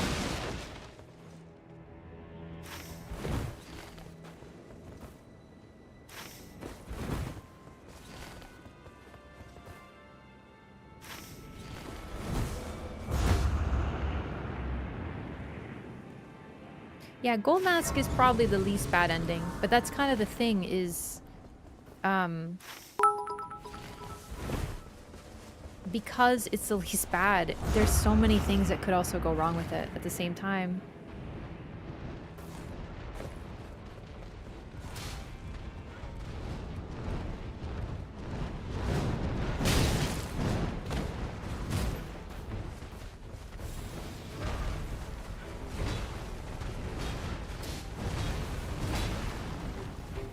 Oh, shit. There we go. Depends on if you see the Golden Order as inherently flawed. I sure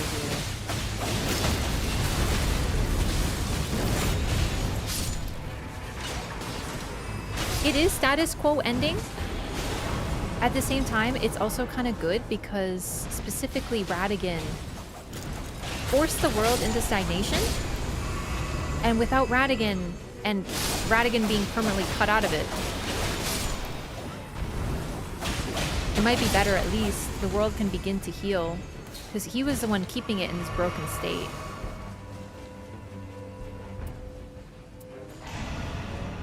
But I also think it sort of cements the greater will as the power in the lands, and the greater will is complex because it also sort of allows what happens there. The good and the bad.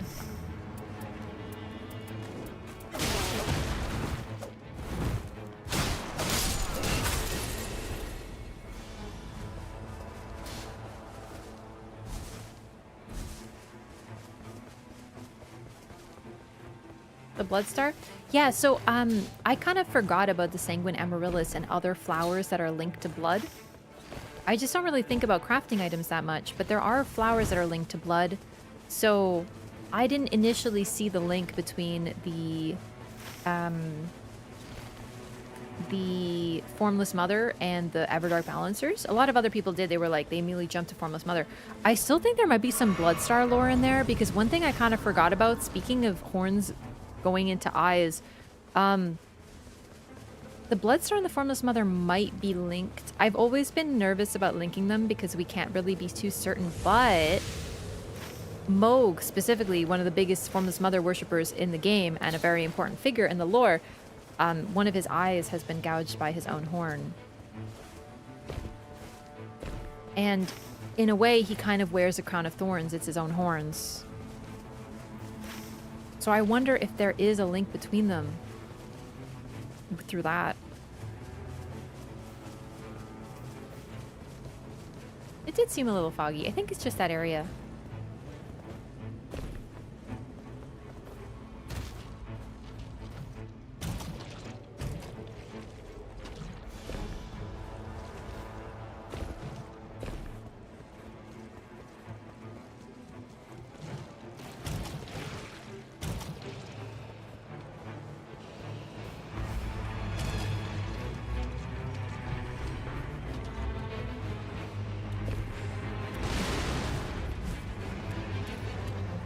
It's the Golden Order according to Gold Mask.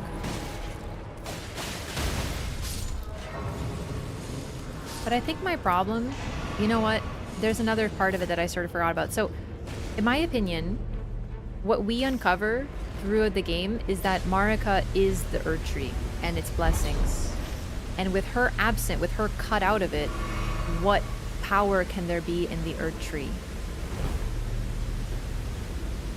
It's basically, at this time, an object of worship. That's it, just an object. It doesn't provide any particular blessings or power. And presumably, Without Marika, it will also just die. Because it is her. So if his whole thing is we worship the tree, and you cut the gods out of the equation as the fly in the ointment, then I don't think you can reconcile those two facts. Right? Of course, this is only if you agree with my theory that Marika is the tree, and that's why it stopped giving blessings at a certain point, because she was locked away. Or perhaps because she stopped wanting to give blessings because she was unhappy with the status quo of the world and couldn't change it.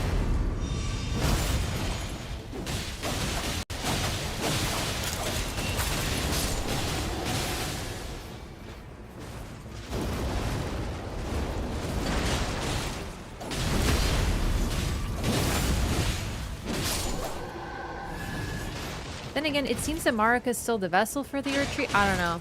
It's really hard to parse the endings because there's so many ways to interpret them. Age of Plenty ended at the moment of the Shattering? No, it ended before that.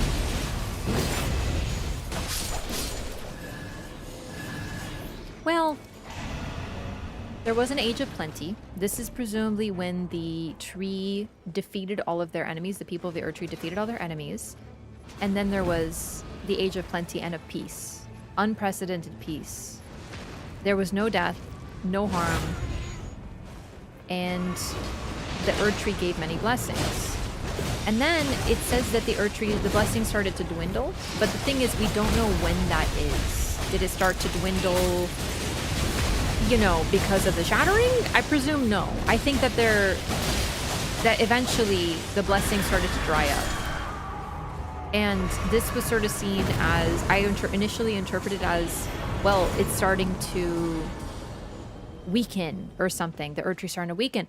But if Marika is the Earth Tree and the blessings are hers, then it could also be that she's choosing not to give them anymore because she's basically been enslaved and is trying to rebel against the order. Okay, this dog is really mad.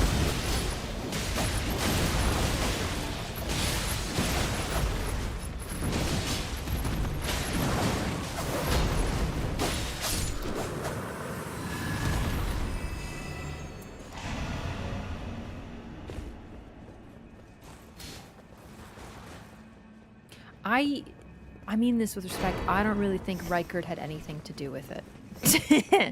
Sorry. I don't really think Reichard, all things considered, was that much of a problem for Marika. I think the bigger threat was more the fact that she was enslaved in her own body by Radigan. And the Elden Beast.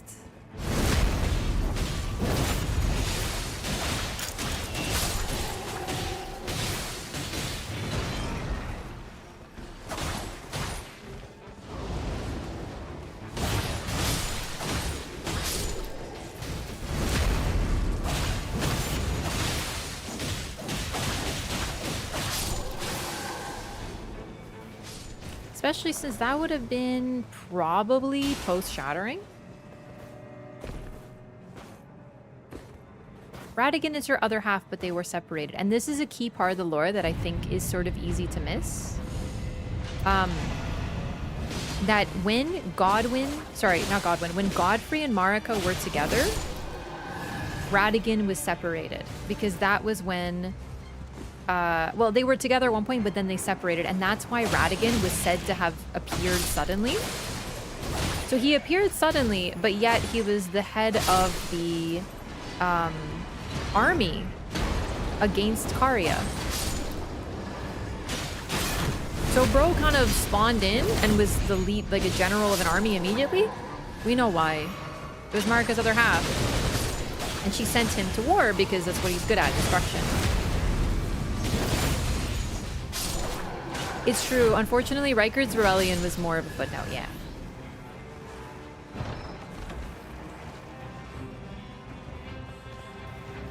It is kind of weird. Yeah, it's a good question if the Greater Will / Elden Beast manipulated the creation of Radigan out of Marika's traits in order to make him perfect to control her. I don't know. Because the thing is, other halves, we don't know much about them, how they're created, why they're created. The only other character who has one that we know of for certain is Mikola. And Trina is his... he considers her an enemy because she represents his doubt.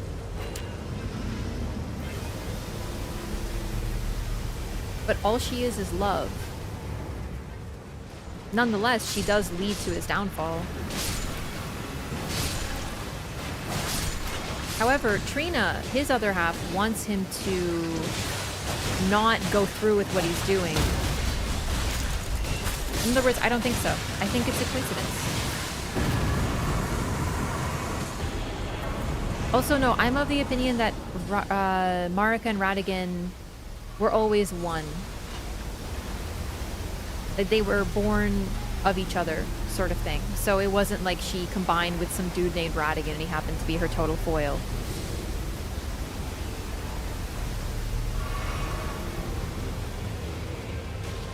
Trina is the better half. And what's funny is that Trina is more like Marika.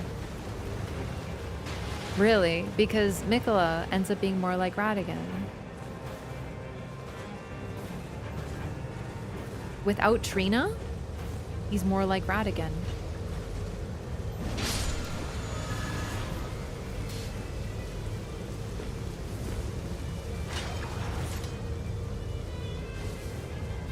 Hey, take it easy, tribophobic. Is Nightreign canon to the lore? Yes.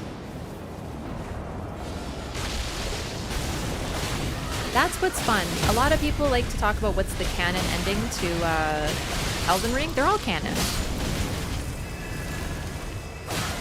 Nightreign's also canon. Canon is not... canon in FromSoft games is more like comic books. You can have like one character and they have 15 different origins. Same idea. It's all canon. No retconning.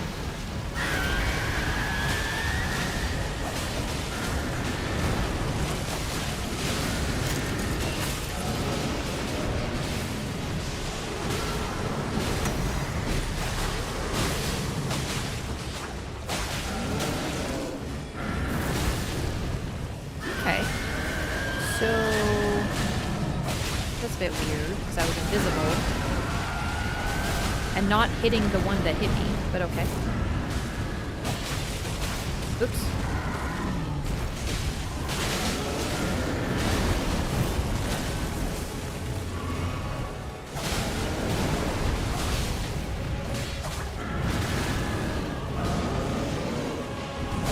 I miss stamina recovery on many attacks. Really bad on this build.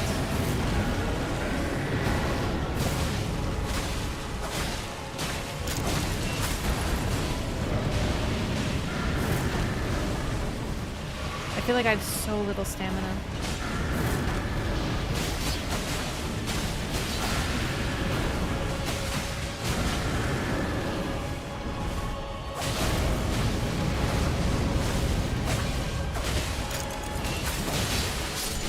There we go, that was close.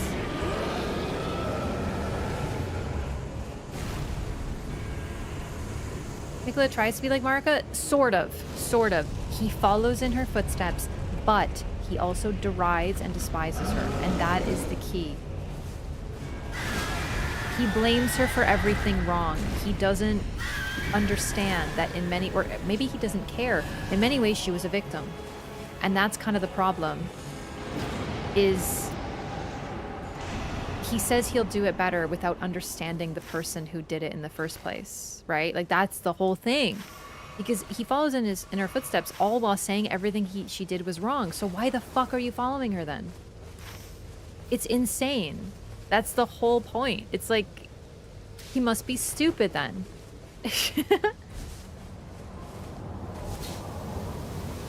And they bosses? Yeah, for DLC. Children of Radigan and Marika are like their clones. No, we're also dealing with a world of alchemy and magic, so not really clones. Mikola's outlook of the whole situation is ironically very childish. It's true. I don't personally believe that Mikola is like a permachild in mind as well. I know that's a very common interpretation. And I get why, but... And to a point, maybe. Maybe that is a part of him, but the thing is, him deciding to leave the Golden Order because it couldn't help his sister reads to me not as childish, but as a pretty mature decision. Do you know what I mean? Like, he looks at what he is taught and he says, I can't follow this because it won't help my sister whom I care for. That to me shows that he is not just a child. He's not like... His creation of the needle? Not childish. Also, it shows his similarity to Marika because I believe Marika created a lot of tools. She was a creator, she was an artisan. There's a lot of evidence of this, and the needle was a link to her as well. Like, he can create things because she did. So in many ways, yes, he is like Marika. Also, Malenia is like Radigan. I talked about this before the DLC. It was one of my favorite theories, that they're almost like their parents distilled. So Mikola is a super talented creator who can just make everything he touches better. And Malenia is dogged and extremely loyal and a great warrior, just like Radigan is. The thing about Radigan is his loyalty is to stupid shit, so it seems less noble. But, yeah.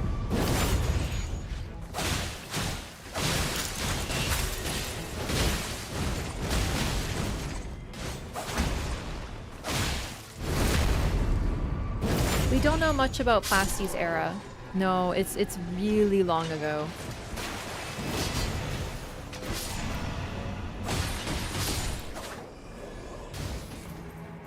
We do get some more information in DLC, and I gotta admit, it does not look good.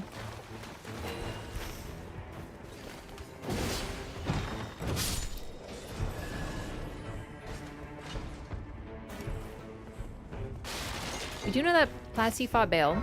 We also know that he considers Bale, like, evil and awful, but we also know that Placidusax despised the lesser dragons, which are basically the wyvern-type dragons, the ones without 4 legs. And presumably, though, this wasn't because of Bale. This might be while Bale the Dread went after him.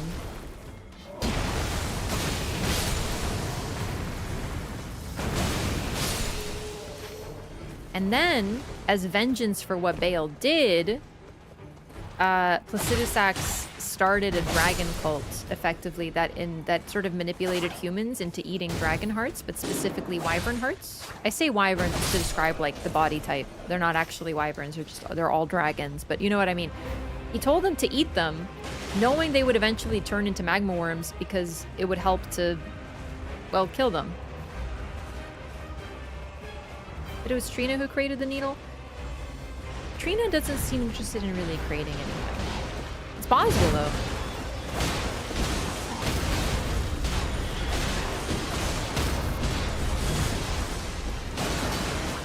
She just wants to sleep.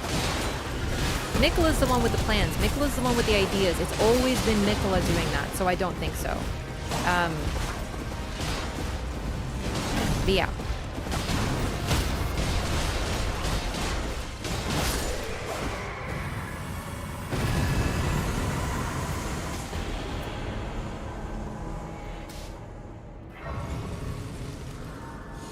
Yeah, Mikola's always credited as creating the needle. Oh, thank you. Finally. Especially with my skill build, that's going to be so much better. And holy attack power. I knew I saw holy attack power. Perfect. Bale is an omen dragon, which according to Hornsent believe having horns is a blessing. So he probably just resented not being on top, given that he was blessed by the crucible. The reason... Okay, possibly. However... What I'm more talking about is the fact that Bale is basically described as a huge asshole. Bale the Dread, and he fucked up Plasty the Lord, and it's like, wow, he's such a bad dude. I'm pointing out that our only source for that information is basically Placidusax's #1 fan priestess and a human who is just hunting him and is obsessed with him. I'm basically saying I don't know that Bale was just evil, lol, because maybe he was rebelling against Placidusax and he had a point. Also, recall, the priestess is so diehard loyal to Placidusax that she gives up her sleep so that he can sleep longer. But the moment you literally, in Elden Ring, you're able to drug her with a super sleep potion. And because she falls asleep for like a day, he abandons her forever. I'm just saying. Placidusax does not look great after DLC, but it's one of those read between the lines things. There we go.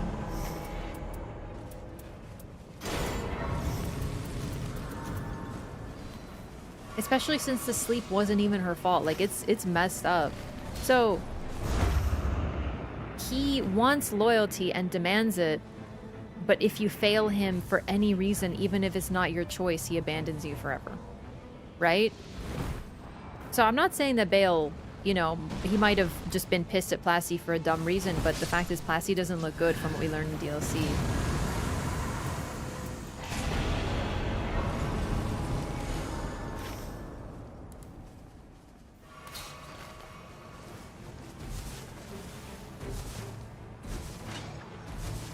How buggy dragons are. Plassey may have been onto something. That's dragon racism. You don't even know if Plassey was Elden Lord at the time when he fought Bale? Well, he was a ruler of some kind because he was able to... He had priestesses. So presumably, yes, he was a lord. He had to have been someone important to have a dragon priestess, right?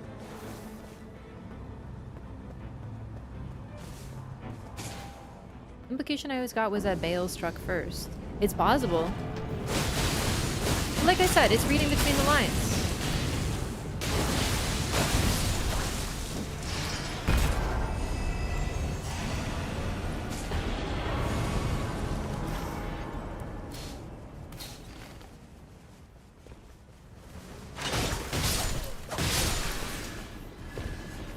Imagine Orphan and Nightreign.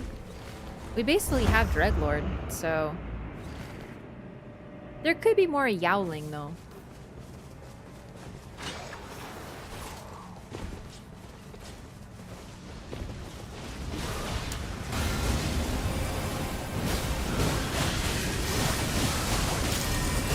Yeah, a big component of the DLC is the fact that a lot of characters talk shit about Marika and then you get the truth.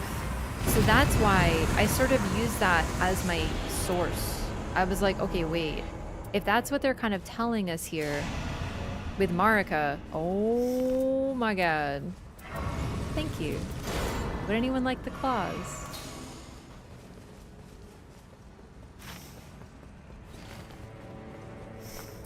The moon. Stars of ruin. That's why I sort of look at Bale and I'm like, okay, but we don't really get your full story, but we learn a little bit more about the Lord you fought, and he doesn't look great with the new information we have, so I'm willing to give him some slack. Do you know what I mean? Also, the Dragon Cult, even if it's retaliation, even if he's like, yo, Bale fucked me up, so I'm gonna have his family killed forever, he uses the humans for this, and the humans are... If they eat dragon hearts, they are consumed with a hunger and want nothing but them. And eventually become magma worms. Who are then hunted for their hearts. Do you know what I mean? Also, when you kill Bale, he will always reassert himself.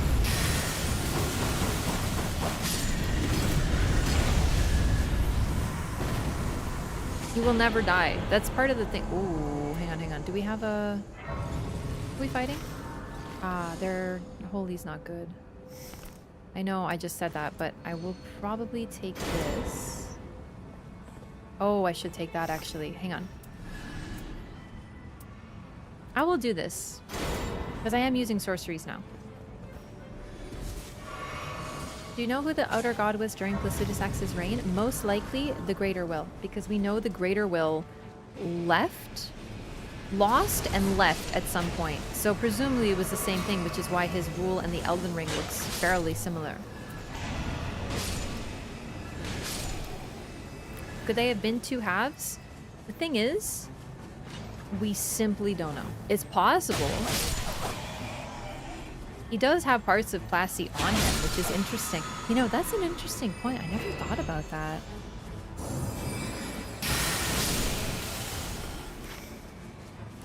Yeah, because he has parts of Plasty on him, and I was always like, okay, that's a little weird. What if he's like partially recombining with what he took from Placidusax? Interesting. That's a cool idea. Because one interesting thing about Placidusax, is that he was a Dragon Lord, which is sort of more like an Elden Lord. But he also appears to have been the vessel for the Elden Ring, all in one.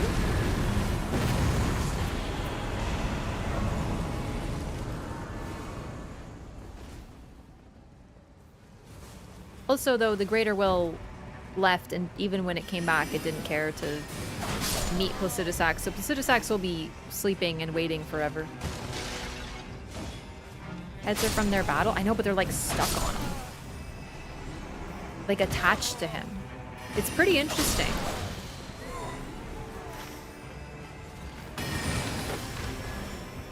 Yeah, they're stuck on his body, but they look like that. You know what I mean?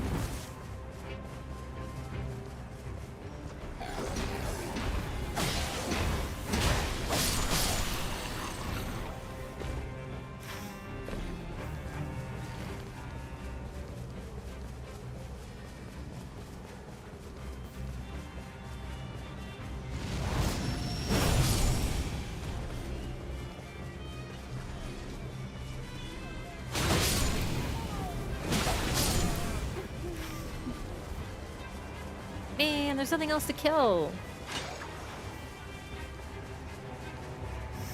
I know, I have like the best stuff ever right now. Not a single wasted slot. Except Holy Attack Power, but that's for my Black Knife.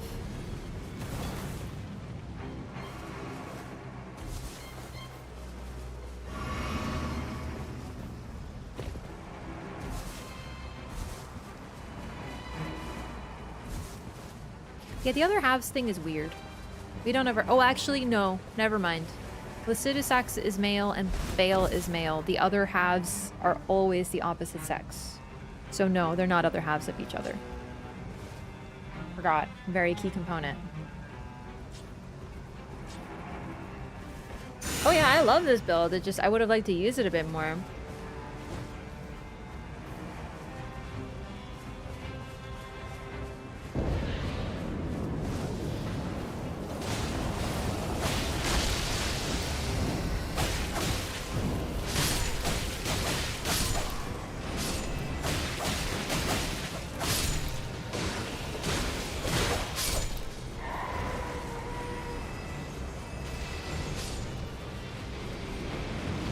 Dragons work like frogs?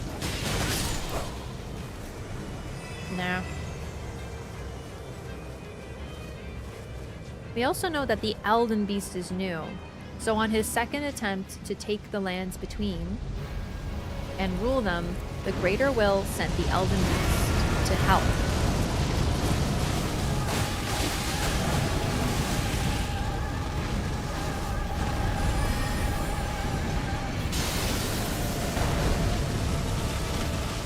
Look at the tracking of sorceries. It's fucking absurd.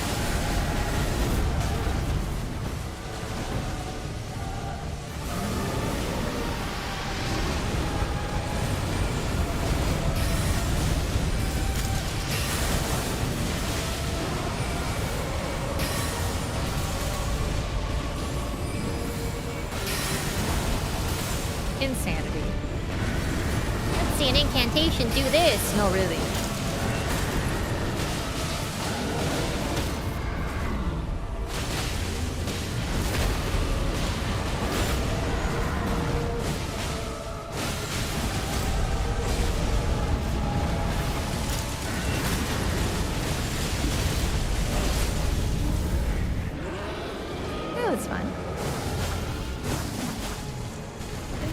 Just a myth all these have bought into? No.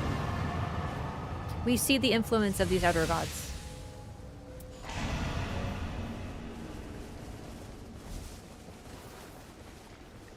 Does the Elden Beast feel similar to a Night Lord to you? I mean, he looks like Augur, but there are these strange space beings. It rode in on a star. It's very intriguing.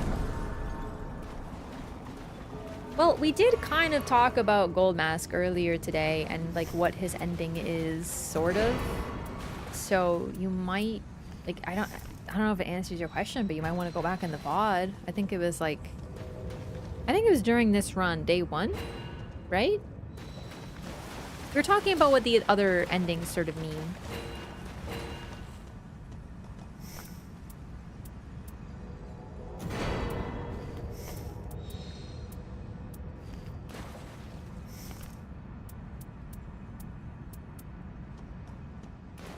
I think I'm good.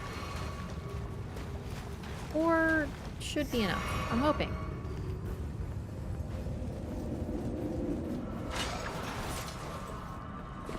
No, the Elden Beast is not an outer god. It's the vanguard of an outer god.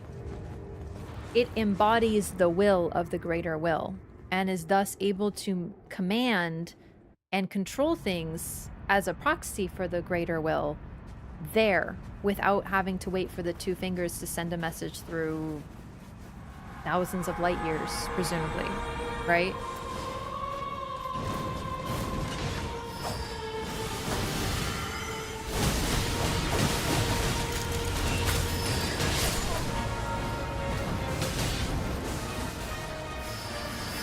So rather than just presumably two fingers to spread the message or, you know, have to wait for orders, the Elden Beast can command on the ground. We don't kill any outer gods. God, I gotta stop trying to tank them through it. They get hyper armor. They have no poise, but they have hyper armor, just like Melania.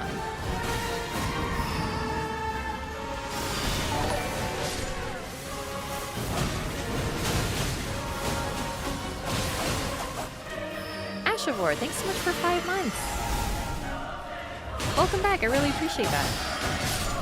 Thank you for your continued support.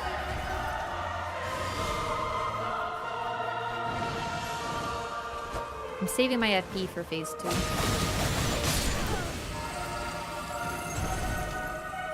Twitch noob, I'll try and find it. I don't know if you can go back in the VOD now, but if you watch the VOD after I'm done, you can find, yeah.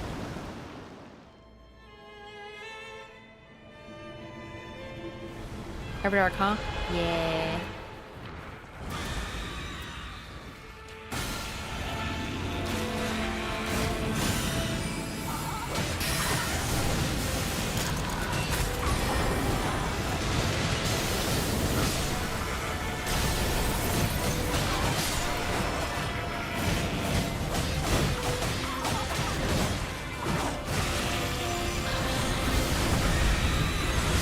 Okay, there's quite a few of them now.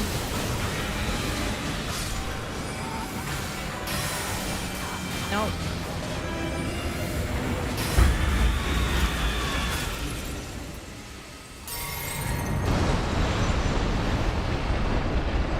See, that would be a good time to ult now. Let's test this. I know we're separated, but I want to test this.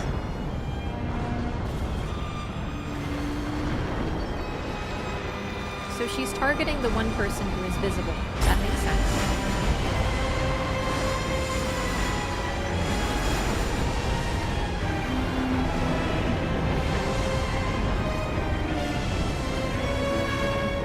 Yeah.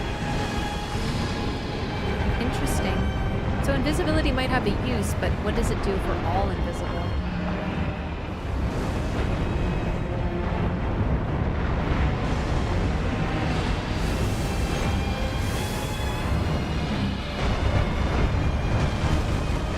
Damn it!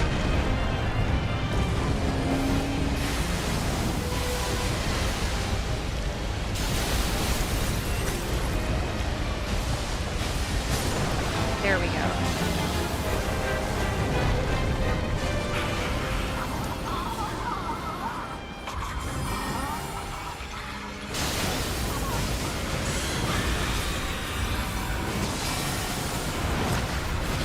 Okay. I thought I was locked on. I wasn't. Okay.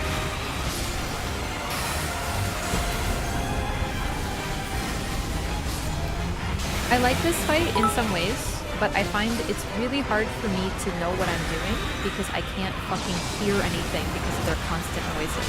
So I miss so many audio cues.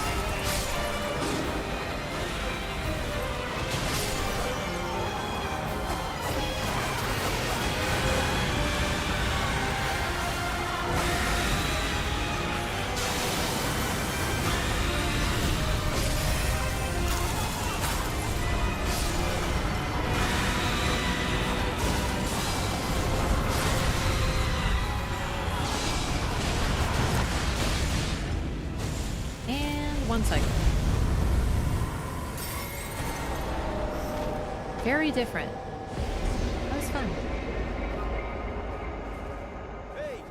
Well done, gamers. This is very... And we had a Wendy! Would you look at that? Turning off the music? It's not the music for me, it's their sounds. Because they're constantly making those choking sounds, and I literally... Like, I thought I was locked on, and I couldn't see the pip. Because there was just a lot. The noise is a lot because it overwrites my own audio cues, but it also overwhelms my brain.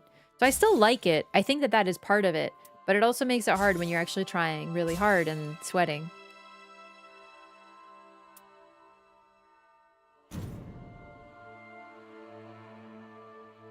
Why do I always get good relics for characters I don't play? Look at this relic. This is a really good one.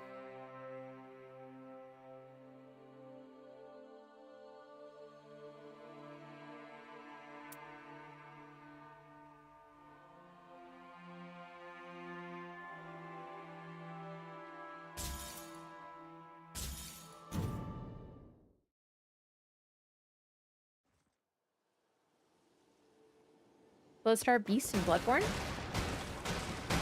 God, I love Bloodstar Beast. Okay. Game is telling you something. Man, if I were to play characters based on my good relics, I would be a Raider, Recluse, and a Iron Eye main.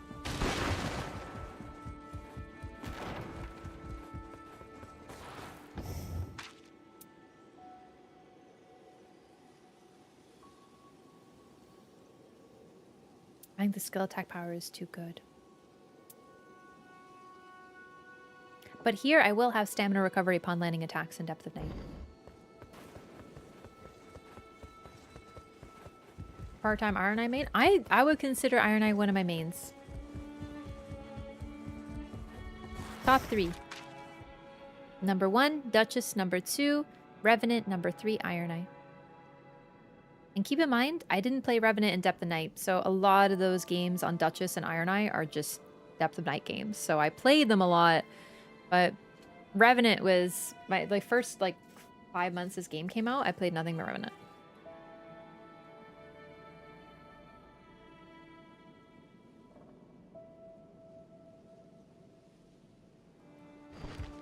Alright, let's do an Everdark Libra run because I'm starting to not like the balancers very much.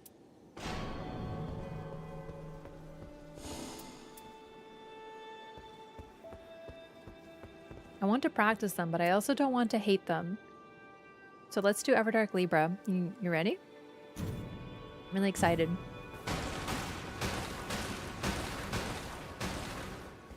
It is not mandatory to break the chairs, but I also can't stop myself.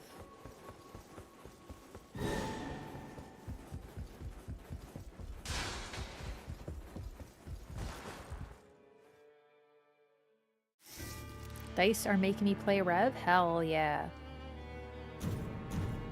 Personally, I'm crazy about this team comp. I think it's going to be great.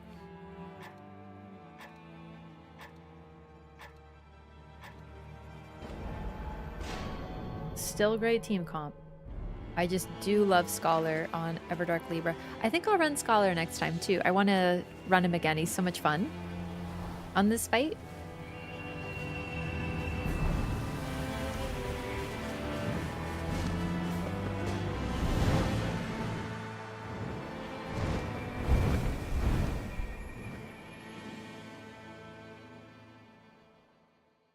Revenant is in a weird place because I agree she is very strong, but she also is the only character that hasn't been adjusted despite desperately needing it, and half of her kit is useless. The only character in a similar state is Executor, but at least his parry fucking works. And you can't take that away from him. He just has a couple things that it's like, why do they do that? But no, Revenant is a weird one.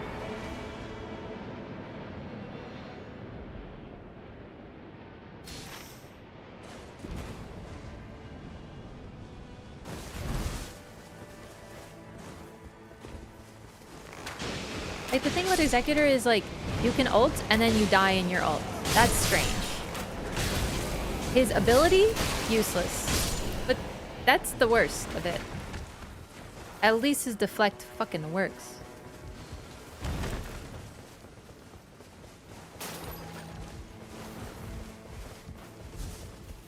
Dog mode has some utility, but it makes you so vulnerable, it's insane. It's very confusing.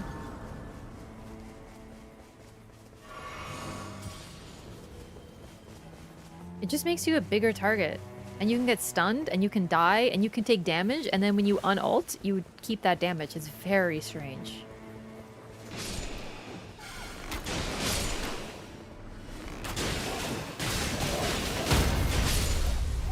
But the main people who run him is not for his dog mode, it's for his ult.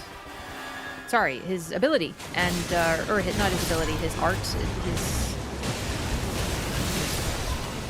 What I was trying to say is his passive is useless. That's the word I was looking for. His passive is useless.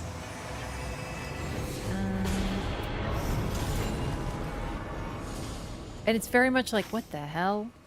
So that sucks. But it's not the end of the world. Revenant's passive is also useless. But so is her ability. Or skill. Yeah.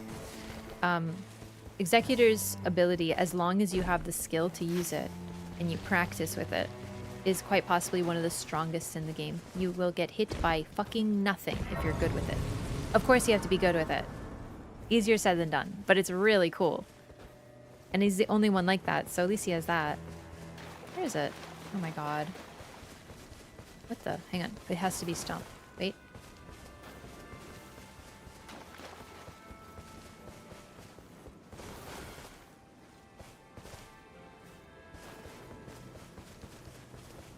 Okay, Stump probably left, unless I just missed something really obvious.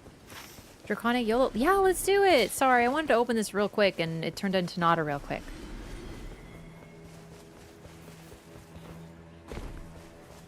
I'm more talking about the deflect as a defensive tool, not as a...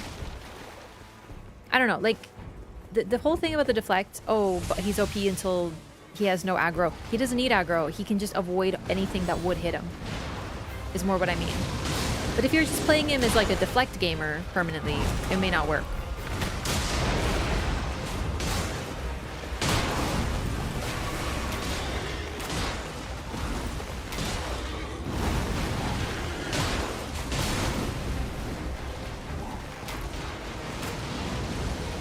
What was that fireball?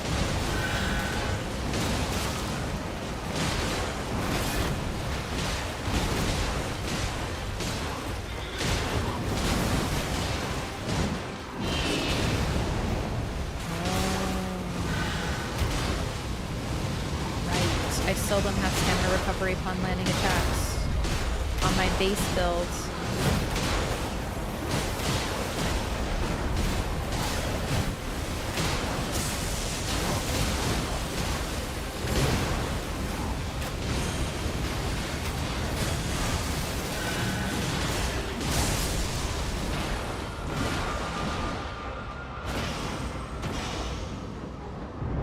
That was fun tracking. He did like a 180. A little messed up, but what can you do?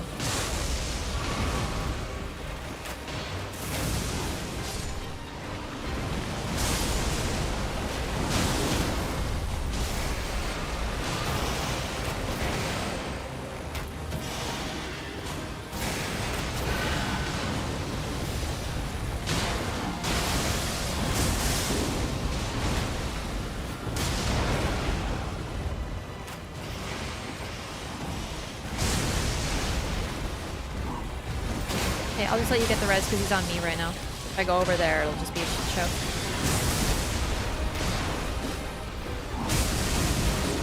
That lingering hitbox!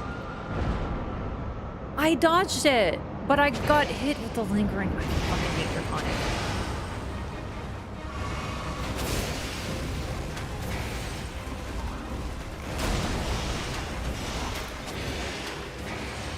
It's really fucked up when a hammer attack happens and you dodge the hammer and you live and you're like, yeah, I lived.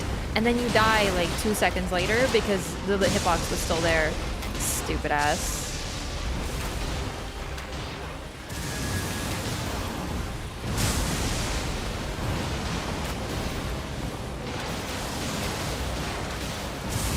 I fucked up. I saw it coming, but I was in animation. I couldn't dodge. Dang it! Oh, we almost had him. That was really stupid of me. Sorry, gamers. I greeted too hard. Honestly, just let me respawn. That's perfect. Hey! Nicely done! We did it! Level 3 Draconic! Not bad! Could have been cleaner, but that's okay. Because who cares? We got him. Of course it's fun. This is super fun. Whose idea was this? Yours. And I'm so glad that you thought of it. That was very fun. This is what I do for fun. Oh, this is really good though. Can anyone really use it? Thing is, I like no one's really using it. Like melee, I mean. I'll bring it. What do I... Hang on, sorry. No, don't come back. I'm bringing it. I don't know why I dropped it. I have nothing in my inventory. I'm coming. That was a weird choice on me.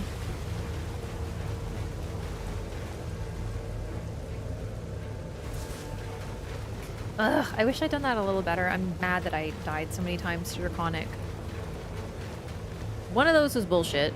One of those was me greeting, which is a bit of a problem on Iron Eye.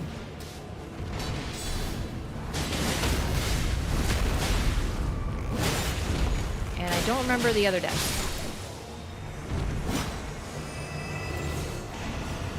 Any relics for item discovery? No. Are there relics for item discovery?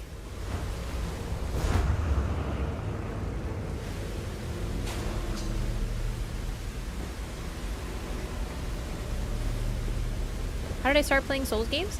I heard that the lore was really good, and I was always intrigued by the story. I remember one of my friends telling me, hey, in Dark Souls, there's this guy, and everyone thinks he's actually the Nameless King and the Son of Gwyn. Basically, the Solaire is Nameless King theory, which has been disproven, but it was still really cool back when Dark Souls 1 was a thing. I was like, wow, that sounds cool. And then I was like, hey, I was thinking of getting Dark Souls. And my friend was like, no, you shouldn't. You like Pokemon, Animal Crossing, and COD. You won't like it because it's really hard. And I was like, oh, that sounds scary. I don't really like games that are hard. So I won't get it. And then a few years later, I was in GameStop/EB Games. I don't remember if it was GameStop or EB Games at the time, but it was the same store. And I saw Bloodborne for the PlayStation 4, and I was like, whoa. And I didn't have a PlayStation 4, so I just put it on the shelf. But I was like, man, that game looks kind of cool. And it's by the same people who did Dark Souls, but it's not like 2. Maybe I'll like it. So I thought about it. And then I saved up, and I got a PS4. And then I got Bloodborne. And I just basically, I got myself into it. Because I was like, no, I can do this. Even though it's scary. And it was really scary, but I got it. And I was completely hooked.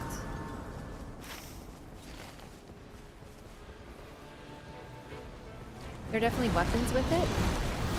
Oh. No, relics there are. Weapons there are. Relics? I don't know though. But Iron Eye has a passive that raises item discovery, yes.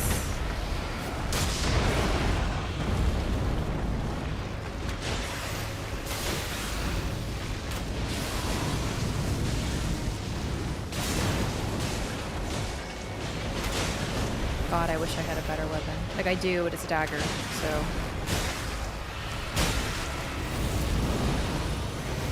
Damn it!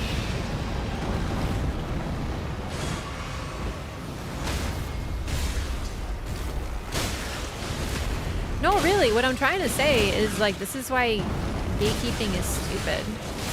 Because if I had tried Dark Souls, although I don't know if I would have liked Dark Souls at the time. It's possible I wouldn't have. But Bloodborne, it's fast-paced, the environment, the spookiness. It also was the right time. But 4 years makes a big difference. So I may not have liked Dark Souls if I played it when it came out. I don't know.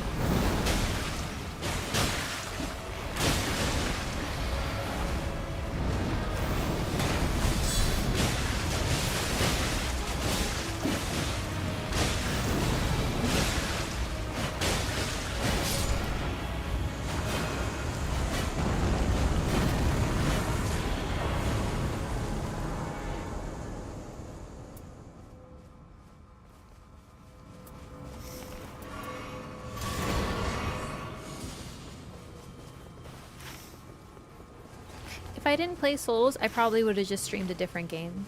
But the thing that got me so into Souls was I love the story and the lore and like taking my time and also the sort of shared experience that we all have because we all play the same game but we get through it in different ways, and that was so charming to me.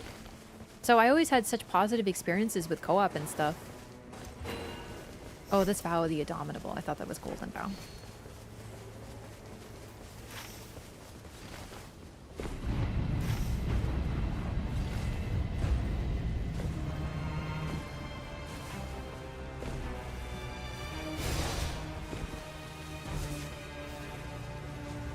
So the thing is, I never thought that these games were hard. I thought that they were punishing. But I really enjoy the structure, and every time I died, I didn't feel like, oh no, I've lost so much, I'm so doomed. I felt like, oh man, let me try that again.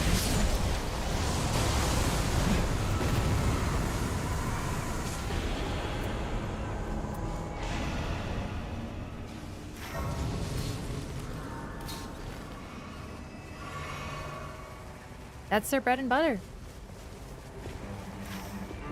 And another thing is, I didn't know anyone who liked Dark Souls or Elden Ring or anything. Or Elden Ring. Bloodborne. So I wanted to stream so I could meet more people who liked the games like I did.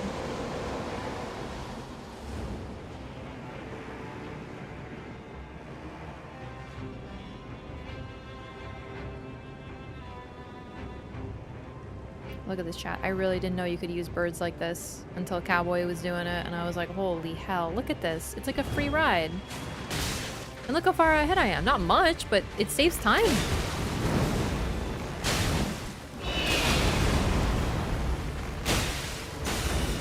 Yeah, so I went to the graveyard very early as well in my first Dark Souls 1 playthrough, and it was something.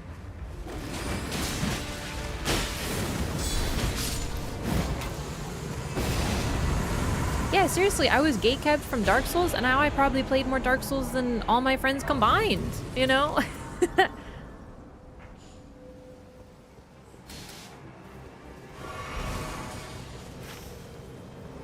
matter what, I will always tell people you should try Dark Souls or Bloodborne, or like, should I try Elden Ring? Try it. If you have the opportunity. I understand that games are expensive. Like, I'm not saying like, yeah, just spend all your money, bro.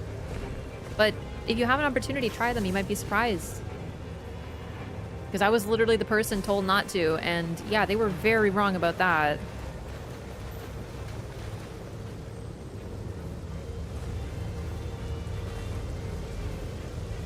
You also might learn something about yourself.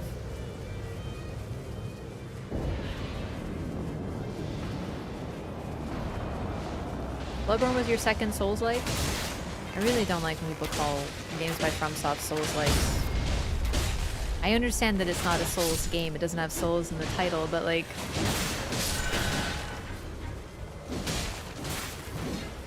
They created the genre.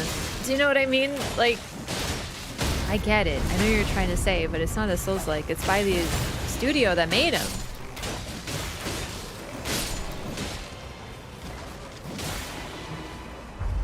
Cheese is a pretty good dairy-like. Yeah, exactly. I know it's such a strange thing, but the problem is there's so many damn Souls-likes.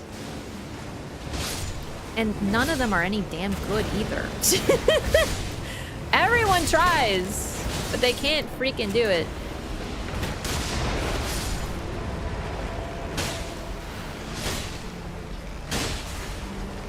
They're just copying homework. Lies of P comes the closest, but it's still just copying Bloodborne's homework, and it's so... It does its best stuff when it's not trying to be Bloodborne or Sekiro, but most of the time it's trying to be Bloodborne or Sekiro.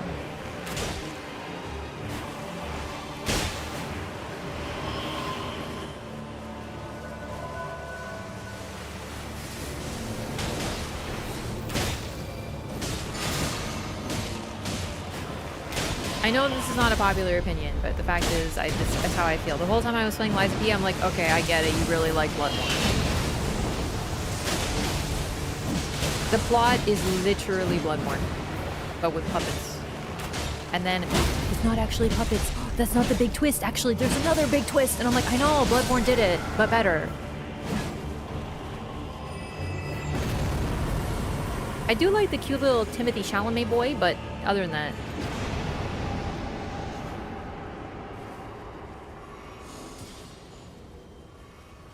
It's probably the one that comes the closest, but the thing is, if you compare it to Souls, it will always be worse. You know what I mean?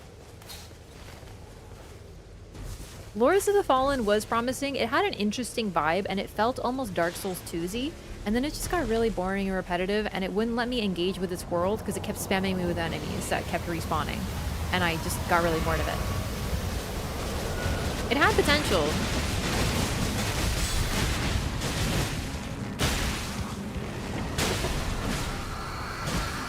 I actually really enjoyed it for a bit.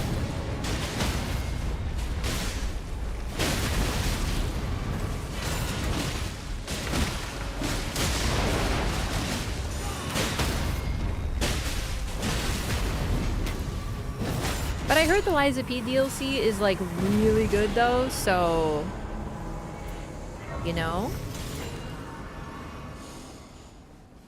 Lies of P was really fun, except for... You have to remember, I know like everything about Bloodborne. So the moment I played it, I'm like, ah, Bloodborne. Like I could see what they were trying to do. If I hadn't played Bloodborne, I might have had a different experience with it, but it was like so blatantly that they were just taking the story but switching it to puppets. And then they did have the interesting stuff with like the father dynamic, but it wasn't as focused on as the whole like, oh, did you know the puppets are people? Wait, there's a secret twist, right? So that's another problem with it too, is it was very blatantly trying to be that, and then it was also like, hey, we also love Sekiro, by the way, and then they did those parries, and the parries are not very rewarding. But the world design and the exploration and the art direction, really good.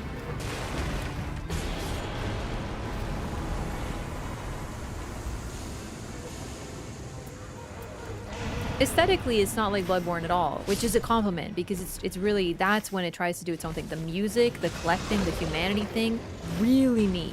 Like, really neat. I thought most of the bosses were annoying as shit, though. Was supposed to be a twist? No, no, no, no.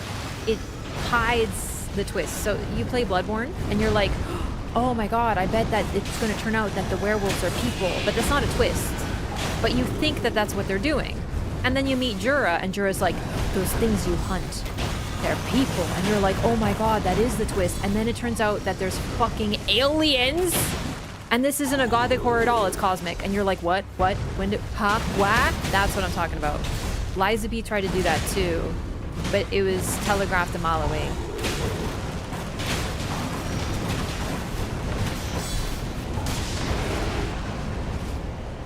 Also, the fact that you talk to people in Windows.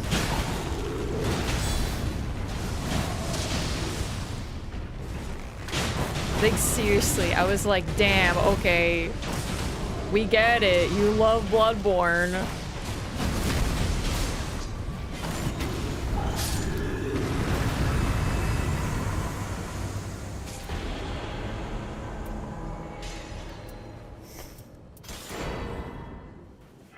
But yeah, if I don't compare it to Souls, which is hard because it's really hard to miss the parallels. Like they really just they basically grab the back of your head and shove your nose in it. But if you ignore that, then it does a lot of really cool stuff.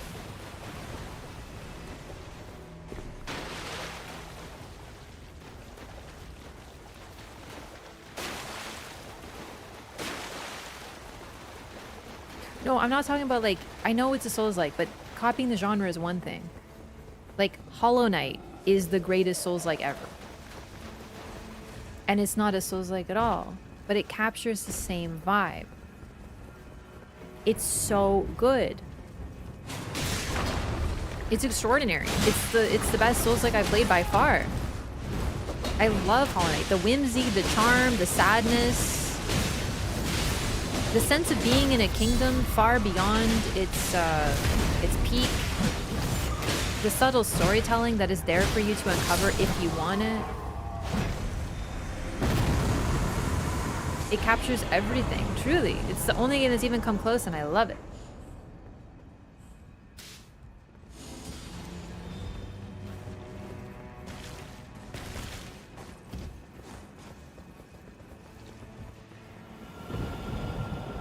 I do agree that parrying harms Lies of P, yeah.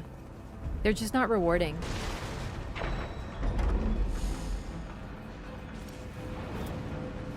I don't even have any roars. I don't even want this. No, I haven't played the DLC yet. I do plan to go back, but it's been so long since I played, I'd have to do a full Lies of P playthrough. Well, actually, not just that. I need to play it on PC.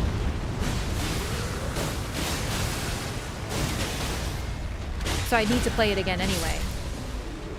And I do want to go back to it. It came out, when did it come out? They shadow dropped it. I remember that. And I remember thinking, okay, if you had not done that, then I probably would have played it sooner, but I'm busy right now. Was it after Nightreign came out? That would explain it. Or was it before?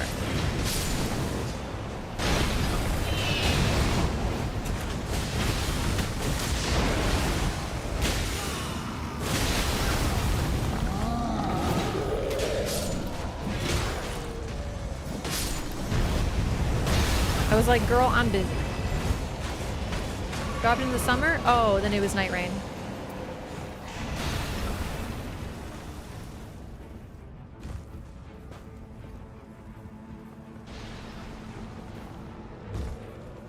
Like nothing was taking me off of Nightreign.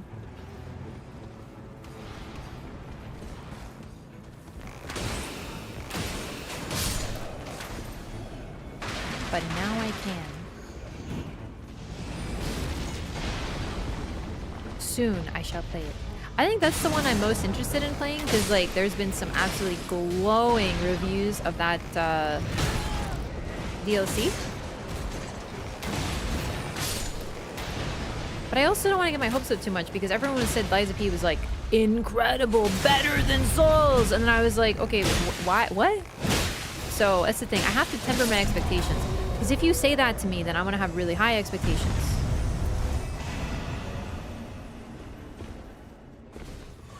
I really just want to run around a nice designed world with Timothée Chalamet and like enjoy life. That's perfect. That's peak to me.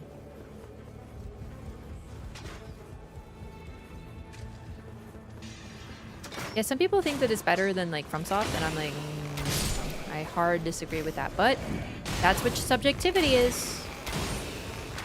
There's room for all opinions. It's video games. It's not life or death.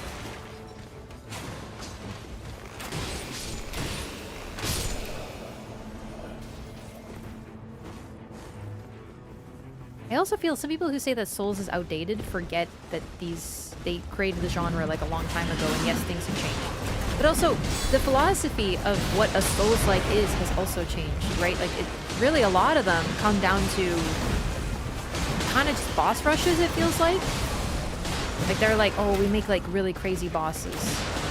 Lies of P at least nails the world design. It's quite fun, the shortcuts, like that vibe, that's pretty nice.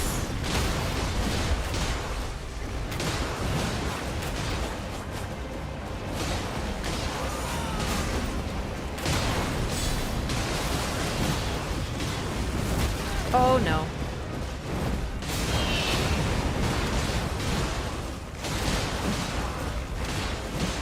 Preferred the Lords of the Fallen to Lies of P. That's fair. I think I also am a little... I don't like, what's it called? Grimdark I don't like when everything's like everything is blood and pain and sadness and everyone suffers and you know, like that sort of thing. So I need a little bit of whimsy, and that's another thing. I think Liza P had a touch of whimsy. Like there's the whole cat petting thing, there's the music thing. Souls games are outdated. Anyway, BRB, gonna go play the newest Squenix turn-based RPG. Wraff Blush. I don't remember really laughing at that game. And I think that that could be like a great thing to add.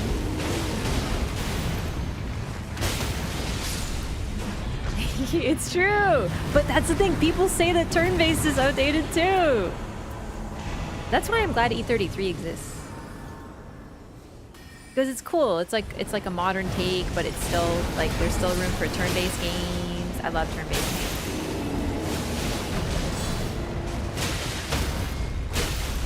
The Hermit Crab Soul's like, no, but I'm sure that one has a lot of whimsy. No, you're right, Volpine. I don't think turn-based is outdated, though. In fact, I think it's that attitude that is such a bummer because I don't know. I love turn-based games. There's ways to play with the genre. Undertale is a turn-based game, but it's very different from other turn-based games. But I also enjoy modern turn-based games. Like I played Amori, which is basically a modern Earthbound. And Earthbound is peak. Well, okay, I haven't played it, but like it seems really cool. I really want to. I've seen like a little bit of it. I really want to play Earthbound sometime. I think there's always room for that. And not everything needs to be like super modernized. It's fun to have turn-based. I think right now we're in an era of like everything has to be action because action RPGs and Souls-likes are very popular. I did the thing there. I don't know if I think I didn't go high enough. Anyway, Souls-likes are very popular, and then very soon we'll be done with them. We'll be like, no, they're outdated, they're old. Like a few years ago, around the Skyrim era, right? Everything needed to be open world. Do you remember that? And a bunch of games that had no business being open world were open worlds. And then we got tired of open world and we realized, no, we actually want good open world games. And now not everything's open world again.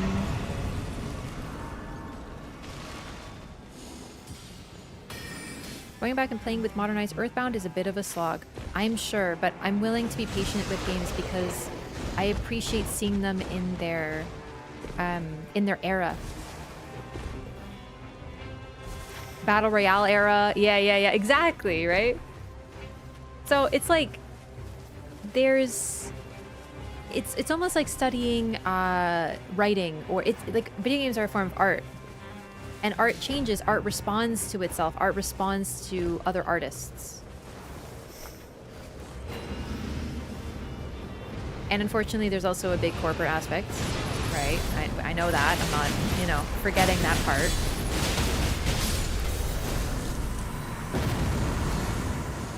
But in general, they are meant to make money.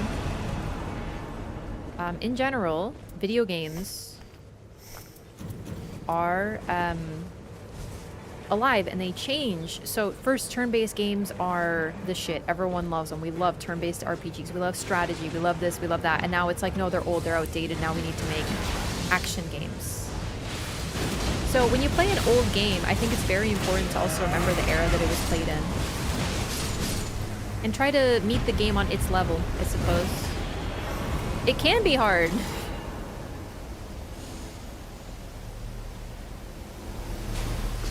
Like I was playing, I'm playing Pokemon Let's Go Eevee.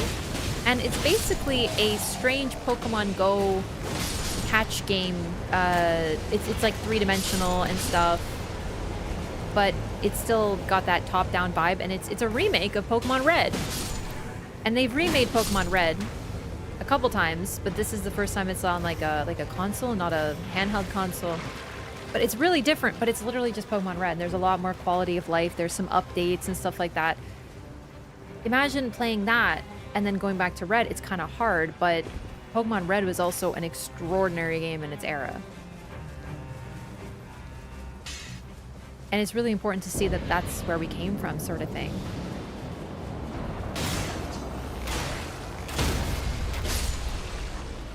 studying video game history.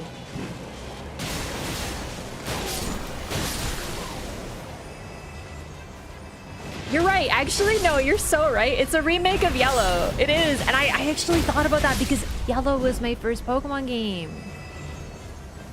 No, you're right. Because you can get all the starters, but you can't pick your starter. But they added Eevee, so it's not just... And it's sort of a reference because your rival takes Eevee in Pokemon Yellow. Yeah, no, trust me. You're so right. I love it. I love it. It's very fun. It's very charming.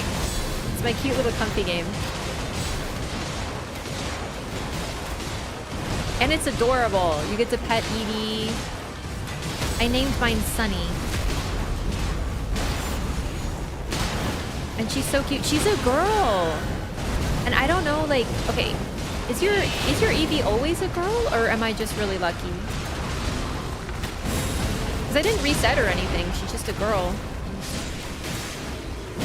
I know, female Eevee has a 12.5% chance of spawning, and I didn't reset for her or anything. She's just a girl. So I named her Sunny. Is it 50-50 in Pokemon Eevee? Because usually female starters, including, well, Eevee is not technically a starter, but yeah, Eevee is 12.5% chance of being female. But you're right, it could be different in that game. I don't really know.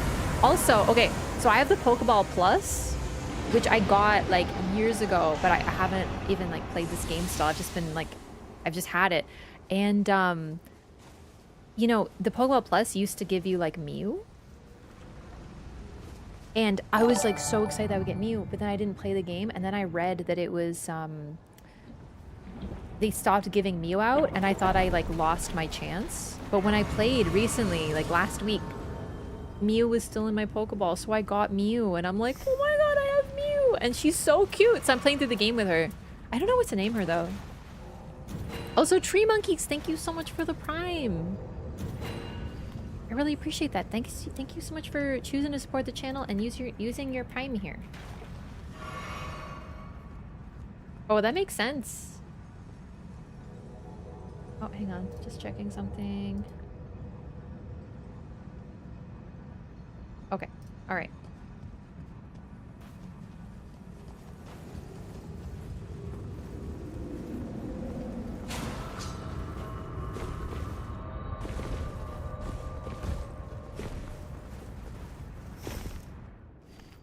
So I probably won't use the Erdtree bow because it's holy damage, so... We can see in your glasses? Oh yeah, what did you see? Oh my god, we're fighting Libra. Oh my god, I forgot. I completely forgot what we were doing. Okay, why do I have this? Right. Wait, why? No, this is very good. No, I was checking Discord. The time is right.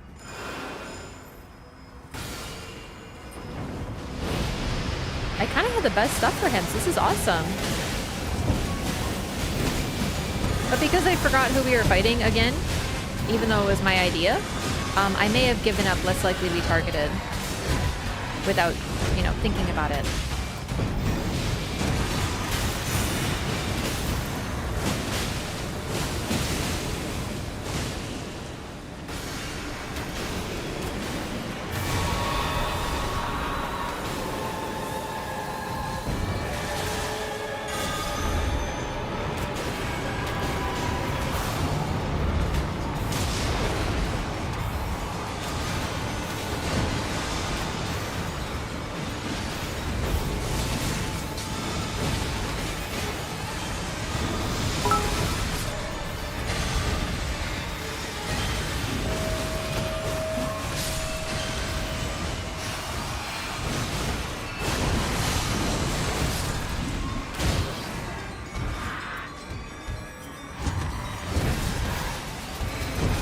Oh, damn it.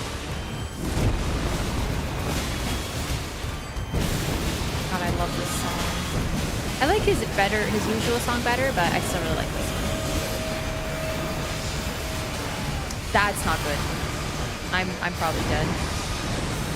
Well, that was lucky.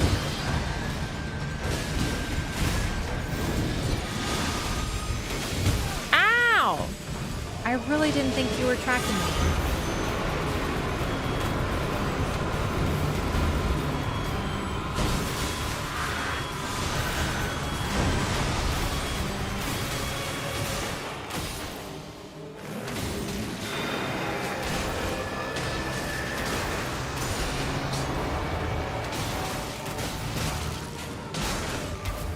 What the? Oh, Bloodhound step.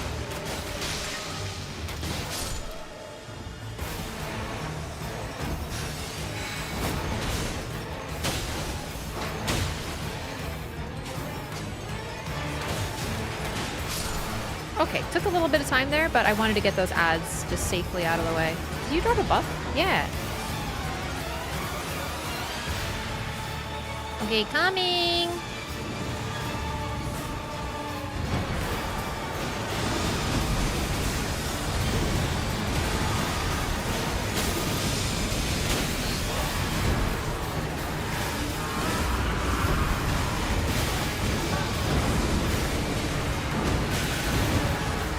I'm sorry, his ass hit me?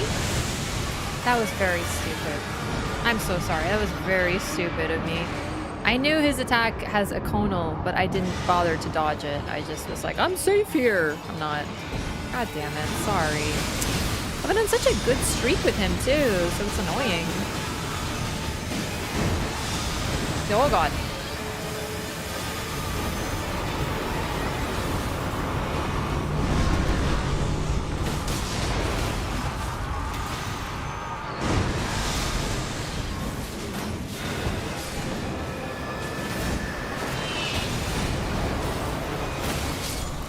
Immune to damage, bitch.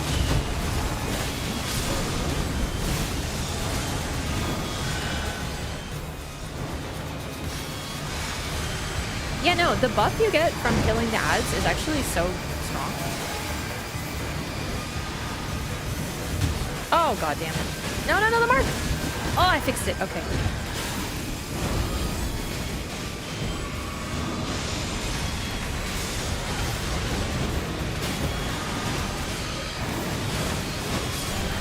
Hey, well done, gamers! That was really clean, except for when I died dumbly. But other than that, gaming! Very fun. Just no wilder, and it's not so bad.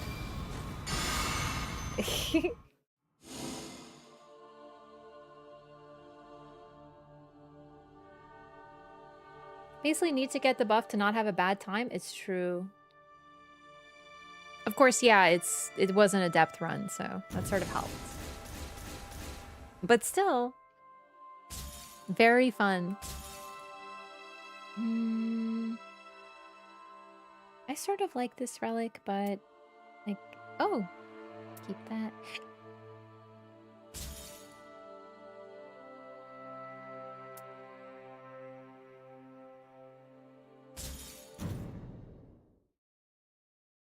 Yeah. Dying on a pre-recorded run. Couldn't be me. Okay. I'm gonna have a little bit more water.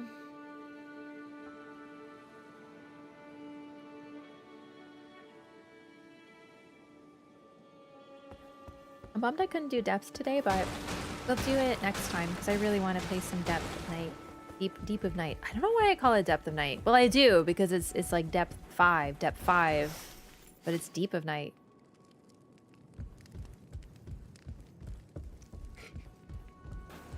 I'm good. I just have a little bit of a headache, so I'm a little bit more tired today.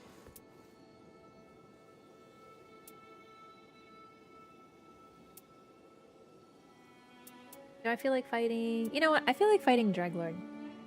No, no, I don't. I lied. I want to fight Libra with Scholar again. That was super fun. Let's do it. Easy. Pre-recorded fake run. Because I don't look at the screen when I do stuff. But people don't seem to understand. I'm telling you. People use shit as evidence that I'm not playing the game. What they should see that as evidence of is I cannot focus on the game, and that's why I like reading chat so much. Like, it's actually so peak. Oh, bro. Double bird? That scares the shit out of me, not gonna lie. This is gonna be an interesting run. I'm about it. Alright, listen, I just said I'm fine. Please, please stop. I'm fine. Stop. Thank you.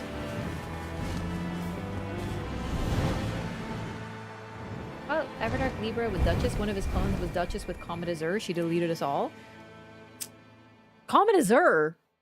You got hit by Comet Azure? Like, enough to all die? Listen, if someone with Comet Azure in a PvP type situation sneaks up on you and surprises you, yes. But I don't know, man. That's a weird one.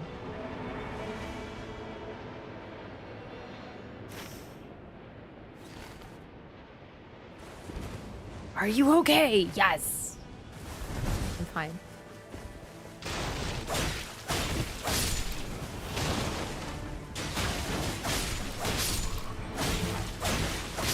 This is gonna be great. I'm personally very excited about this one. I'm the DPS of the party.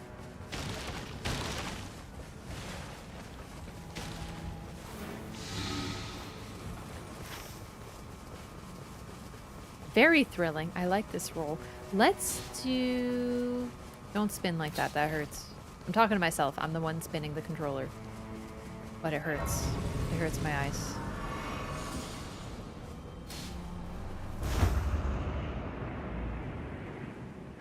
Actually... Yeah, that probably makes more sense. Let's do it. Bird up! Two-word scholar, what the hell? This is a very exciting run. Seriously, I'm pumped as hell. This is gonna be amazing. No Iron Eye meta gaming BS. None of that. Just pure, unadulterated. This is gonna be the power of support. I'm telling you. Nerds and birds. I hate it. I love it. Perfect. I'm pleased. I will be the DPS when I get up there, but I'm a bit of a slowpoke actually, so...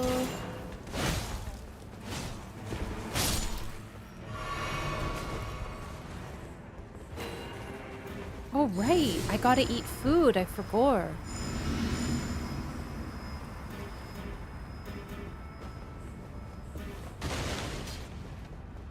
Okay, I think the knives are gonna be very important, so I'm gonna work on those.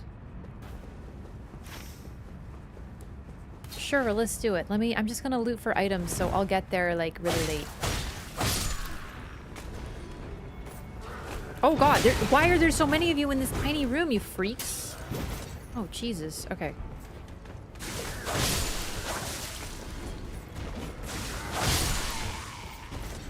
Cool. Really? Hiding around the corner? There's more of you. Okay. It's not worth checking this room. That took forever.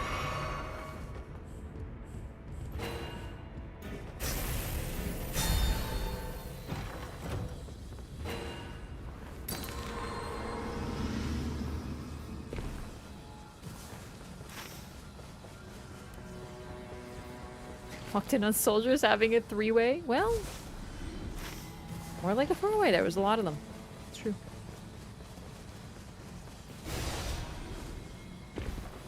They're roommates. Ooh, and they were roommates.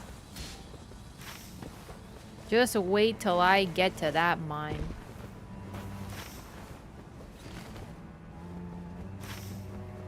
What? I really took a long time, huh?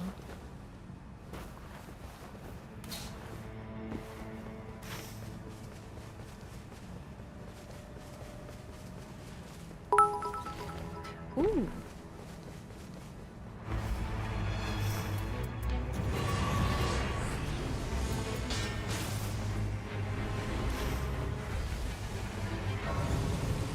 I took the long way around.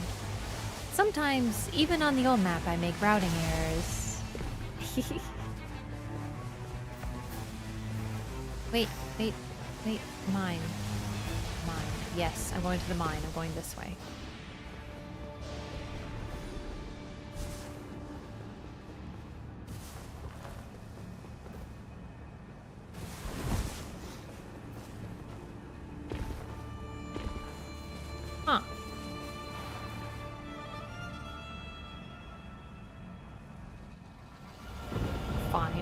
allow it. You made me tab out a Nightreign for that. Think about what you've done.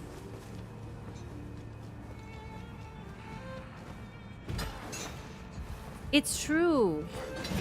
From still knows how to make a cool cane weapon, but they gave us the dumb cane sword in Elden Ring. That is an insult. An absolute insult to threaded cane mains everywhere.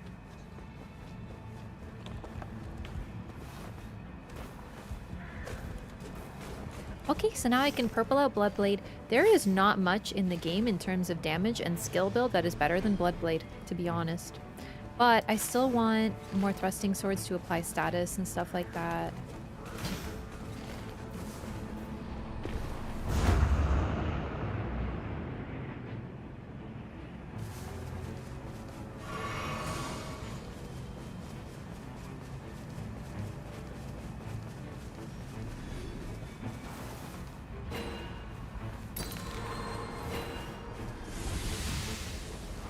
Did I grab this? Game? I did? Okay. I clicked too fast, I think. Alright. We have this. Okay.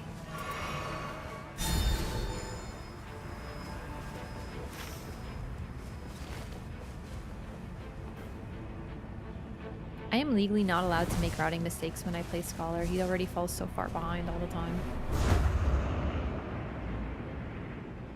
And yet... Wait, what's the cool cane weapon in Elden Ring? Oh, for Forsaken Hollows. Yeah, for some reason I read that as Shadow the Urchin. I was like, wait, is there a cool cane?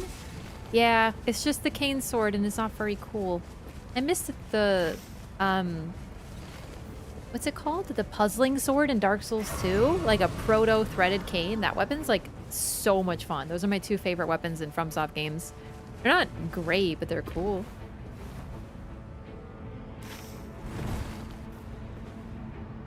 The puzzling sword is a short sword that is a whip.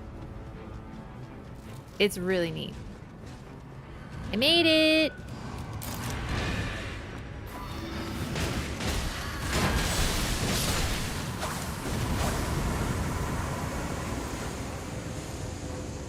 Oh my.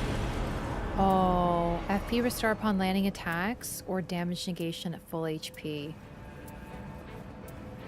I think damage negation, but this would basically make it that we could Bloodblade forever. But we basically can Bloodblade forever. Let's do that. I'm sticking with damage negation at full.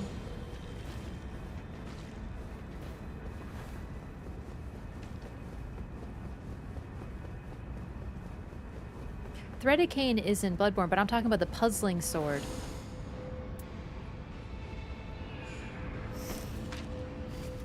Puzzling sword is in Dark Souls 2.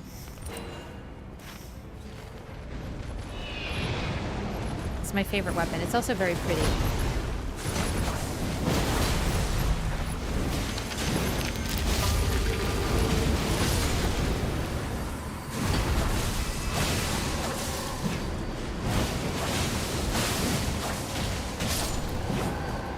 Why am I locked into that guy? Ridiculous.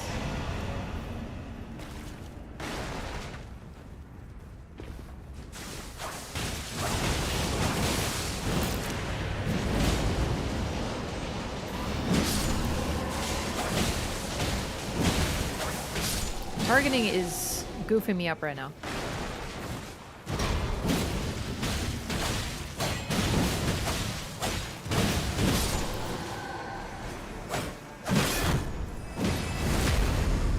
Ranged weapon, more runes. Neat.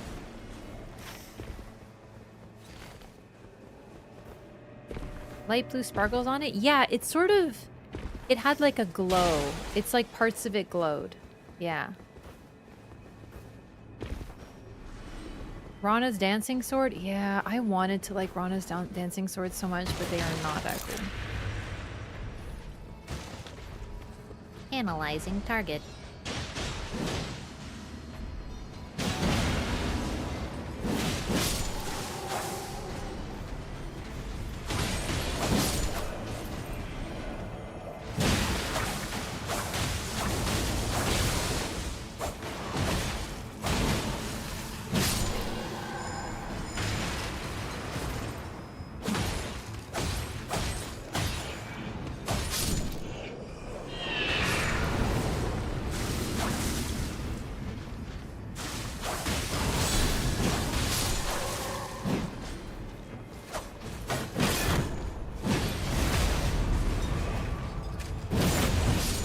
You know what? I kind of should have taken FP restore upon landing attacks, I think.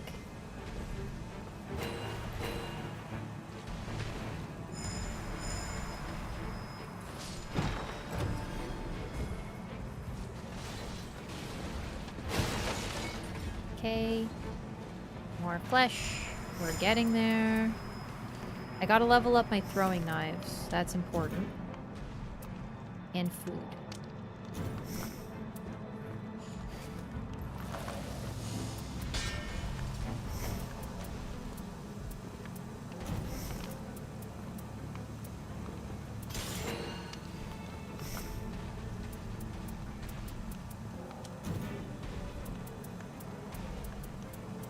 Okay.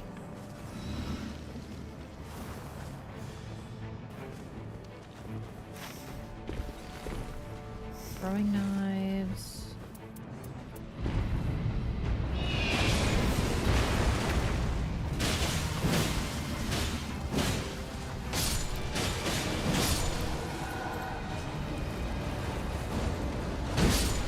Well, he's gonna be hard to hit.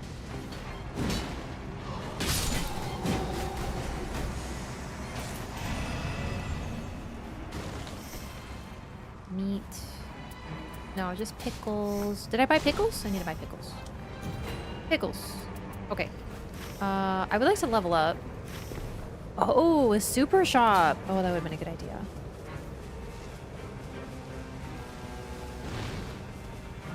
You know what? Speaking of old games I'd really like to play, like Earthbound and stuff. I really want to play Castlevania. I've never played a Castlevania game.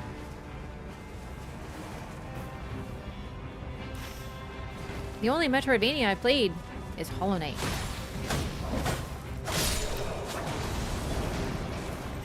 Oh god, these are really good. Hang on.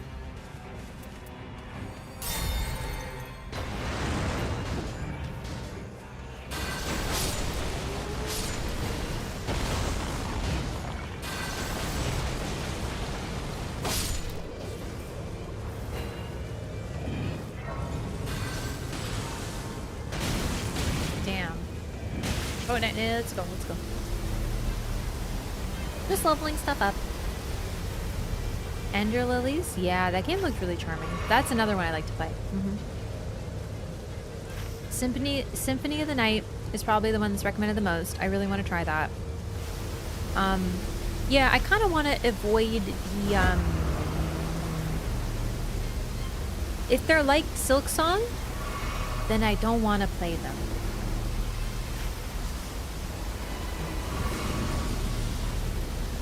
Right, I was saving money.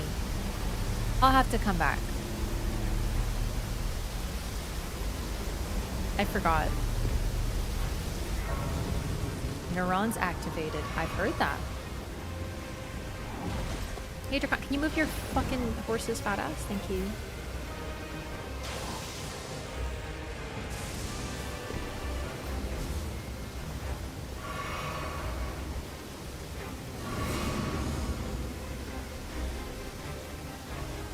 But it's not really about like ease, because Silksong, this problem with Silksong is not that it's challenging, it's that it's evil. And largely unfun. Which is such a shame. Maybe I'll return to it at some point.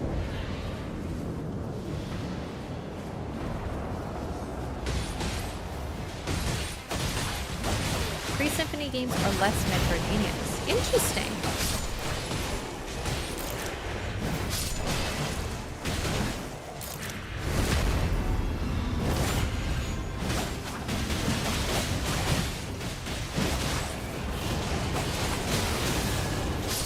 They're all just clustered here. It's really annoying.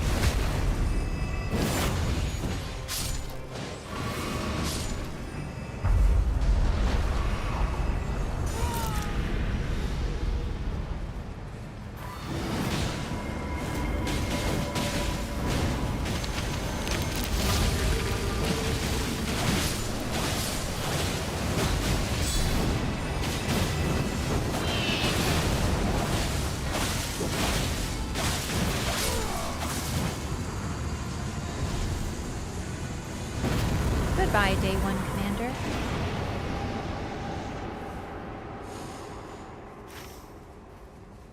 don't think Silk Song was overhyped. I think the problem with Silk Song is that it had a different design philosophy.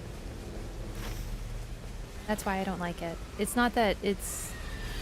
Like, honestly, I think it lived up to what it was supposed to be. The problem is that, in my opinion and my personal experience, they took what made Hollow Knight great and just didn't do it.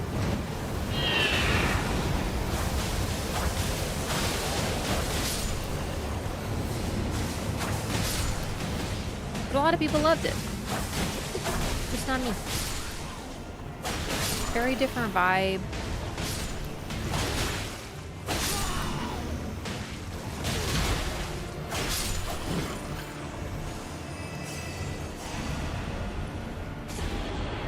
Adversarial game design. Yeah, that's a good phrase.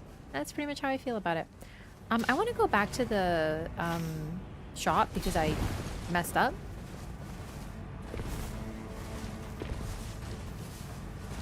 And I also like to fight Draconic Tree Sentinel. I know there's the bosses to the north. We can do them after, depending on the circle. Hopefully we will have time. Don't need that.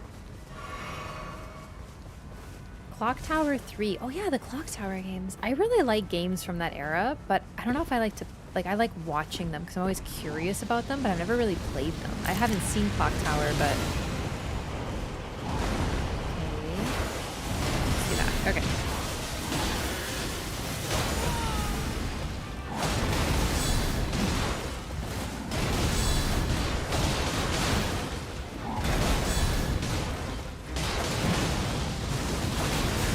Nice. Okay.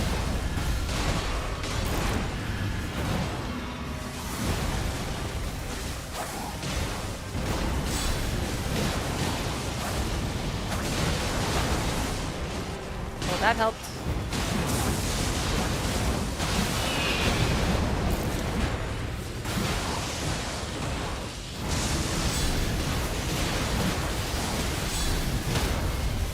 I didn't think I was close enough to get hit by that at all. It feels different. Okay, so from my perspective, ooh.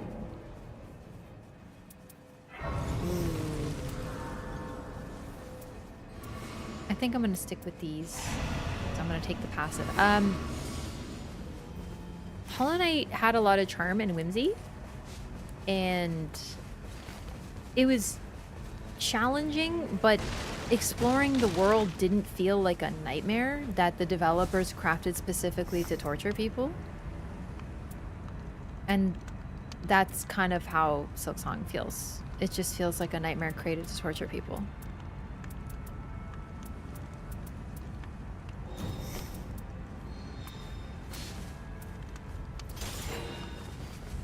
That's really the crux of it.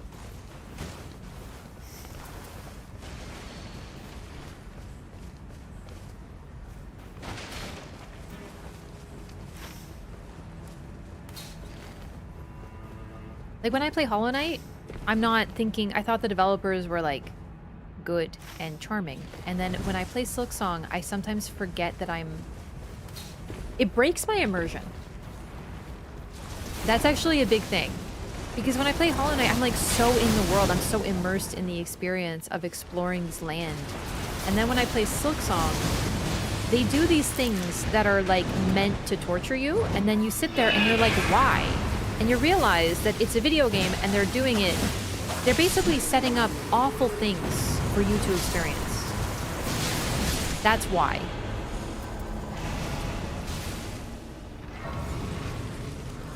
And I imagine the developers as these mustache twirling villains, and it completely takes me out of the game. And I suddenly remember I am playing a video game. It's weird. It is really weird.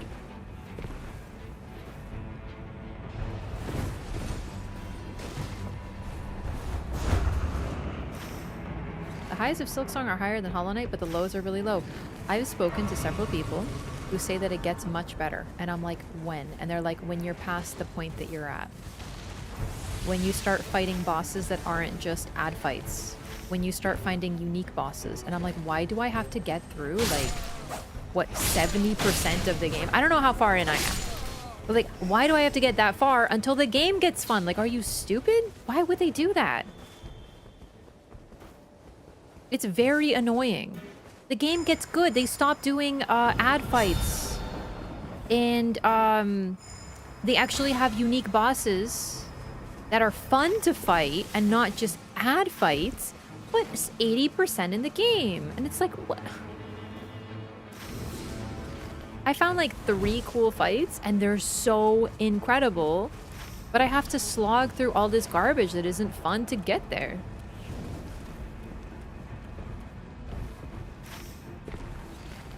Terrible.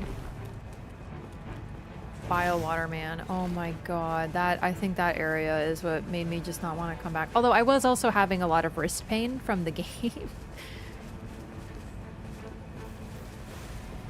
Like the game actually was causing me pain.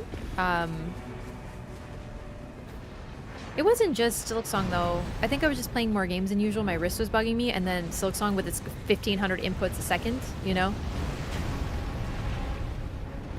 I do intend to go back to it. I didn't stop playing it because it was unfun. I definitely felt less motivation to continue because it was unfun, but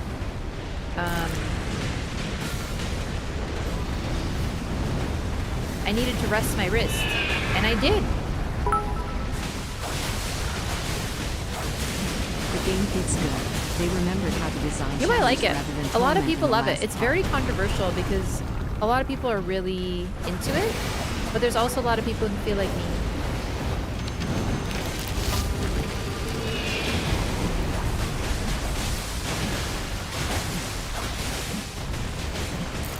In many ways, though, it does feel like it was a crafted experience to torture challenge runners or something.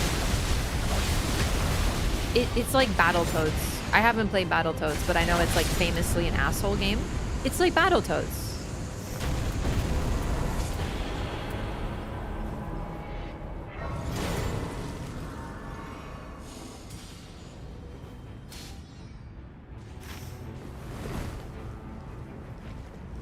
In your perspective to like it, I don't really think, but like in terms of what? Like think of it like an older game that was made to be mean or something?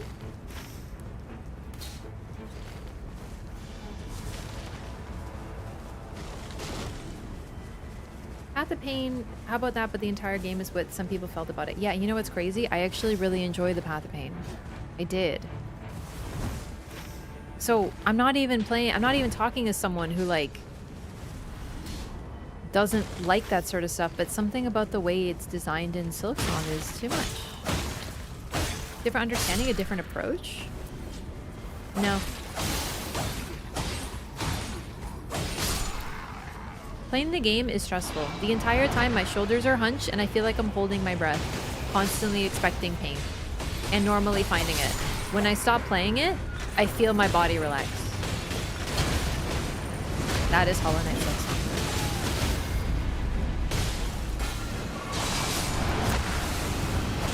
I feel relief when I'm done. I'm like, oh, okay. That's it for now.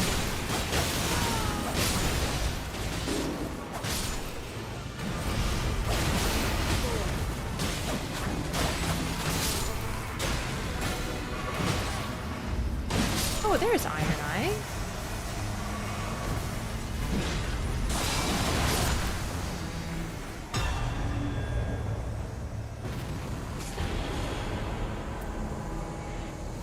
But yeah, I spoke to a lot of people who said that they felt similar, but then they got to a certain point where they're like, oh no, I like it now. And basically, they were like, you will probably like it if you get past this point. And I'm like,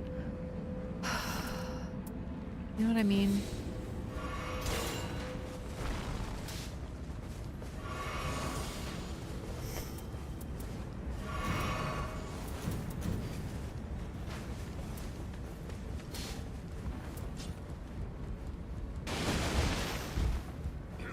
Also, I didn't like the world very much. I didn't like exploring it. I don't really find any of the zones that fun. They're just like kind of slogs to go through. Some of them are kind of pretty, but most of them are just annoying.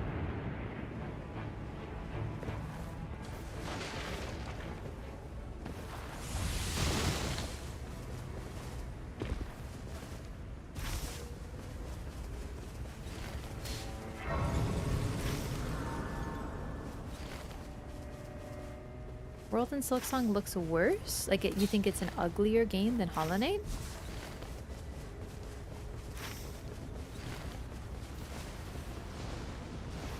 I don't find I have as much attachment to the world.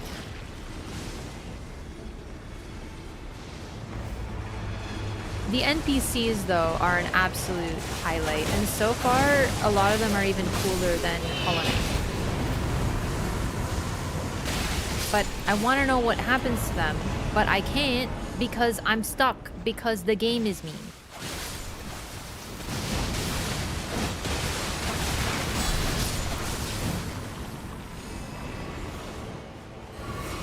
I really wish I liked Hollow Knight Silksong, like, really bad, but I just wasn't vibing with it. Melee attack power?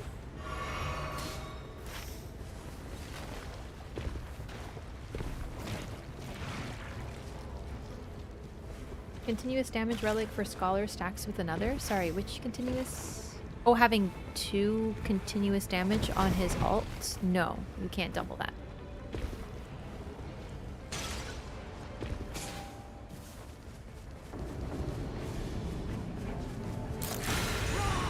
Also, double damage. I know I'm preaching to the choir here. Double damage in Hollow Knight was supposed to be something that was like a threat. And every fucking enemy in Silksong does 2 damage. So, what is the fucking point? Just give me less health then.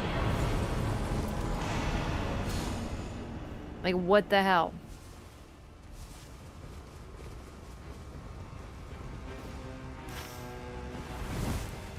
%90 of enemies do 2 damage a hit. So, what it's so stupid.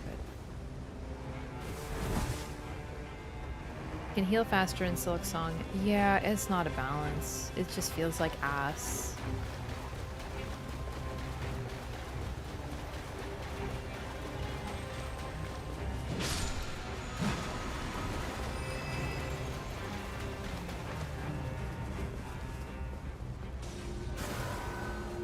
And they play the double damage sound, which literally does psychic damage. It's insane.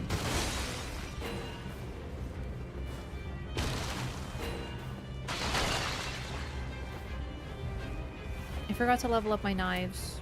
I forgot to buy extras.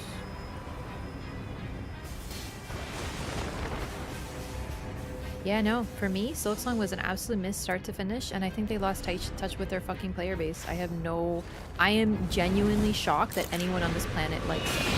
But then again, games like Battletoads have fans. They remind me of old arcade games that were just meant to drain money from people, you know? Like, old arcade games were made to be difficult so that you would put more money in to beat them, because you put in like a quarter each time, right? So they made them hard as fuck. People talk about that, you know, like horse armor as the first paid DLC and how it started all this. Yeah, but you know what really started it? Difficult game design in order to steal money from children in arcades.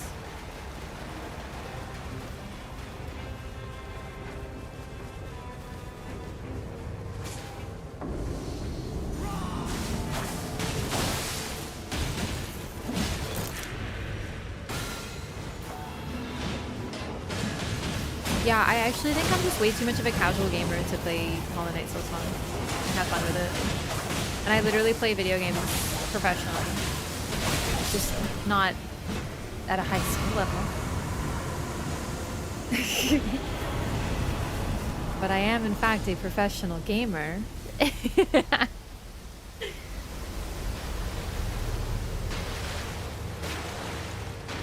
But no, I agree. I don't know. Listen, a lot of people like it. I just really didn't. I didn't find much fun in it. I found some of the bosses fun, but it took so long to get to them. And I kept sort of, I realized that I was, okay, holy fuck, that was awkward. I kept realizing that I was like waiting for the game to get fun, and it never did. And I'm like, oh shit, is it gonna be one of those? But that's okay, because there is some stuff that I like in it, so.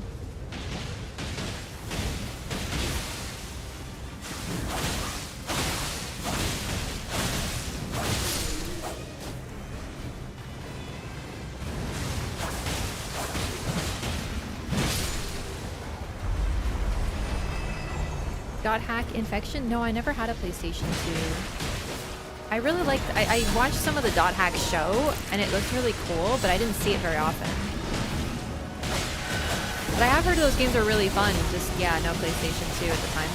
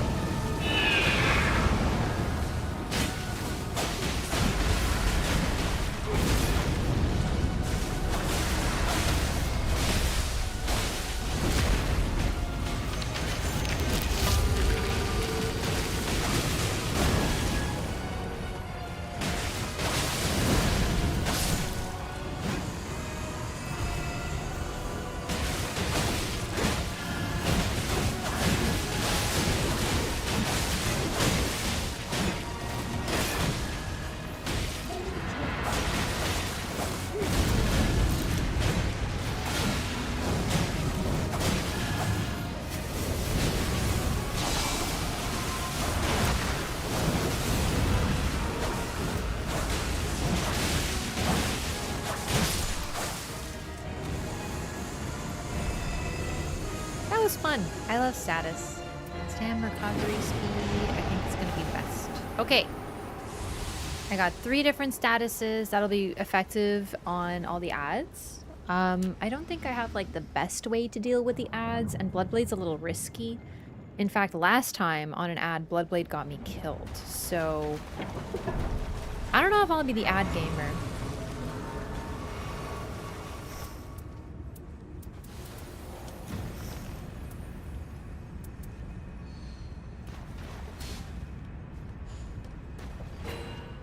Is I brought a lot of throwing knives, but I didn't level them, so it's not that great. So I think I'd rather bring food, which is leveled. So I'll do this, and then I'll just do what I can. And I also forgot, again, to buy flasks. Like, to drink them, to level them up, and yeah.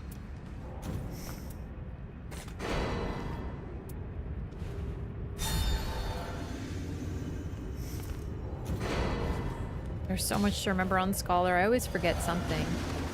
Oh, thank you. That will put me at level 3, but I won't get the buffs. Oh well.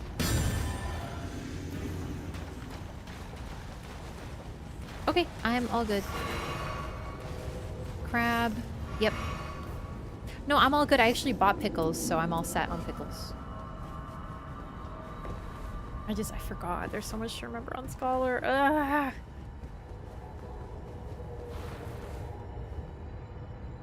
I have to get in the habit of doing a few things with him. I think it'll be better.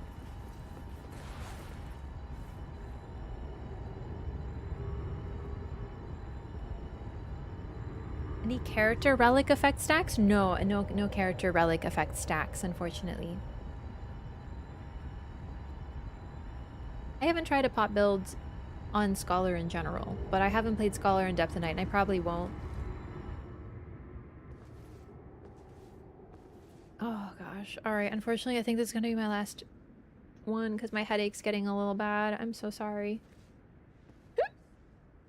Pot build goes insane. Really, I haven't messed with pot builds. I don't think I have the relics for a pot build. But, I don't know. I'd rather do other things. It is. Oh my god, is that snacks? Is that kukri?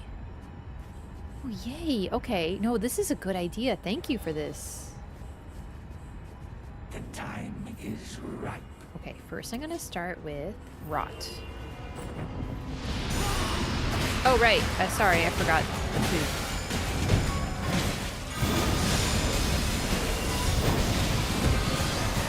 A good start.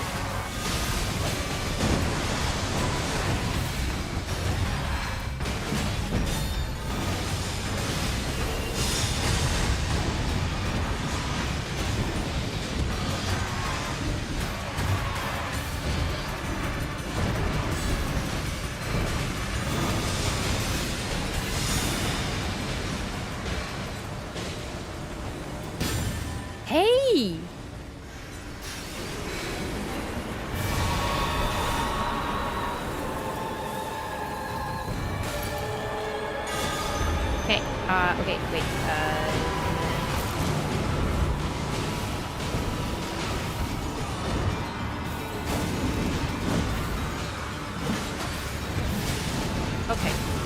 not try to fish for backstabs.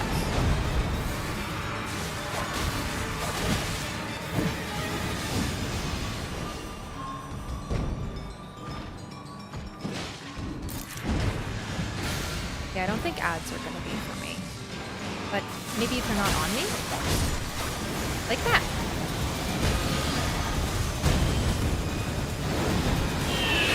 Wait, that's an enemy? Oh my god.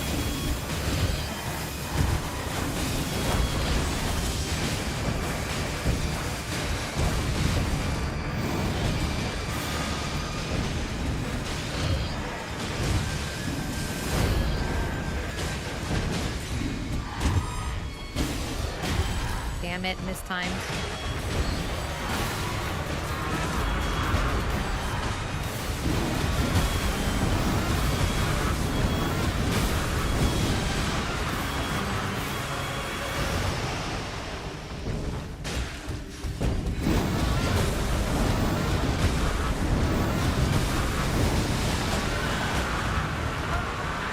Damn it.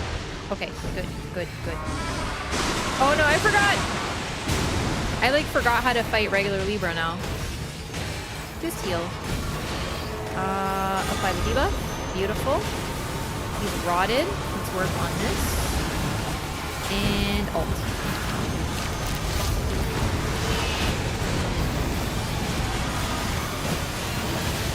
There's Frost.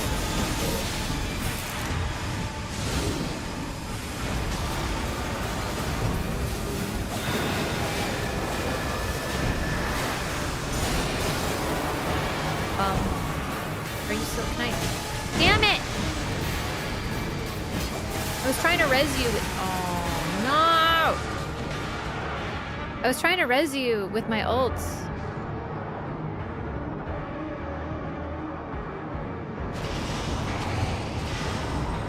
Did I manage to get you up at least? I actually couldn't tell. I'm a little bummed. My debuff fell off.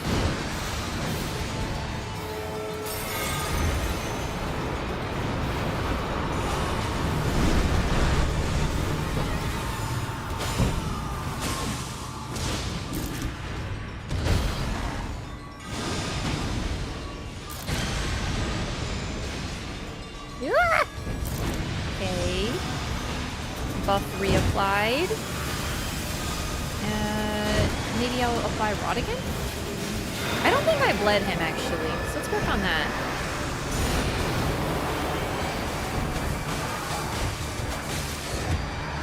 Damn it, I always forget about the backswing! Ah!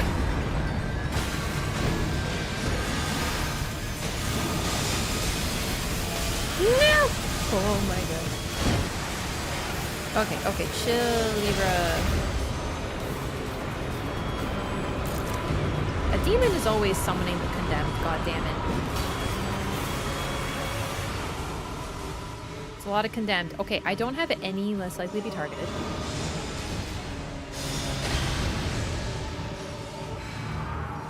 The occasionally avoid attacks Balancer's Relic is saving my entire ass, by the way.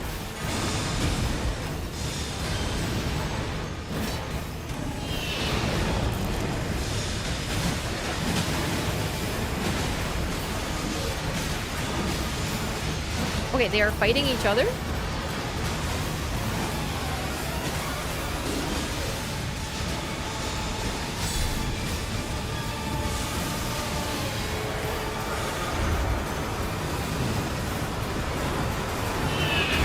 Oh, nice! Okay. I think we need to clear out some fucking ads.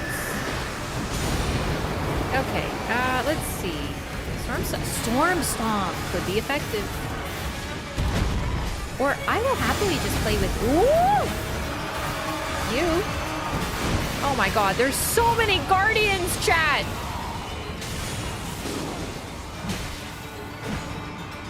No, not today.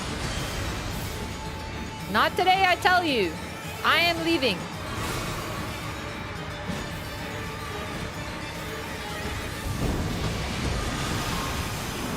Acquiring stamina. One moment.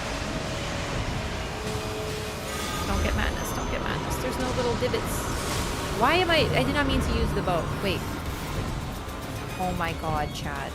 I meant to have this out the whole time!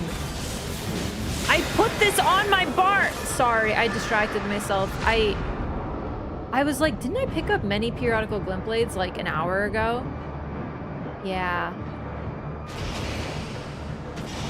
Yeah, I did. I could have been doing so much freaking free damage. Oh my lord. Okay. You know what? I'm just gonna do this, and then I'm gonna do this. I'm gonna do this. And then something needs to fucking die. Other than me. Okay. Poke. Poke at the... Ooh!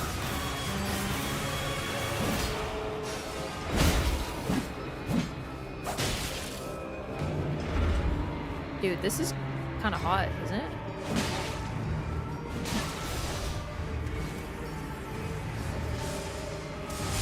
Ah!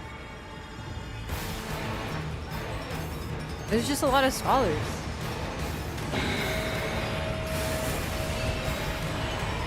Okay, I have an ultimate. I think it will pay dividends. Okay, hi. Can you... I'm very overwhelmed.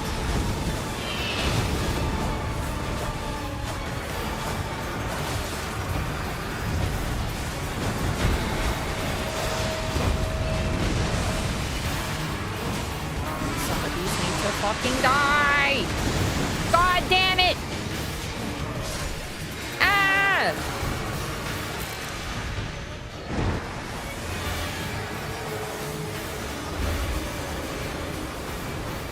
I really can't deal with the ads. But maybe Farm Stomp? I'll go for that. Okay. Oh, I'm in between all the boys! There's so many boys! Okay. Wait, we did it? That was a lot, but I liked it. I really wish I had played a little better in terms of not forgetting my many periodical glint blades. Oh my god.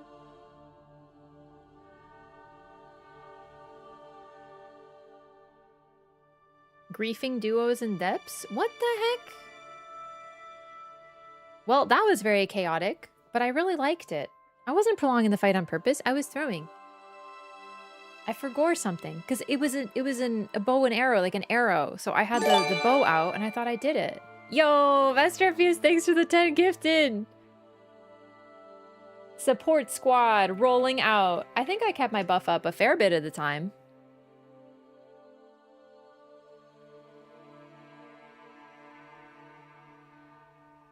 That really sucks. I'm so sorry that you dealt with that. So someone's saying that they had 2 teammates never pinged and they spent the entire match pointing down at you. Make sure to block those people so you don't have to play with them. But I really wish that if people were going to play duos, then they just fucking play duos. If they're going to be so mean to their third, that's gross and it's not on you. Some people are just very strange.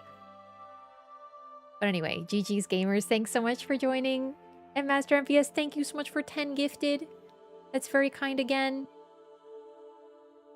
And T Jackstone, thank you for 20 gifted as well. Holy. That's very kind. Thank you. Very appreciated. Thank you for your first gifted subs in the channel and making it 20. And also thank you for converting your Prime to a tier 1. Hell yeah, welcome. Oh my goodness. Snarkanine, and thank you for the Prime. Okay, thank you for the hype train, everybody. Gotta respect the wild run. Ah, thank you. I like crazy things like that.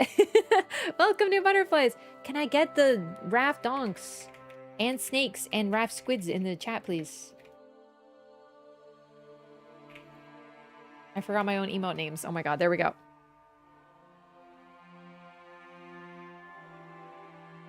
That was super fun. I want to do more Libra while he's still up. So as much as it sucks that I wasn't able to do... Oh, I like this. That's nice. Wraff squid raft donk Wraff squid raft donk Wraff squid raft donk Wraff squid raft donk Wraff squid raft donk Wraff squid raft donk Wraff bolt shake Wraff bolt shake Wraff bolt shake cheer 100. Thank you for the 100 bits. Oh my goodness. Oh my goodness. That's some serious pogging right now. Thank you so much. Goodness. Volpine, thank you for the 100 bits as well. I almost didn't see it with all the animated emotes. And Musashi, thank you for the 20 Taking gifted yourself. subs. Illness does need more time to recovering. Wishing you can be health well. Wraff Donka Miss Clap Miss This Bell. is chat's AoEs. Let's go. Ericala, thank you for the 100 bits as well. Don't worry, I'm fine. I'm not sick. I just have a headache. This happens to me sometimes. I am being trapped right now, but I'm not actually like mad about it. How Keep could I her be? here until her head explodes. Wraff Donk Wraff Bet the Let's party. Marlow. Musashi Dean, seriously, thank you for 20 gifted subs in the channel. Oh my goodness. That's a lot of support, gamers. I'm glad that you like Everdark Libra runs as much as I do. I know, I'm so mad. I'm really mad about I'm malding. I am malding. Stop making me laugh.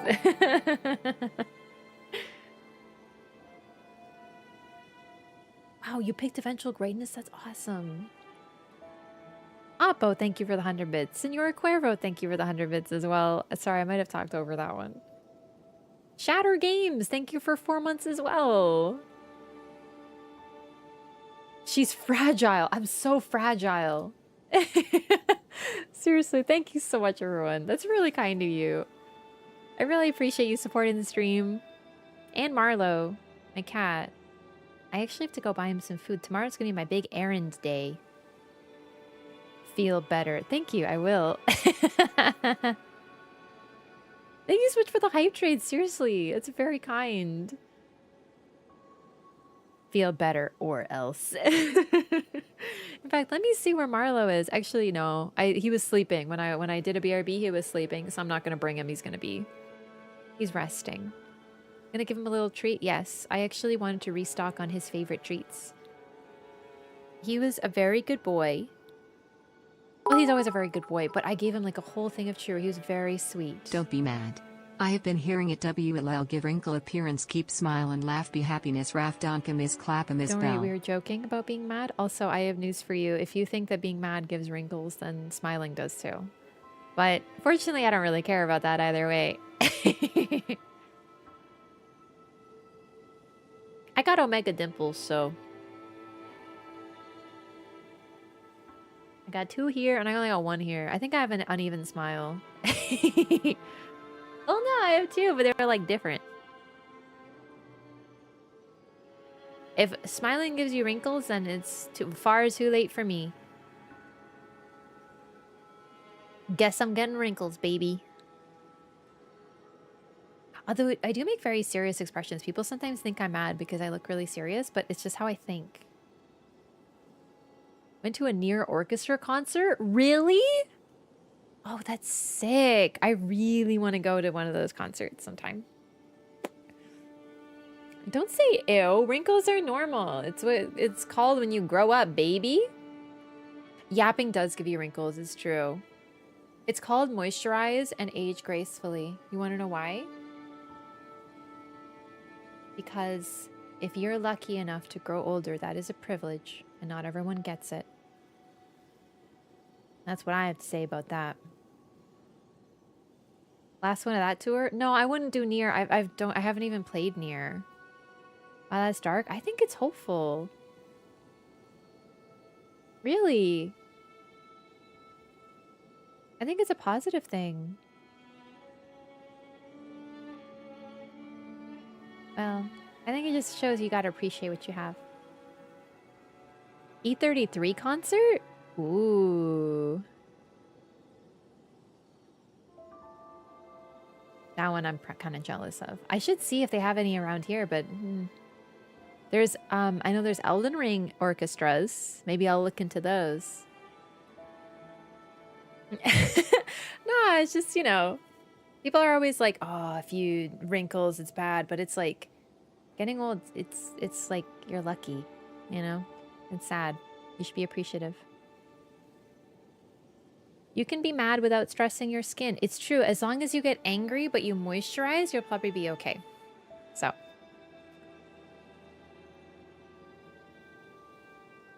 I've trained success.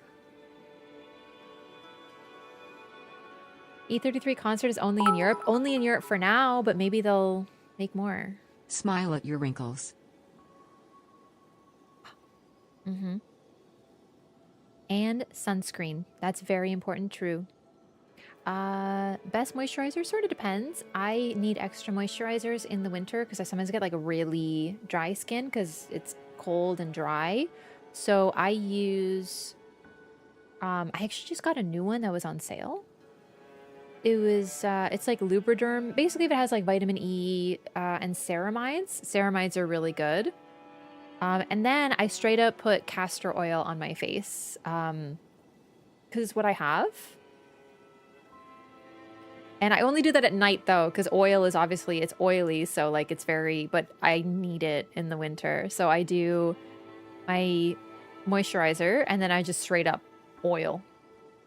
It helps my like legs and arms too. So after I shower, I like slather in oil. It's very helpful. But every person's different. You respond differently to oils. So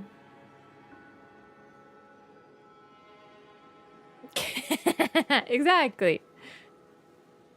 Vitamins A, C, D, and E, collagen supplements, and zinc. Oh, I didn't know about zinc. I don't really take any skin supplements or anything. I just, you know, moisturize and try to drink good water. Anyway, thank you so much for hanging out, everybody. I appreciate you. I'm going to end now. As I mentioned, unfortunately, my head's starting to hurt. But then again, it's like 3, so it's not actually too bad. I'll be back on Tuesday.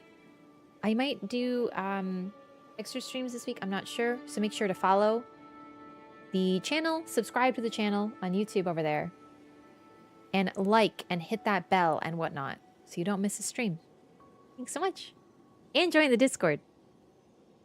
Thanks so much for watching and supporting the channel. I appreciate you.